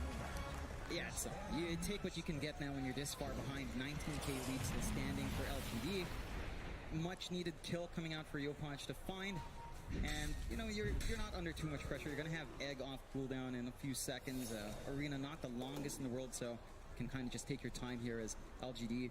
I mean, they've got a lot of security on hand, right? Like Aegis still up and running for 3 minutes and a half. Scotty being built up by Ame, so durable on this Monkey King, and just taking away the healing that Jackie will want to do when he's right-clicking away. It's not getting any easier for the lifesteal. This is just not a game where it feels like Jackie can just simply farm and carry the team. Everyone's going to have to work as a unit here up against LGD, and they're just looking way more coordinated. Their movement's just been perfect. But they are down at bot lane. Faith beyond, going to see Tim's, but the blink away is going to be there. Still Faith. We'll get a Corrosive Haze off, but that's about it. LGD might be in a position now where they just push high ground again. The BKB is back up on Arme. Very, very good timing here from LG, just waiting that item out, and in they go. To the bottom tier 3 tower, boom. They will try to set up for this team fight. It's just so rough to see how you get the initiation off before the BKBs, but there it is. They've got the Kunkka, nothing to say. He's a big target, but he's going to get out. He's got the BKB in time as Jackie's the one to drop, and now Yopaj is gone. Oh, it was such a great start, but they find nothing. They call it. Egg is down, they've had enough. Very rough game 1 here for Boom, and for LGD, it was just an absolute clinic. Yeah, they just played perfectly. Start to finish, undulating all the choices they made. They read the draft really well. We this is within expectations. We've drafted to what we know we can handle up against LGD, and LGD shows us their prep work was probably a bit better. Yeah. They just come out on top. We saw that combination at the end, that blink in from Tim's, the instant stuns onto one, but you left the Chen alone. The healing was there, and they had a raid pack up and running towards the end. Absolutely. This is more like the LGD we're used to seeing. I think we're going to have to give Boom a call. That we're going to need to shave some more heads here, Jonathan, because things are looking rather tough here for game 1. We'll see how they changed up for game number 2, though, very, very soon as Boom.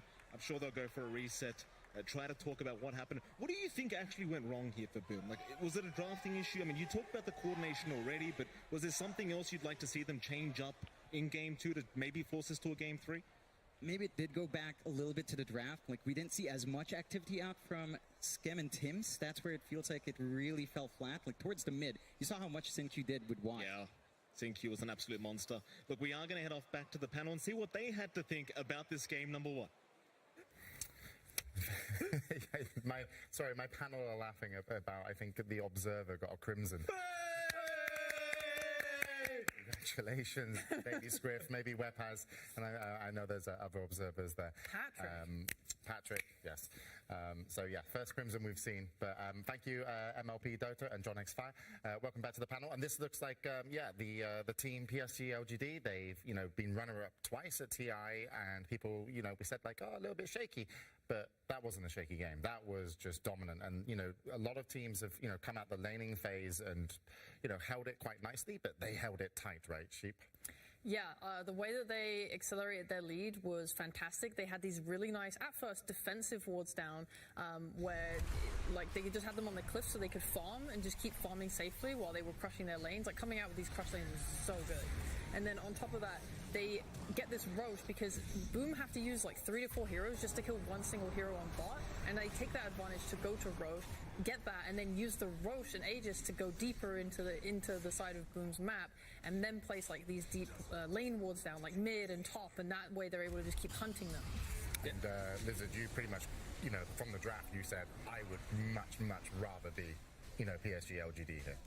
Yeah, like if you look at the two drafts, one last pick made sense, the other didn't at all, in my opinion. Like on one side you have the Slardar, he's dominating the Lifestealer. It's a good pick. Like I want to be that guy, but Phoenix last pick, I don't get it. Like it's good with Yopaj as Mars. It gives you a lot. It gives you that teamfight potential, right? But on the offlane, the hero isn't nearly as good as he used to be. Plus, you're playing into a Snapfire. Like that Snapfire is always going to be a problem. Like literally at every single point in the game, your wreck can just be destroyed by one single hero. Yeah, we saw some highlights here. And FEZ, unfortunately, 0-2-2 and caught slightly out of position. But when you get, in one of his last eggs, but of course, when you get the, BKBs as well on your cores, PSG LGD, Mars Arena, you can still get to the egg, even though, it could have been maybe a little bit further back. So I wouldn't say, a rocky start for Boom Esports, but what I did like what they did, and this is going to sound a little bit rude, they GG'd early to keep some, I hope, kind of energy, because a lot of teams, fight to the death, but it's game one. It's like, look, this is not working out. We've had that opportunity. I wouldn't say GG early, sorry, but some teams are like, okay, let's try and swing it around. Let's use our buybacks. They were like, okay, we failed on the Conquer. We're done. Let's just, reset and go into game two. But I think they've, still got something to show here on the main stage. Some games are obvious, right? Like you just see from minute 15 that it's unsalvageable. Yeah, pretty much. It's one of those games for PSG where their lanes went so well that they didn't really need to think about anything. Just perform well and your draft will play itself pretty much for PSG. What would you like Boom to do coming into game two? Obviously, you can say not last pick the Phoenix, but we're not going to harp on that. But we're not going to harp on that, but sometimes your draft is really difficult, right? Yeah. No, I would say it's just about having the needed layers to play out a game. Because, for example, PSG, they had the tankiness of the Kunkka, but supported by the hills of the Chen. They had the aggression of the Slardar, the Monkey King. Like, everything just complements each other. Where Boom, it was we have to fight for position. If we throw our spells, we own an area. But then PSG, they had all these heroes that are very good at also playing those areas and then pushing you away. So they can shove you away from the egg and stuff. So I think for Boom, this was one of their clunkier drafts that they've done, and not to their true form of nature, at least at TI. Maybe in other DPC games they've tried doing this other stuff as well. I'm sorry, Scriff or Vapus or PTP, they're really happy with their Crimson right now. Is he going to open it? We can see him trying to...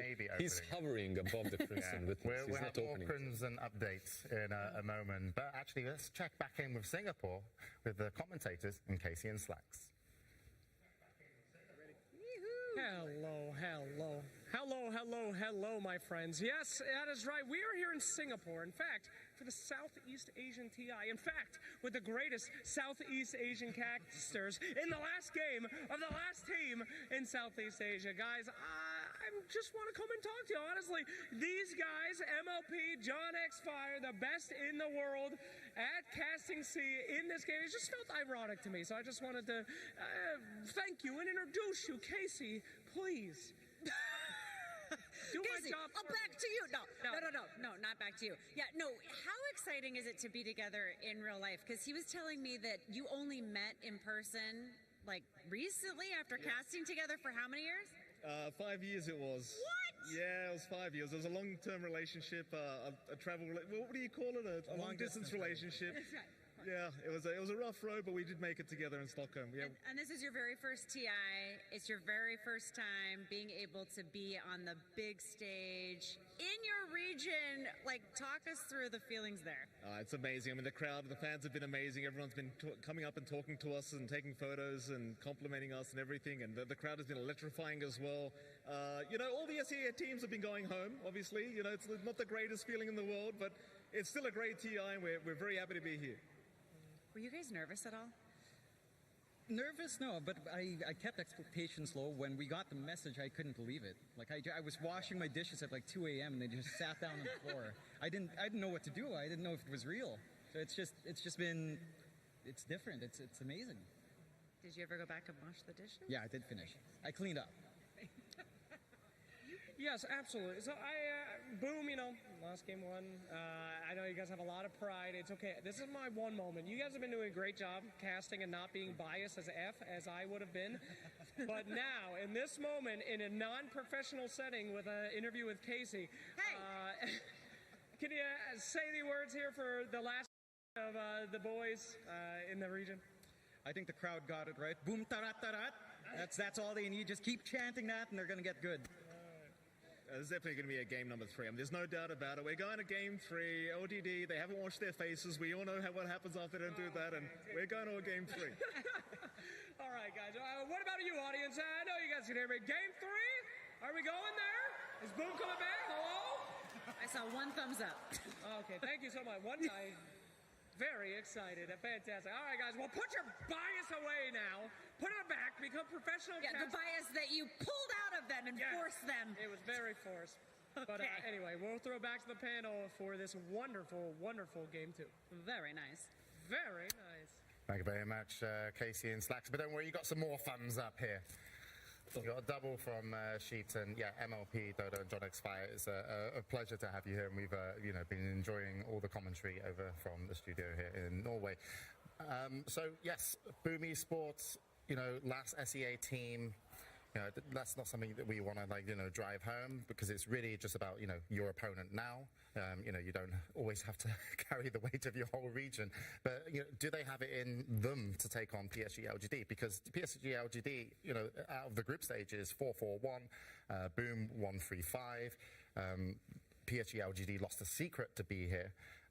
Of course, Boom Esports did beat Team Spirit, but with that interview, it was a little bit heartbreaking with Mira, and in terms of the kind of state they felt their team was in, or at least their confidence.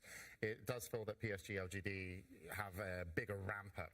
They had more of a run potentially through this tournament. It really did.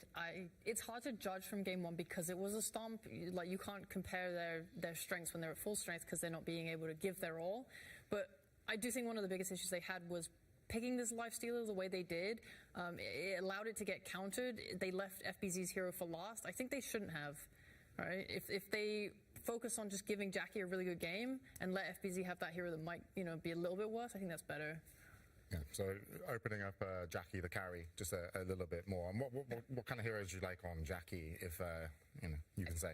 I mean, I like a lot of heroes on Jackie. It's more like I just want a hero that's good for the game, because if you look at those 2 games, they only picked Monkey King, but at least it had a purpose. The way that Monkey King could get involved early was much more effective than a Lifestealer, because you have that Boundless Strike, the Vision, the Wukong's Command. Lifestealer doesn't give much. Plus, it's flexible, right? Like Lifestealer, maybe there was a patch or 2 where he was 4-5, maybe offlane, going into that Ancient Creep, but that's a long, long time ago. Like Jackie, I think it's fine. On the Lifestealer or any other carry, he's improved a lot as a position 1 player. However, I have to harp back. Phoenix offlane, it just didn't allow them to play the game. The thing as well with Lifestealer, it's one of those heroes that I think it's got a decent win rate so far at this TI, but when teams pick it, seeing like a Mars and seeing the stuff, it's like, okay, this is going to feel good, but then suddenly the enemy's draft changes a little bit, or there's a little bit of shift in momentum.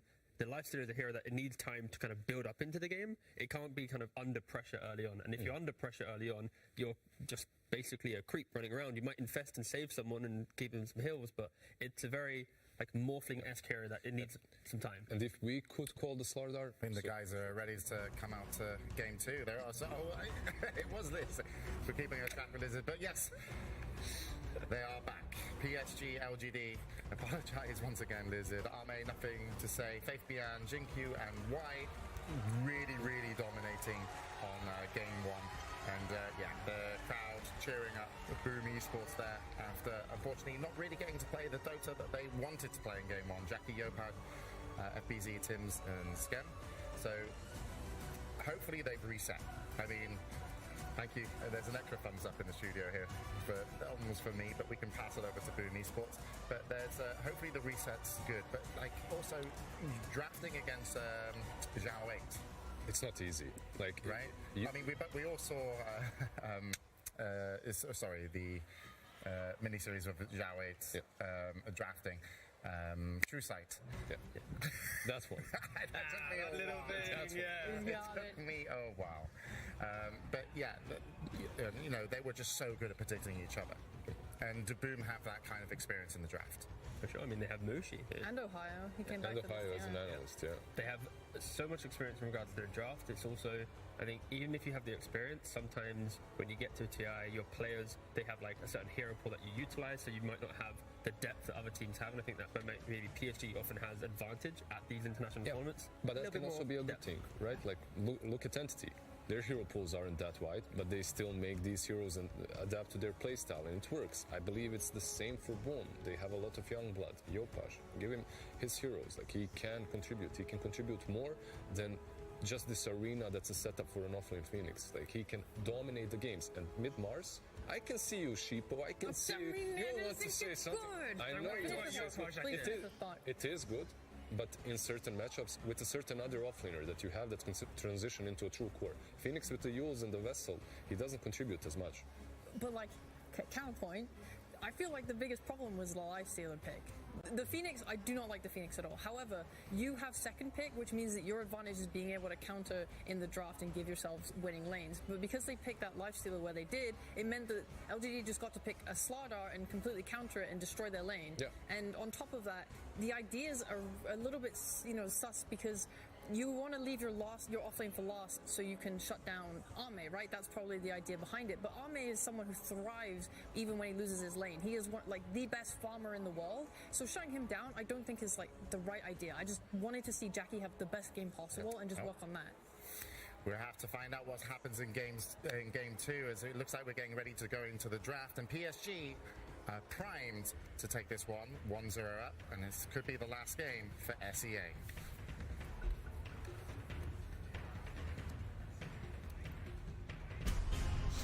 Boom Esports versus PSG LGD. PSG LGD turn to ban. Boom versus PSG LGD. Game 2, 1-0 to PSG LGD. We will be starting the draft, but of course, to continue any of the thoughts that you guys want to bring up just before they start drafting. Who has first pick? So, all right. PSG has the first pick, and we'll be seeing that shortly, which will be the same as the last game. You think it'll be the exact same draft? Do you think the bans will get shaken up? The bans already changed. Very good. But that automatically means that Boom is now allowing the Marcy or the Primal Beast through. And that could be an option where Boom, they themselves love playing these heroes. So if you start banning out some of the PSG's other heroes and you flood the pool, it gets them through. But actually PSG, they respond by banning the Marcy themselves. So Boom, it's like, do we now have to ban the Primal Beast so PSG don't get it? Do we maybe ban a different hero? They take Primal Beast and we can then go for like a Clockwork Strike instead. Many options. There's so many options. There's Clockwork, there's Primal Beast that you mentioned, Undying as well. That's not really in the fondest memories of all PSG LGD's fans when it comes to crucial games. But definitely for PSG LGD they are. Okay, they still go for it. I hope I don't see Magnus now on Boom Esports side. Different era, different tournament. But the speed in which they draft it, it's very fun because like PSG at this point, when you're first pick, the bans and the pick, that's the best thing that you can prepare. When you're a second pick team, your preparation only really goes as far as your bans until you see what they first pick. So you kind of guesstimate it kind of, but just PSG. See the bans, boom, so in SCA, I've seen it in different regions. I've seen the Silencer on offlane. I've seen it work amazing against them Undying. Is that perhaps an option that they can go for as well? I was going to bring up a completely different hero, but on the exact same thought. I was going to say, in C, I've seen a lot of Death Prophet offlane. Okay. We're thinking the same, like a ranged offlaner. Either of these heroes could potentially be good against this Undying because you can't pick these typical strength offlaners unless you have a 4 that's going to be able to buy boots and drag waves for you. That's the problem, right? Like, it's not only the strength offlaners, it's the most picked strength position 4s that struggle against them. Yeah. So you need to be able to either creep skip, like you said, or you can get something like a Hoodwink as well, right? That Prophet, good call. It's the Southeast Asia special. These guys, the entire year, all 3 tours of the DBC, this Death Prophet has been such a thing. Like Talon as well, love it as well on KP. It's just like, I don't know, I think in their minds they just have this idea of DP as a reliable laner that wins most of the time and is able to take objectives for them. It kind of just fills so many roles. And if you guys remember the last year SCA, DP was played on safe lane, on off lane, on mid lane. It didn't matter. And who was picking it all the time? It was Cam. Like this guy, he won't be playing it here most likely. It's a 5, which was drafted long time ago, but not any longer. However, he understands the hero completely. An interesting thing that PSG can do is by move, even though the Undying will be the 5, just move him into the Visage lane potentially, and then you can pick up a different hero like Jinku can then lane with Arme, and you can get around it that way. Because of course you mentioned it, this Death Prophet pick, it just gives DP a free lane. If Undying's there, you don't care. You just siphon up the Undying if he comes close, the strength loss, whatever, you know. So potentially PSG can approach this opening of Boom just from changing up the lanes and what players play in what lane. We have seen some Undyings on the offlane as well as of late, so that's a possibility, even though Visage more likely, right?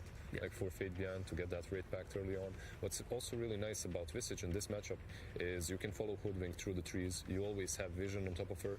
One nuke and the little squirrel just dies. So it's an enjoyable matchup. Visage is very strong, but not at the very beginning of the game. In the lane, he has one of the worst bats in the game, like base attack time. It takes him a long time to wind up and shoot his projectile, which means that if you place him in a lane against carries like Juggernaut, for example, they can destroy him in the CS.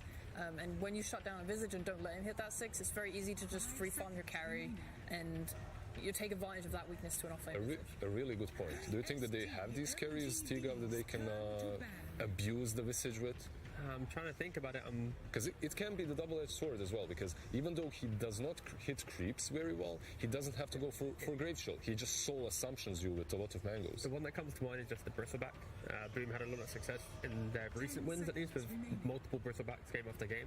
That is a classic counter to the Visage. As soon as those birds get away from you, the cores instantly kill them off. The Visage can never kill the Bristle, and also Bristle defends his tower long enough that the rest of the game isn't, Visage with the pacing. What do you think about something like Jackie Morphling, just to get that? I was literally thinking the exact thing. Yeah, that's also very strong. Biggest brain I ever seen in my life. Big minds. Huge, yeah. I mean, Morph's another hero that just destroys you in CS, and like you can't really die to the Visage because of the morph on strength, and you just morph back down, heal back up with like a 1, and it's really hard. I think for Visage in that lane, and they're lacking in like proper stuns right now as well on LGD, so I think this Morphling call is really nice. This will be the difference in the draft though from Boom, because they're 18 pick, 24 picks, they're second. It's going to be, they've already locked in their offlane. They're not going to be doing some quirkiness, it's just, let's pick the best carry right now. Let's pick up most likely the best mid if they're not flexing DP there. Like, they're not going to fall into the trap where, let's go for a casual life stealer. They've set themselves up a lot better this time. I wouldn't mind something completely simple for your part. Some Ember Spirit, some Kunkka perhaps, okay, sure. Instantly pick it up.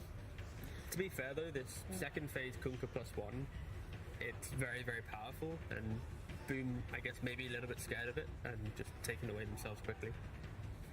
I think Yopaj likes to play this Kunkka, although I believe FBZ has played it before in the past, so this DP could also, they could flex whoever they want to mid or offlane depending, they'll wait to see the carry and then they'll put whoever they feel matches up best there, I think, is the play. And this Hoodwink as well can go 4 or 5. So it's still very flexible. Yeah.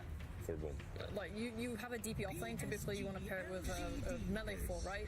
So they could pick that next at the end of the phase if they want that to be their offlane, but if they want it to go mid and you have a Kunkka offlane, then this Hoodwink is completely fine as a 4, and then you can pick a 5. And I feel like for PSG LGD, there is no flexibility any longer. Like, this is Earthshaker Visage offlane, Undying 5, because let's hypothetically say Undying is offlane. I don't see Undying Earthshaker as being the best lane, right? Like, not that impactful. One wants to mess with the equilibrium, the other wants to dominate the lane. It's not really what you go for usually. Okay. Holding Arme's pick for a little bit longer in the draft, they see a Kunkka, they assume it's going to be mid, even if it's offlane and DP's mid. Ember will probably do fine in both of those matchups. So, yeah, PSG, trying to hold and get a little bit more information before they lock in their carry. 10 seconds I like morphling that we called earlier even more. Morph's very good. You get to turn into the Ember, you can mess up with the layers of Visage. Take Tombstone if you really want. You can take the Tombstone, obviously. The chains are good. Ooh. They're holding on to this flex as long as possible, huh? Yeah, they're keeping this flex open. But like we mentioned, the strength of lanes, right? The DP against the Undying, that will negate that lane. You then have the Ench, which is super powerful in lane. Earthshaker is a hero that kind of plays on the fringe of the lane, grabbing creep waves and stuff. Ench, very good at bullying and following that if needed, or even just crushing the offlaner. You basically got two supports on 4 and 5, Hoodwink and Enchantress, that do not care about Undying whatsoever. These are the ones that are in strength base, that can poke him from distance. And the ban, PSG bans out the Bristleback, as we mentioned earlier, so covering themselves a little bit there. Surely they've got to ban the Morphling as well. Like this draft from Boom, it's so evenly distributed in their ability to take towers, to take defensive fights, to smoke and find kills. That is the perfect recipe for a Morphling to just farm behind. So yeah, I feel like that is got to be a ban. Unless it's going to pick it themselves potentially, and just try and get a Skadi Morphling timing on PSG. They have the first pick before Broom, so maybe they just ban. They have options. Exactly. Perhaps open themselves up for a PL, but there's Shaker, there's Ember Spirit. Wouldn't mind a little bit more burst on LGD, just because this Enchantress is going to be the one breaking smokes throughout the game, and they don't have the spells, I think, right now to or a just vessel get rid of her. Yeah, I mean, Ember could maybe buy it, but he wants Orb of Corrosion into Maelstrom usually.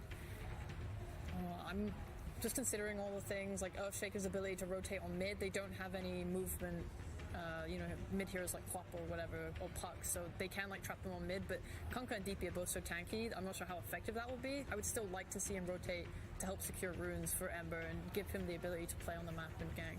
One option as well for PSG is going for a wheeler route, potentially like a Luna. Luna with the Undying is a very strong lane that will maybe offset the DP strength. Where's it banned? Oh, sorry, I didn't see it banned second phase. But good idea.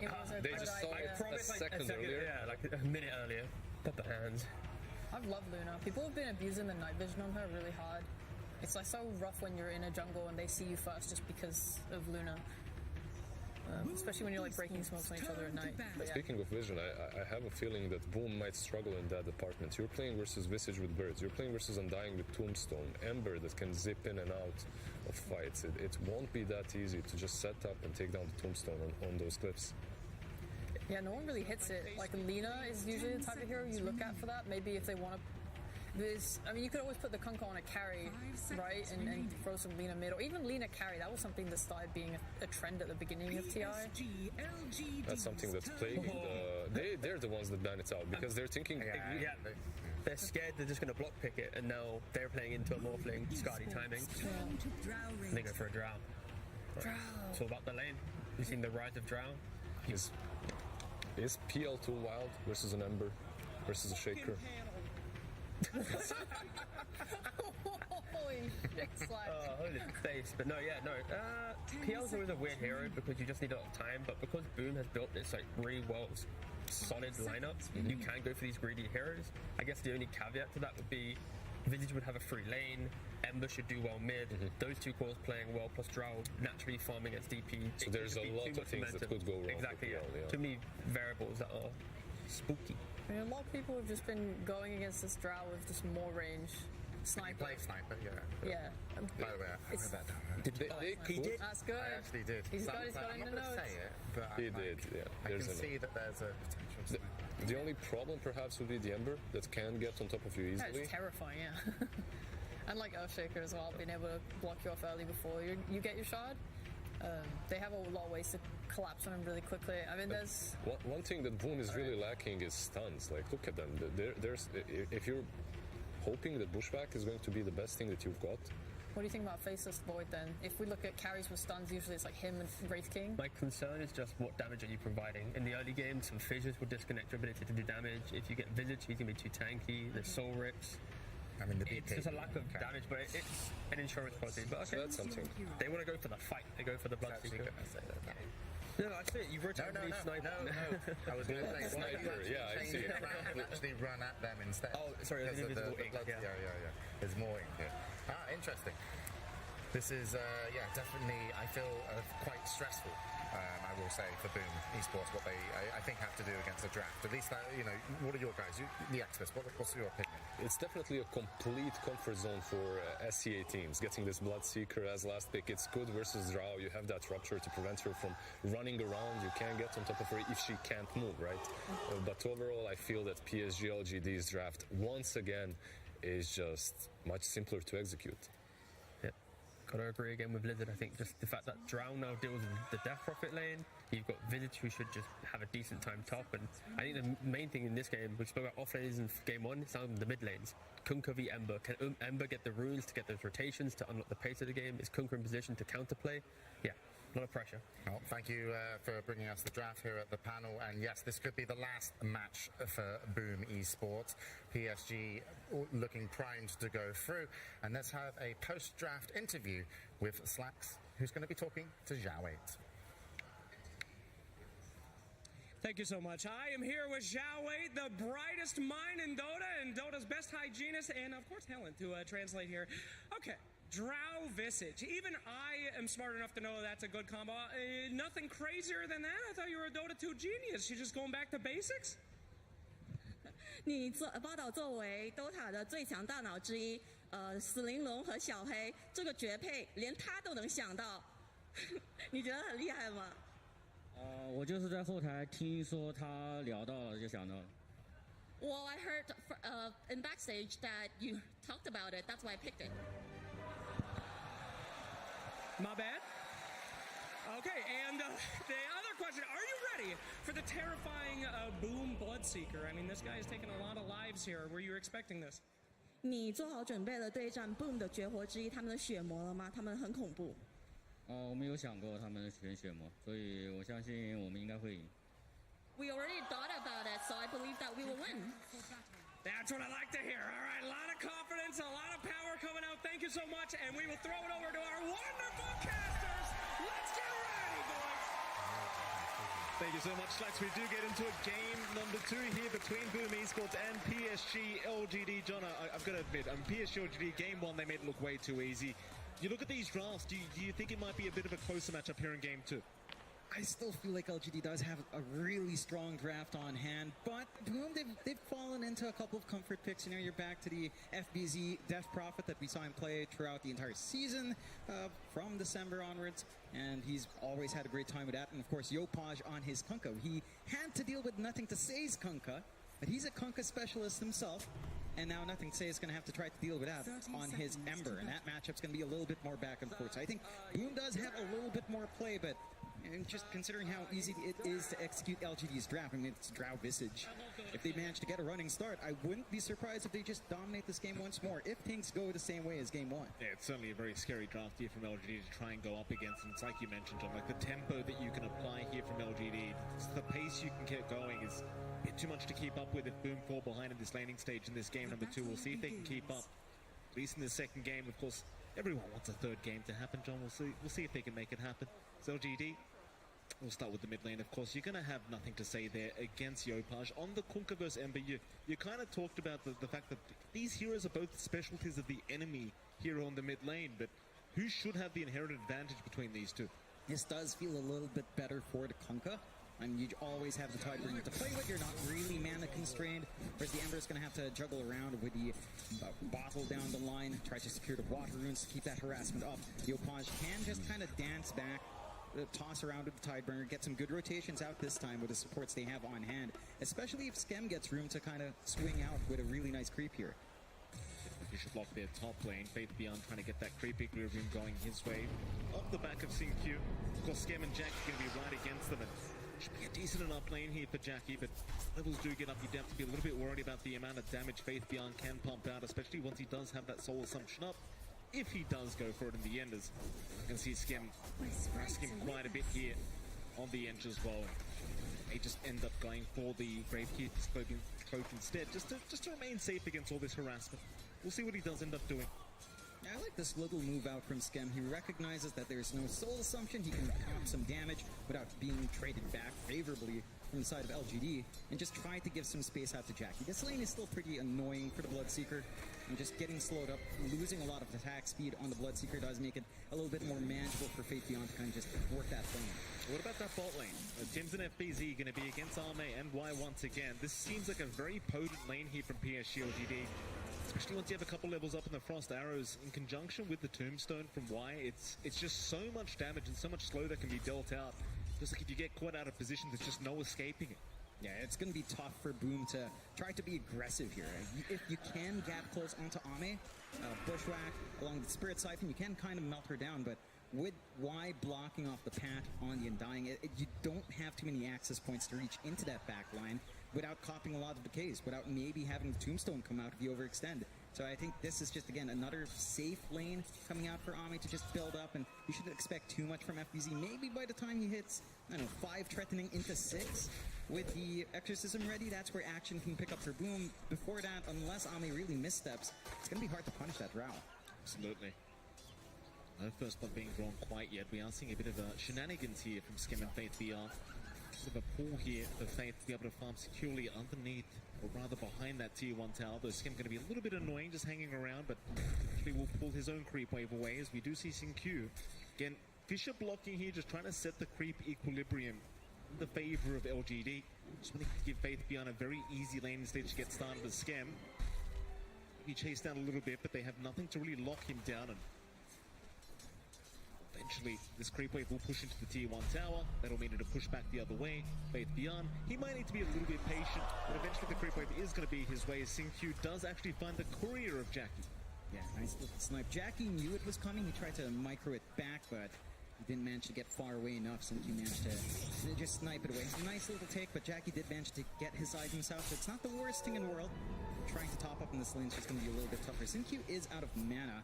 Does have the mangoes ready, but he is getting the pull off, and there's really not too much Scam can do. He doesn't have anything like the Blightstone. Level 1 enchant, not going to really slow down Sin-Q, and Faith Beyond just, again, being allowed to get that EXP, along with a fairly greedy support in the Shaper, right? He does want his own experience flowing in as well. Scam can't really stop him. Certainly cannot.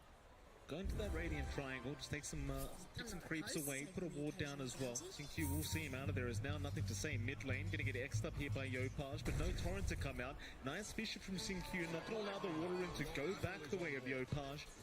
And eventually, well, Thames, he will secure the bottom water rune at the very least. Nothing to say. He is going to try and show up for that, but Thames will snipe it away from him. So neither mid laner able to find a rune here. So it seems like LGD did adjust, because this is one thing that Boom Esports were doing very effectively in the early stage of last game, is just securing all the runes and making sure Nothing to Say couldn't get one. This time around, LGD, they're going to make sure at least Yopaj can't find his own. Yeah, and speaking of that mid lane matchup, we talked about how the Kunkka Ember shapes up. Nothing to Say is actually working the lane a lot better. 25-7 now on CS, compared to Yopaj, just stuck at 20-4. Good lead here coming out from Nothing to Say. He's managing to even sneak away the bounty rune there. There's a little bit of action across the map as they try to jump it. They don't really have stuns on Boomsend unless they manage to get a good enchanted feat from Skim, kind of punish Faith Beyond.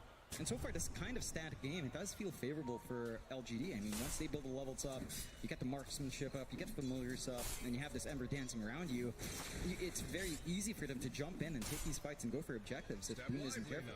Absolutely. Bot lane, a bit of aggression happening towards Y, it seems. He does drop rather low on the Undying, but still remains just fine. He has not stood up too or Soul Rip yet. He's waiting to get that skill point.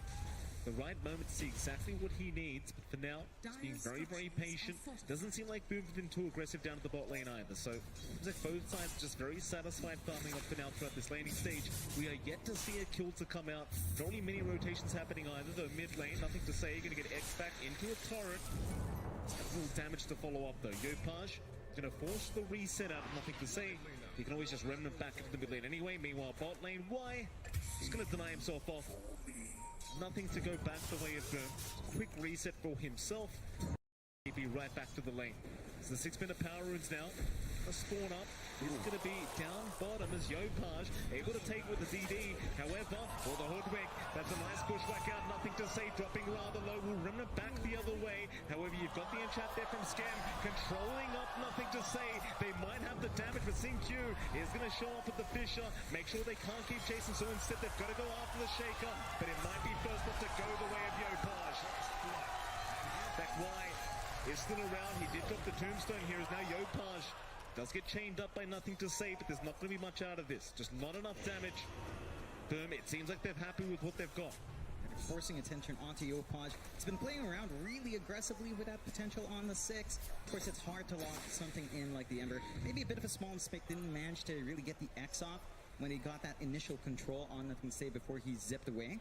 But you still find the big kills. You find that first blood. You're buying space out for Jackie, who has had a very free top lane now. So your Bloodseeker is going to meet that initial item timings you're looking for. The Maelstrom coming out, BKB down the line to Shard once the time is ready. And it's going to be pretty tough to shove Jackie away. You still have concerns about Ami, though.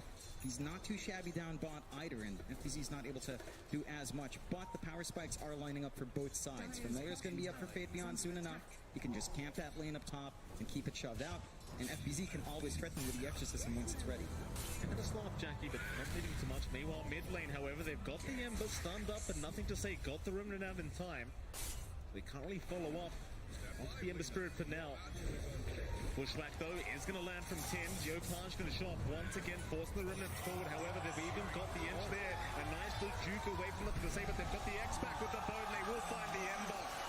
Now, that's a much bigger kill coming up from Boom, and a much better start from Boom Esports. Yeah, the aggression's lining up. We saw it in Game 1. Tims and Scam were rotating in, but they weren't finding kills. This time around, they're able to play off the setup Yopaj had and dance around it. Q trying to block off this push. Not the fastest coming out from Boom, especially without FBZ around to kind of speed that up with the EXO. But they are chipping away slowly, forcing out responses here. Still a fair bit of damage thanks to the enchant of Scam. They are going to try and please chase down the Hoodwink. Tim still finds the bushwhack back onto nothing to say as he does run towards the south. Might actually make it up, but no. He does go down. Scam, he's in danger himself, but the heals are out as FBZ's going to rotate on the DP. Make sure they can't go for too much more. It seems like they are looking for the Tombstone, but it may just be too late in the end.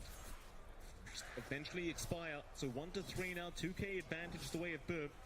Still at anyone's game really at this early stage. Seems like a very nice start compared to the last game, though, at least for this Dire side. They're finding a little bit more. These small wins are starting to rack up a little bit. Jackie's had all the space in the world to keep farming. Does have a rupture up, but he's being surrounded here. Fish is there. Jackie, can he find his way out of this one? They've got the familiars to back him up. Jackie's still running. Doesn't seem like he's taking too much damage. In fact, now the rupture is there. Xinkyu gonna try and get his way out, but it's not gonna work. The torrent is there. Familiars, they will stun a little bit, but Xinkyu understands he cannot get away. So Yopaj, he'll take his third kill of the game on the Kunkka. Just so much activity coming out from Yopaj, and instantly an EXO coming out here as well from FBZ. Trying to take that bot tier 1 tower. The push threat is online for Boom. And LGD, we haven't really seen them group up yet with the threat of the familiars. Again, you kind of want to just camp a lane, keep that farm up, slow down core. You're not able to threaten in the same way Boom is right now. Certainly not. FBZ able to secure that bottom T1. All 3 cores of Boom now topped in their worth for it. This is basically a mirror switch of what happened in Game 1, at least for now. LGD, they might still be confident in their own timing with this Visage kind of draft. Might just take it easy, get their farm going, just trying to avoid the side of Boom. But Boom for now, they want to fight. And you can see it as Yopaj trying for a bit of a chase onto nothing to say. Won't end up going for the X up yet. In fact, now he's the one on the run. There might be somebody to cut him off soon, but no, it's only Y on the Undying. No way for him to really lock down the Kunkka. They'll just try and take these stacks away before they are forced to lead this Dire jungle. They take a creep off from Yopaj. Not the biggest loss in the world here for Boom. They did manage to find a tier 1 tower trade eventually from LGD's end, clearing out top. That does give them some good forward control here. There are defensive wards out from Boom to check if anyone is sneaking around the top jungle. They've switched Jackie around anyway to play into the triangle. So the build-up is still there. Still a rather even game, 1-4. 3K lead for Boom. Slight advantage for them. On LGD, it feels like we haven't seen them play with their own strengths yet. You know, they're just taking their time, they're building up, they're not losing too much off the map. So things don't feel too bad for LGD at the moment, despite being a little bit behind. Yeah, still plenty of map control available on their own things. Q, bit of de-warding out. Very nice, just securing that Radiant jungle. There's nothing to say. He had a bit of a slower start, working towards the Yule Scepter now, so a bit more of a defensive build for himself. Be able to purge off all these spells that are flying out from Burmers. You are going to have the fish around onto FBZ, but it's not going to lead to too much. They will split out Jackie on the Bloodseeker. It's just going to be very confident to stick around here, though. There's Burm. Bit of a smoke up, but there's a counter smoke coming from LGD. See which one finds which first. Yopaj. He's make his way down south. Why? Sin-Q trying to hide right now. Just don't give the opening away. Sin-Q having a very tough time already. Always getting caught out here by Yopaj. Nothing to say, he's a much bigger target. They are going to land the X onto the Ember. This could be a fantastic start if they can find him, but they won't. The turret will be off the mark and the Fisher will be there, so nothing to say. A very nice juke out. We'll be able to TP back towards the base. Yeah, really great juke. Dodges out with the Sleight of Fist. The silence would have been on point, and that could have set up for the side of Boom to find that kill. Nothing to say. Quick Fingers, though, does bail out in the nick of time. Boom, not going to find too much for their trouble. They do invade the bot jungle. They're buying space out for Jackie to keep his farm game up. Maelstrom already on the way out. Same could be said for LGD. Full Vlad's already up in Fate Beyond. Not too far away from the Wraith Pact from this point. And once that's up, all that damage mitigation, all that durability of the Visage up front, it's going to make these fights feel pretty awkward for Boom if they're not careful. If they can't manage to maybe isolate the Visage or just take it out of the equation early on. That's very rough against this hero, right? Like, just so tanky with the Gravekeeper's Cloak, and like you mentioned, the Wraith Pact to come out makes it even tougher here to deal with Fate Beyond. One of his specialty heroes as well. We used to watch him years and years ago playing this hero, and see now it's back in meta. That Visage is very, very scary to have to try and play against. Damage being dealt up to the Scam top lane. So nothing to say, just kind of poking and prodding at the edge. Scam going to be just fine to stick around though. Has his own way of healing himself. The Seeds of Serenity, I believe it is. And just fine to stick around. Nothing to say, still trying to poke and prod, but it seems like the Ench just going to keep kind of sticking around that top lane. Both sides just very comfortable with farming at the moment. Nobody's rushing for a fight. They're both trying to hit their own timings throughout this mid game. They'll just sit back, relax. You kind of wonder who this favors, right? Because you did have a pretty decent lead for Boom, and they still hold on to that lead, but is there a timing they're looking to kind of hit? Because you can kind of tell LGD are trying to hit their own timing throughout that mid game with this Visage. I think you're okay on Boom. You're just working towards those initial BKBs. Yopaj, very close to his. It's still lacking the recipe gold, but it's going to come out eventually. FBZ only lacking the recipe. So once you have at least 2 of these BKBs ready to go, you're going to be able to group up, try to look for those fights, try to find those objectives, and then you really start to hurt LGD's farm. For now, if this drags on, say, past the 20-minute mark in the staticness, LGD starts to feel really good. They're going to have their own BKBs. They're going to have their own level spikes. Maybe even down the line, the blink out from Sin-Q starts to pop up. And you just have issues in these team fights. It's already really hard to lock in, nothing to say. You're going to have to clump up for it. And once you're clumped up, Sin-Q and Fate Beyond are going to get to town. See another smoke out. Boom, they'll head down towards the south, through the mid lane. Who are they going to find? Fate Beyond on that Visage showing up. With those Familiars, there'll be an X out. This could be a big pickup, but the Familiar stuns are going to be there. Still, the X is going to make it in time for the boat to land. They'll find Fate Beyond. The Familiars may not be so lucky either, as they would at least find one of them. And now they are into that mid-tier 1 tower with the Exorcism. Not going to be too hard for them to take them down. In fact, they found Sin-Q now on the Earthshaker. They'll find a second. Tim's just sniping from a mile away with that sharpshooter, slowing him down. And, well, that'll be the mid-tier 1 tower gone. And that's the timing we were talking about. Not quite the BKBs coming out, but why? Find more. Trying to protect that Radiant Triangle. It's a lot of damage coming out from Arme, but not quite enough to finish off the job as Yopaj able to find his 4th kill of the game. Trains will not land on any. FBZ going to try for the TP up, but the Familiars will be there just in the nick of time. They will find at least something for their trouble. They get the big target out from LGD's end. It comes at heavy cost. And those kills, the tower take from Boom still feel a lot better for them to play off. And now the map shrinks a little bit more for LGD. They still have time to build up. And you are still getting some decent build up here on Ana. He's allowed to just play in that triangle. No contention coming out from Boom in that area outside of that one invasion. And they're just praying and hoping that eventually the Drow and the Ember are just going to be really hard to handle. For Boom, though, again, the BKBs are still on their way. That spell immunity is going to be a really big factor in the middle of these fights. The full Wraith Pack is up on Fate Beyond. So again, if he does manage to use that item in time, Boom might have to spend more time trying to find that kill and give enough leeway for LGD to respond. Q gets spotted out here. Scam will move in. Yopar, she'll be there with the backup. X into the torrent, will connect, and it seems like Q just has no way out of this one. They will lock him down with the pushback and take him out once again. That'll be the 5th kill for the Kunkka. Yopar off to a fantastic start, 16 minutes in. They top lane, they might have a look at nothing to say. Can they land the silence though with the pushback? It seems like they will be able to find the pushback as FBZ, the sharpshooter, is going to be up at the Ember. Has the Yule Scepter, will go for the run towards the left side, and it looks like he's going to be just fine. He does have the stick charges. They don't have the burst damage for nothing to say. He needed the +1 to try to find that kill. Valiant effort, not quite what they want, but it does shove nothing to say away, giving him more space again elsewhere to keep that farm game up. And Jackie is still getting his own build up. His own BKB is almost done. So it possibly could be just a triple BKB timing for Boom, where LGD, they're not going to have that same level of protection. Outside of the Ewelts coming out here on nothing to say, they're going to be very vulnerable to damage here. Oh, nice chains out from nothing to say. Fisher will be there to follow up. The Tombstone has been dropped as well. This is going to be a fair bit of damage as the cast will land on both. Yopaj, he does have BKB up. He'll pop it immediately, but it seems like they just want to at least take this Tombstone down to get this team fight started. It will get denied off. Multi-shot there from Arme. It's a lot of damage, but Yopaj, he'll keep forward, keep moving forward at least as Sing Q does go for a Fisher, but he's trapped in the tree line right now. The bow will fly in. The sharpshooter's there. They'll find at least one as Tim's will look for a bit more now, but nothing to say, he's just fine. He's going to be able to back his way out. They'll only find the Shaker.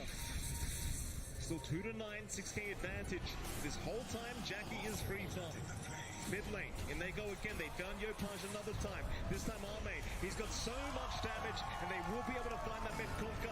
He's going to say he wants a little bit more. He'll move in, but the silence is up from FBZ. Yules is out there to lock down FBZ. They should have the slows as well, but FBZ, he'll BKB up. He'll be just fine to back his own way away. They cannot lock him down through the BKB. They do find a decent kill in the Kunkka, but that's going to be about it for LGD. I think you're pretty happy for LGD though. You force out those initial BKB uses, you only really lose your support, and you're starting to get some activity out from Ami. He's more than willing to join into these fights. So Boom have to be really cautious about going in like that. You can't afford to just fully commit onto supports. You need bigger targets to kill off. Once those BKBs fade, LGD can just kind of dance around, and once they shrink in duration, these fights become a lot harder for Boom to kind of find their openings for. The shot is there. FTC does get locked down. Looks like LGD are ready to try and push forward here against Boom, but unable to really find the lockdown they're looking for. LGD, they will retreat, look for a better moment for themselves. Punch hanging around, but he might be a bit too much of a tanky target to try and go on. LGD still hanging around on the low ground, but doesn't seem like they're going to try and make their way up to the high ground for now. Meanwhile, again, I think the main kind of focus you have to have on here is Jackie on that Bloodseeker. He's 10k net worth right now. He's just absolutely huge. And Arme, he's not too far behind, but Jackie, it just seems like he's getting away with it a little bit too much. They will see nothing to say. No way to lock down the Ember, so we'll just kind of ignore him and go for the creep wave. And letting Jackie farm like this, always a scary affair. Yeah, he just knows how to work the map really well. Very efficient as a carry. Has been for a long time, since his time on Motivate Trust. Speaking of Motivate Trust, I believe his former teammates here, Mr. Fearless, all the way from Thailand. Lots of people watching, of course. Working onto the Basher here for Jackie. So, gonna try to get some control going his way. Again, with all the room he has, that Basher time is gonna be pretty good. Yopaj though? Beyond, he'll lose it to Milia. X is there on nothing to say, but he's gonna run it out a little bit too early, so the X back is there. It won't matter though. The follow-up is not gonna be out from Boom. Be a smoke out though, Boom. So they can find with this. Wrap around through that dire jungle. It's like LGD, they have smoked themselves as well. Both sides, looking for that opportunity. It's a bit harder for Boom to try and make the way through the Radiant Triangle, just not having the vision, but LGD might be waiting. Arme, he's a huge target. The X is there. They have a way to drag him back, but the torrent's not going to land in time. Oh, they mistime it. Why? He moved in to try and defend Arme and has done so. Meanwhile, Jackie gets caught out. He does pump his BKB in the the stick charges. He'll barely survive. Meanwhile, FBZ in the middle of nowhere is forced to pop his own BKB and make his own retreat. Fisher, though, gonna lock a couple down into the follow-up. Tim's trying to run.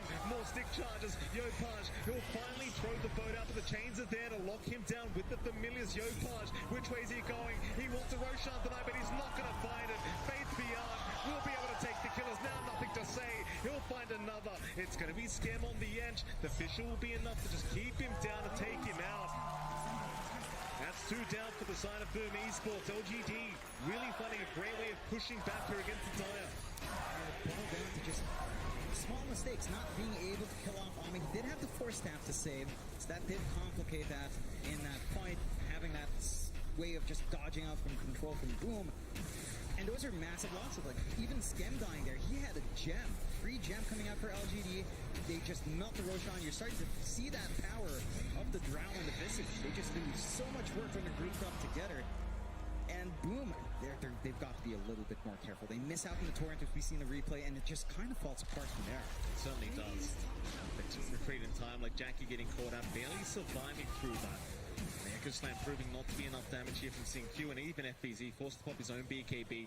OGD doing a fantastic job of just kiting this team fight out perfectly, and of course the reinitiation there from Q.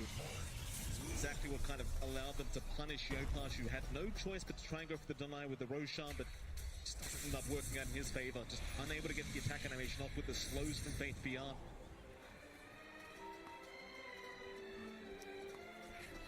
For Boom, I mean, it's just getting a little bit difficult. LGD, with the Aegis up, can take a little bit more risk in these fights. They could look to just take more objectives. The mid-tier one still standing could be a nice, juicy one to start to force into the Boom's jungle and just shrink the map even more.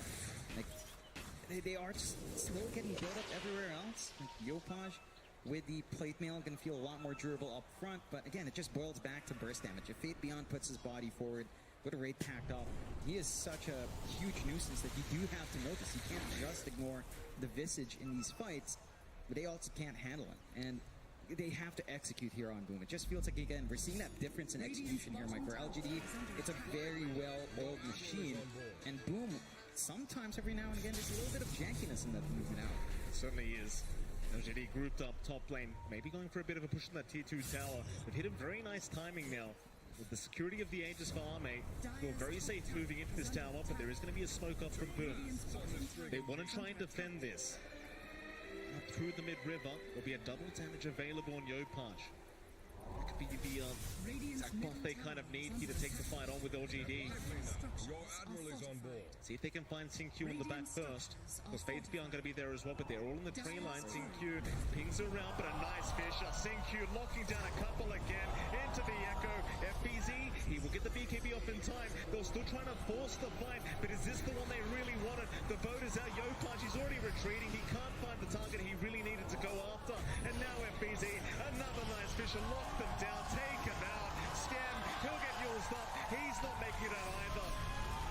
For LGD, it just seems like they knew they were coming. They had just the superior vision, stayed in the tree line, and just surprised them and just don't show anyone.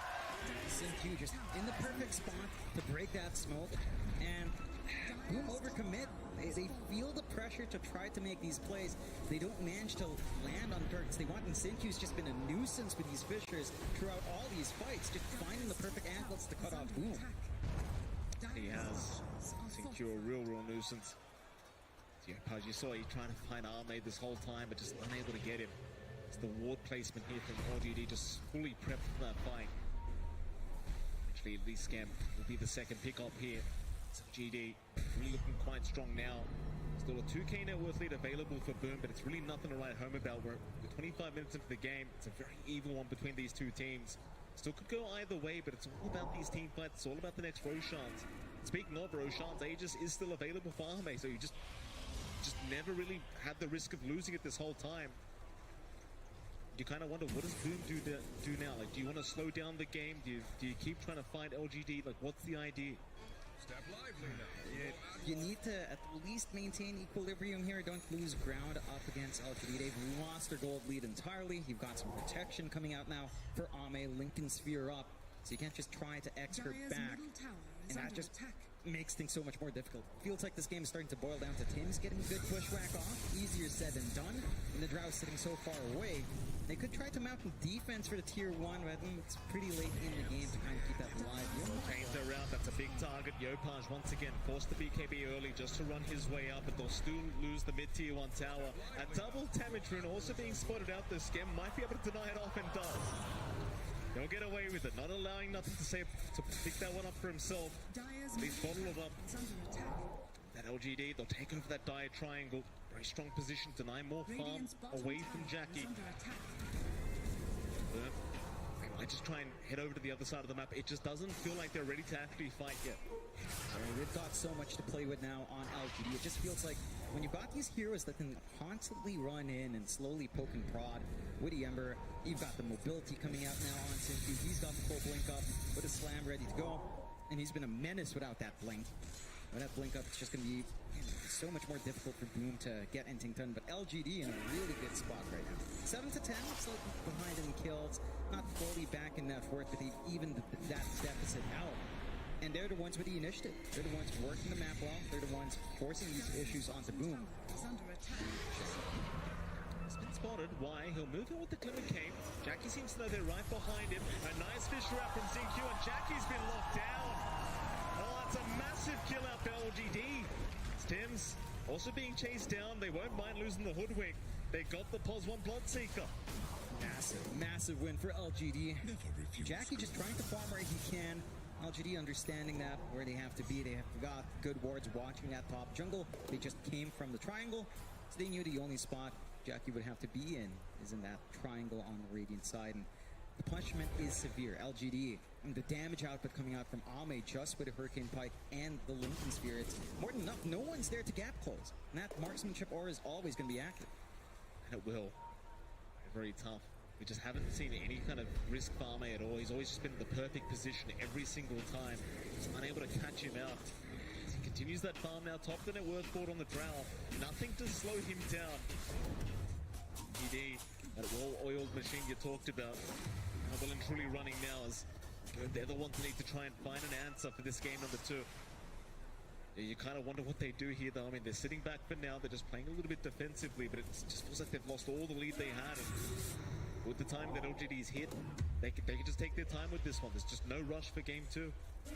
Just build up, keep getting that farm you want onto your Drow. I think the one thing Boom could try to do, a little bit cheeky, go for the shard on Yopaj ASAP. Get the tidal wave, pull back the Drow. That could be one way for you to get Ame out of position. Easier said than done, but it feels like you need that disruptiveness in these fights. The Ag shard, maybe even the Ags down the line, because you're not seeing any big BKBs here. Thank you. Side of LGD. Jump in, he has found Tims on the Hoodwink. More staff away, may not be enough, but no, it will be. They've got double. Tims looking just fine as the zombie will chase him down, but it won't be enough and pursue any further. LGD is still very careful themselves. They're not overextending, they're not giving any openings over to Boom. Want to fight nearby that tier 2 tower in the mid lane. Now Jackie, looking on towards his Eye of Skadi, has a Blink Dagger up as well.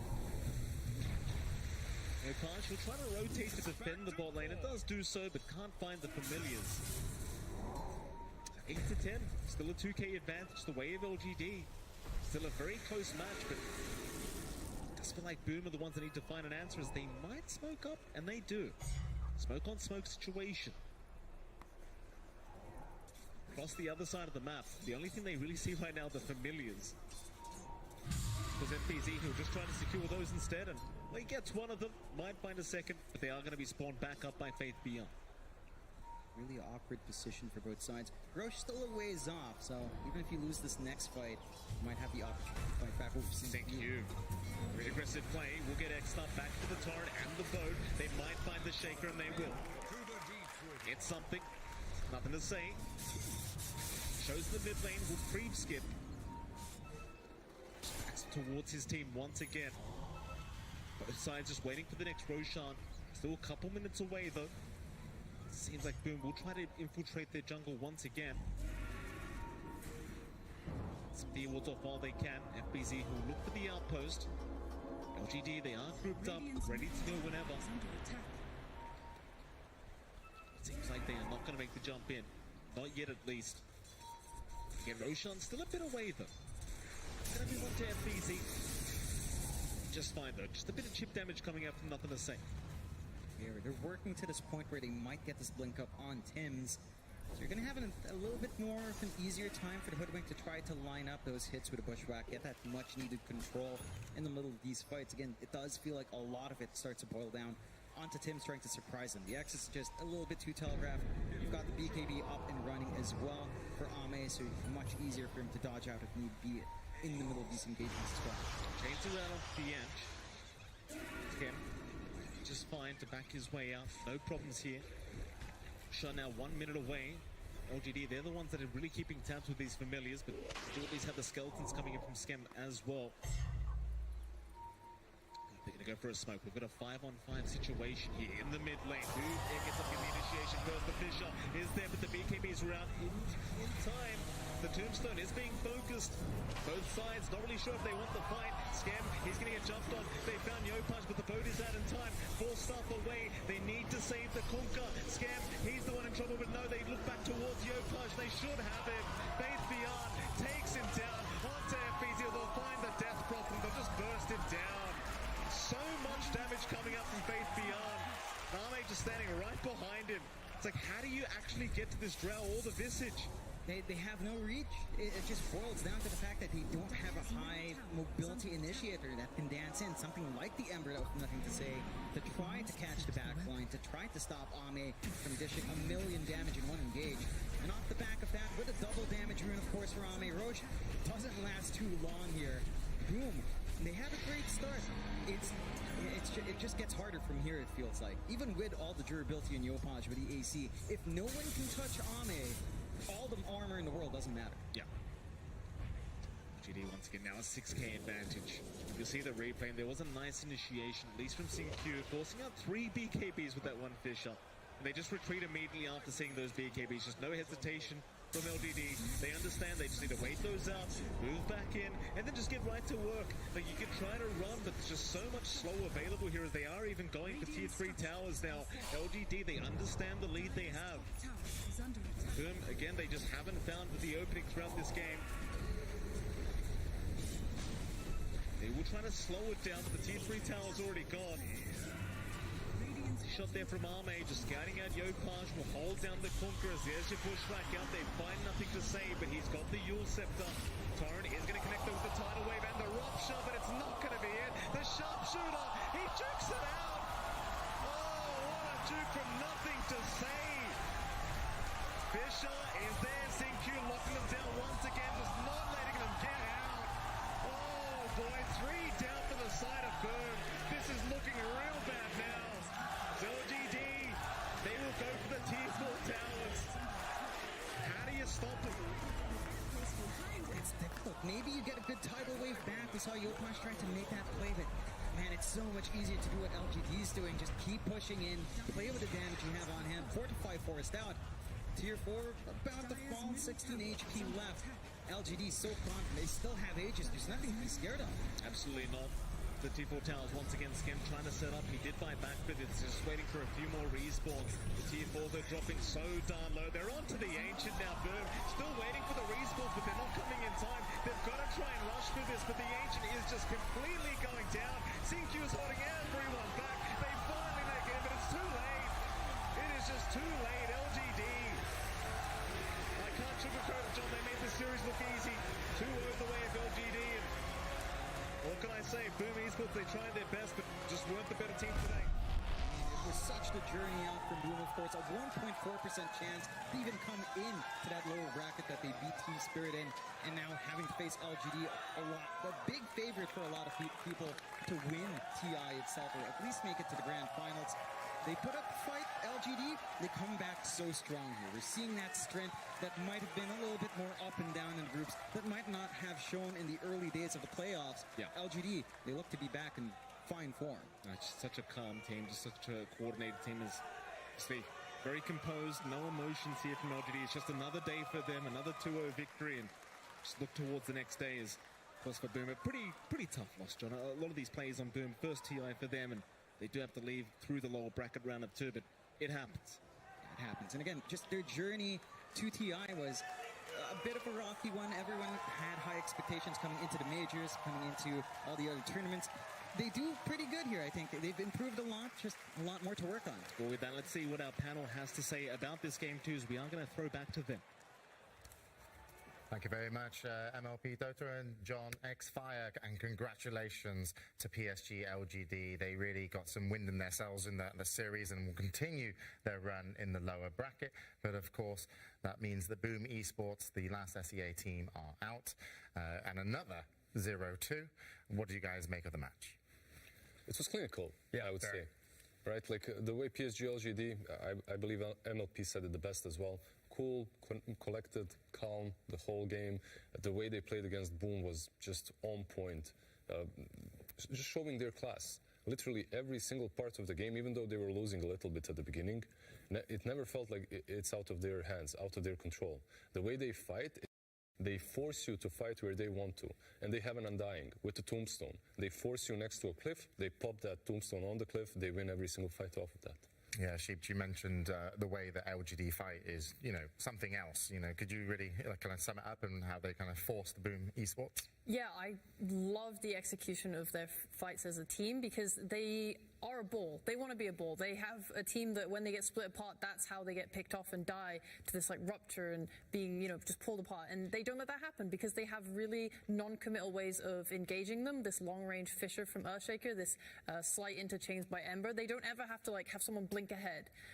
In that way, they're all able to just keep together on top of this drow, keep her sustained with the Undying Heals, these auras from Visage. Basically, everything just was very synergized.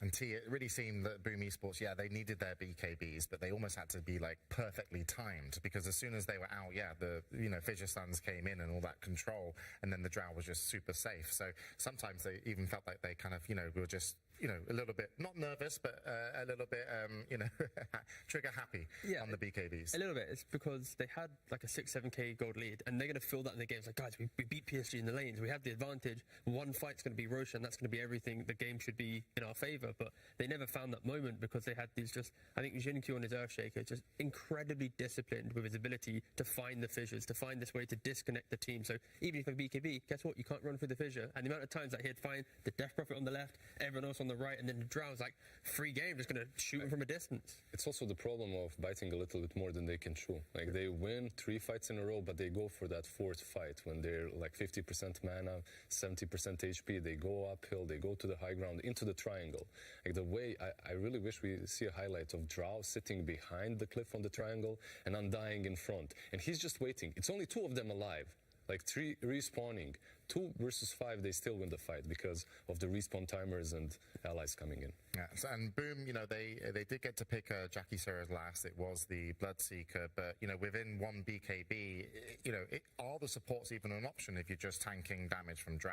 I mean, what would you have to do on Bloodseeker? Is it just you needed to be much more ahead as a team after the laning phase? Yeah, I think the main thing for Boom at least was PSG turned the game into a stalemate because we were joking about it when we were watching the game. It's you had Ember, nothing to say on Ember, just farming top against Ench. It was 3-4 minutes where just sliding the wave, just chilling. And because Drow then AFK'd in the triangle, it doesn't matter if you have this aggressive timing. You've never gone into the triangle. You never shut down the jungle. You haven't really closed out the map. And the fact that your lineup, when you have a 7k lead, doesn't evolve into an Aegis, it hinders you, right? Yeah. You love micro heroes, right? Visage, what was he doing with the birds as well? On the other side of the map? Yeah, it was a bit weird. I mean, I think they did try to go in the triangle, but I think what LGD understood and did very well was that they didn't force trying to open the map. The mid tower, that did not go down for a really long time because they were okay, as long as Drow is in the triangle farming and we create a wall in front of her and make sure we repel them from our triangle, that's our number one. Mm-hmm. And by doing that, they managed to get the Drow to a place where they could then take those fights. Dodging the fights, right? Yeah. Just dodge, play clinically, get that first Roshan. PSG just understood what they needed to do. Well, thanks very much for summing that up. And I was just, I'm quite excited because I was waiting if we do get a winner's interview, and it seems like we will. So over to the winner's interview. And again, congratulations, PSG LGD. Hello, I'm here with Y from PSG LGD. Congratulations on the convincing win. So there's a very big crowd here with a lot of LGD fans, and I wanted to know, how are you feeling playing in front of a crowd after a very long time? 就想问一下，